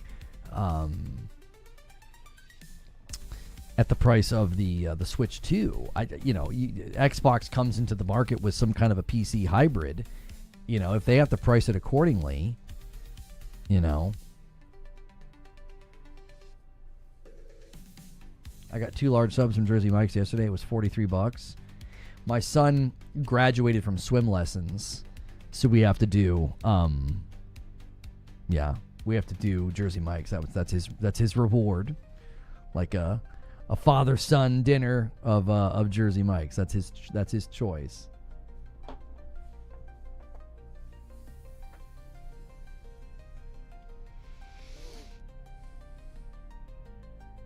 An Xbox loyalist told me that Xbox is all about saving money. Why would they be interested in a $900 handheld? If the Magnus is a chiplet-based, will also not be stupid expensive. Making big monolithic chips is expensive. Speaking of unenjoyable trips, I'm currently driving for my job, and I'm driving a car with no back windshield. Oof. That's terrible. Jersey Mike slaps. It's really good. It is.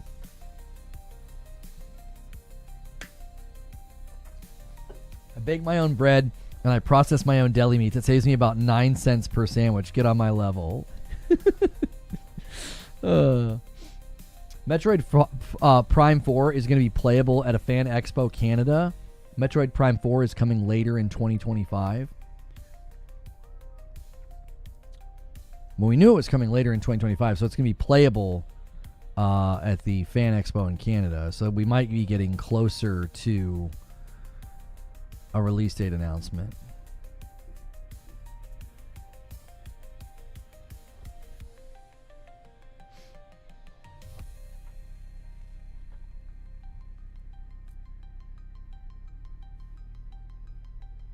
The prices are insane.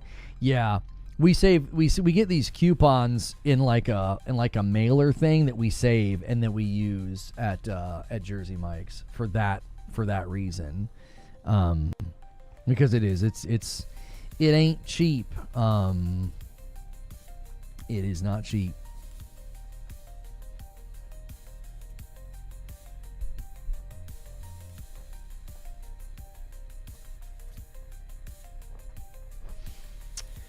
Checking the news feeds here, start kind of thinking about what we might be talking about tomorrow, and it is looking a little dry out here. Looking a little dry out here. I don't know if you guys have seen anything major other than Battlefield 6 beta being preloadable and it being PS5 Pro enhanced. That's not like burning the building down. That's pretty. I just think that's kind of expected at this point.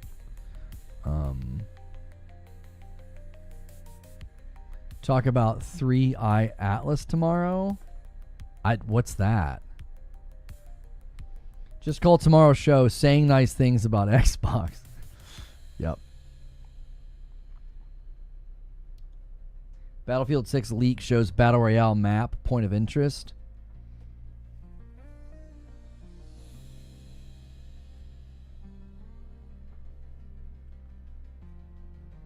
Really short show tomorrow.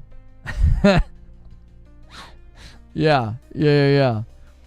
We can't do much with Battlefield 6 is what in the way of like, you know, leaks and stuff like that. I don't think there's high interest in the core audience here for that. I mean, we'll obviously play the beta this week. I think people are more interested in that. Like, what's it feel like?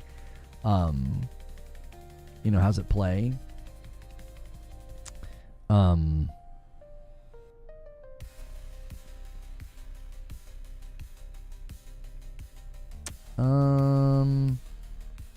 Mafia the Old Country is a short game, around 10.5 hours, I guess the devs have revealed.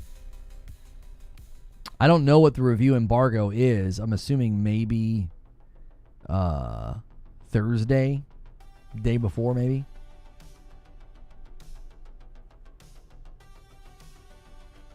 Battlefield 6 is $100. What the actual F? I mean, I'm sure there's a version that's $100. I don't think the base game is $100. I mean, I could be wrong about that, but I don't think so. That's extremely short. What's the price on Mafia the Old Country?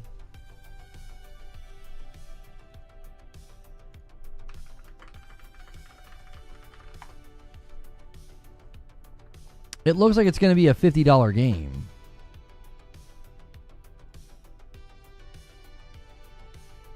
Yeah, it's $50 game. Yeah, I think that's fair.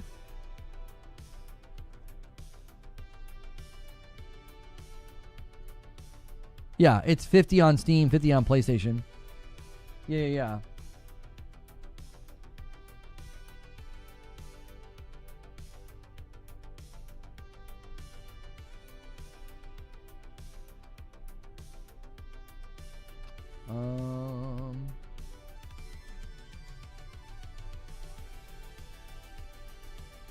The Phantom Edition is what showed to me first. Okay, yeah, I was going to say, I don't think so. Atlas is an interstellar object heading our way. One professor from Harvard says it might be an alien ship. The same dude said the same thing about the last interstellar object. Oh, that's what you guys are talking about. Oh, aliens are headed our way, apparently. Oh, okay.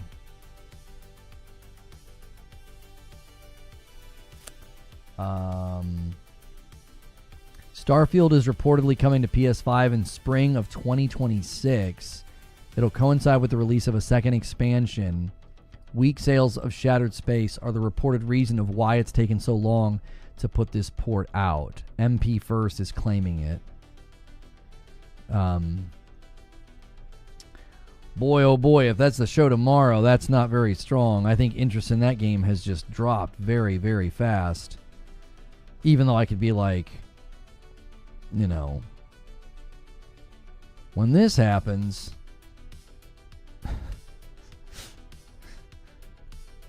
Remember how mad y'all got at me and attacked me, and even that one outlet went after my family because I said that this was going to happen, and they were really upset.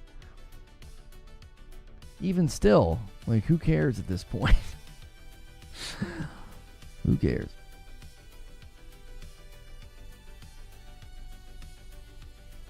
It's the size of Manhattan, and it's passing in between Mars and Earth. What's the ETA? Like, when's it getting here? Aliens before GTA 6. What a tragedy that would be.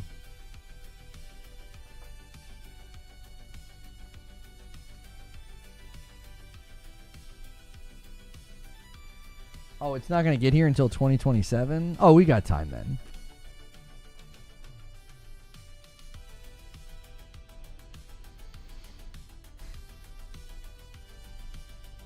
Hell Is Us is doing something tomorrow. They said something is coming soon. And they said answer tomorrow. They started it with a D. I don't know what that is.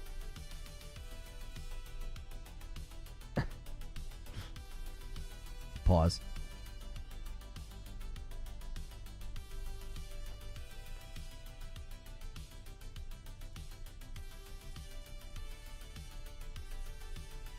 Yeah, let's do an Alien Waiting Room. You want Hell Is Us to be excellent so badly? Sneaky Wolf with a $5 super chat tip says, Marvel Tokone has shown extensive gameplay at EVO and looks really good. Have you seen it? I have seen clips. I'm not going to react because I don't have any commentary. I don't play those games. So my input would be so flat. Like I'd be like, it looks fun. It would be very difficult for me to interact with it. It's not like when I broke down like Phantom Blade Zero and I could see like animation cancels and things like that. Like I can't really interpret what's going on. I do see people very excited though.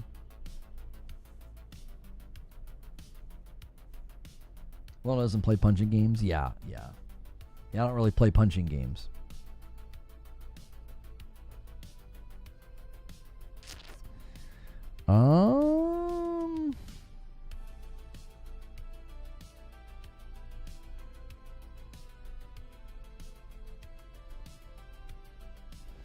Klob being critical about the situation with Rare over there. He says, it's so ironic to me that with art like this, everyone knows, Xbox, Rare itself, Yumi, basically just everyone, that Rare has an incredible treasure trove of IP and characters.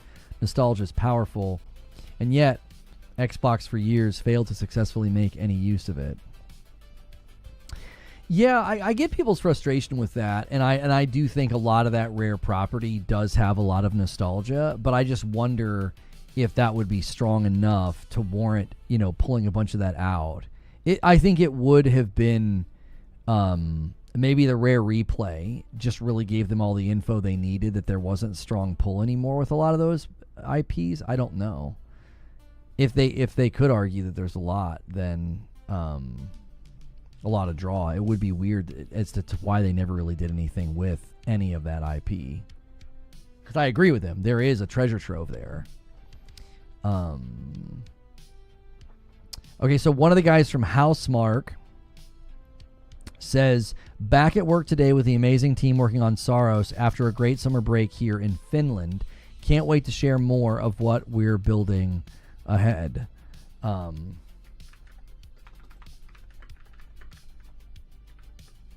So we know they were going to do a deep dive into gameplay later this year. I don't think that's going to happen until after Yote's release. That's just, again, that's how they kind of market. So,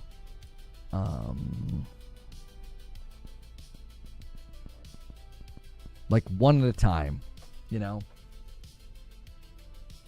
don't like to step on each other. Did you see anything from THQ Nordic Showcase? Yeah, I didn't really watch it. It sounded like the big thing that came out of it was the Darksiders 4 thing, and people seemed pretty stoked. Yeah, I didn't see anything that really grabbed my attention though. I think Madam and I tried one of the Darksiders games, and it didn't really pull me in.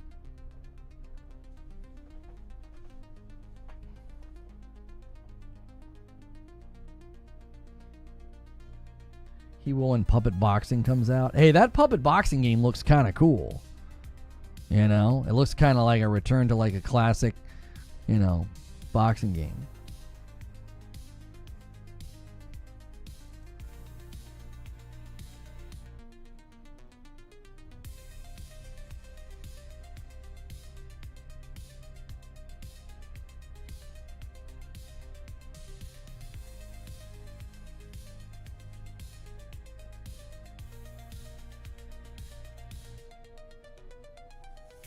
Steve says, we're going to get Perfect Dark? Oh, I hate to be the one to tell you this, but Perfect Dark's been canceled. That studio is gone. Did you miss that? Have you been like out of town or something?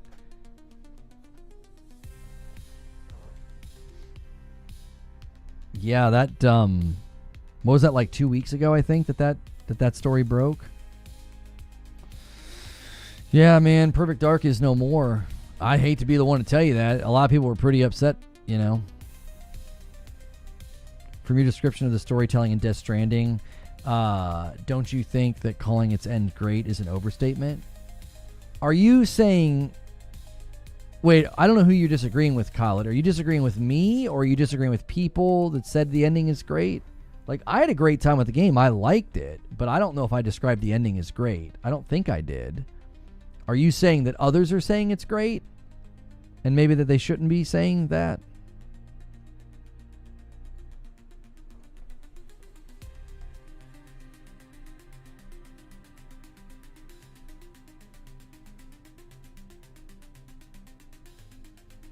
I think Game Informer had more stuff on Vampire Masquerade. Don't know if you saw anything on it, but maybe there's something to talk about tomorrow. Probably not. I'm not seeing much here. I'm really, really not. Tomorrow might be I've got some React backlog stuff that we could pull out and react to. Maybe it's a good time for the Mafia, the Old Country reaction to like how much it's degraded. We've got 30 minutes of gameplay of Chronos: The New Dawn. I've got some videos that I really, really liked that I think could be very good. I don't know how we handle more topical ones in the live environment. Do we make that the show? We've been kind of experimenting with the live show a little bit. Yeah, Stone Spire. That's what they called. Fate Killer, I think is what it's called.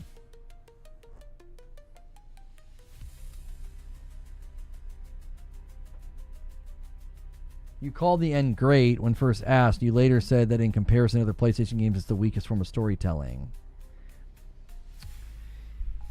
Yeah, I can still think that the ending was great. Like, I thought he did a good job.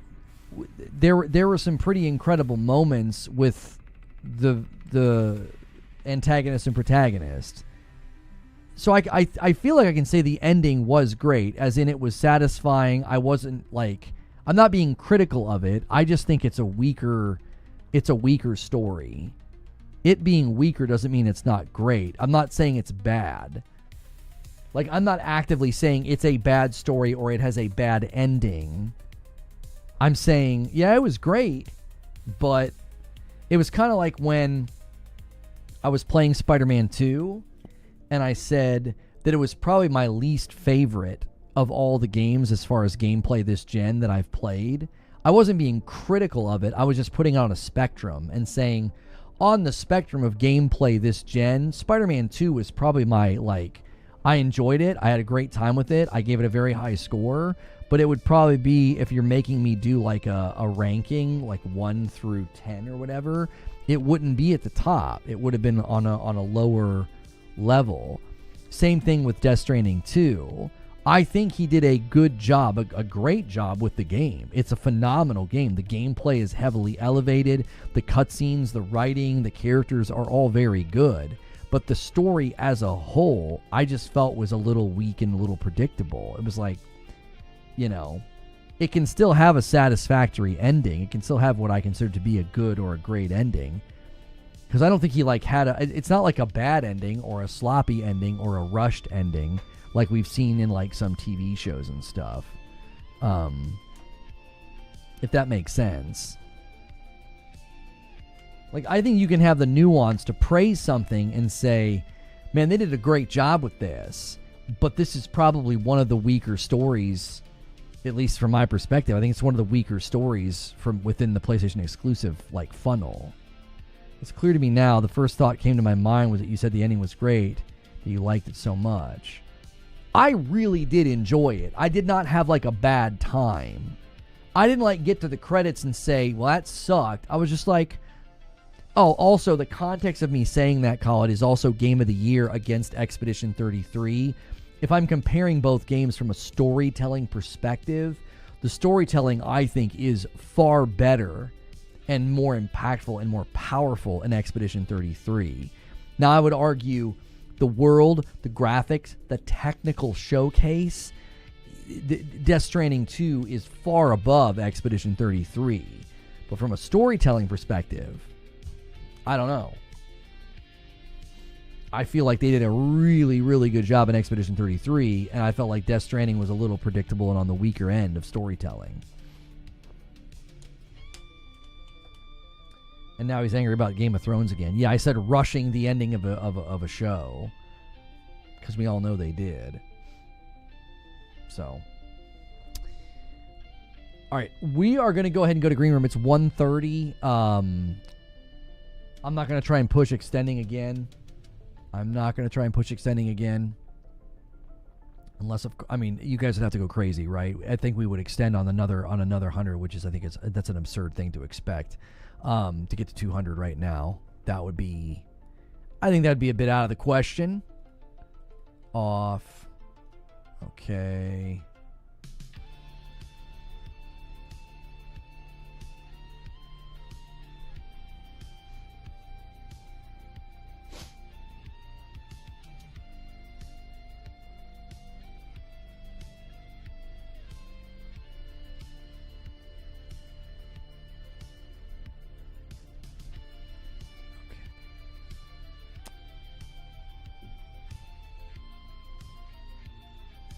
Who stole my channel points?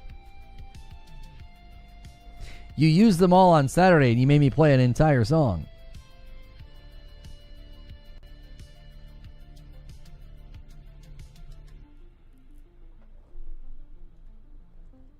It wasn't even a good show to begin with. That's a tough one. That's a tough one to argue. Guys, could you very, very quickly try to get me to 400 likes? This is a really, really strong start to the week when the news was, honestly, there was not much to say. I mean, the news was very dry. All we really had was the PlayStation 6 thing. So thank you for a great turnout. And the like count will help as well.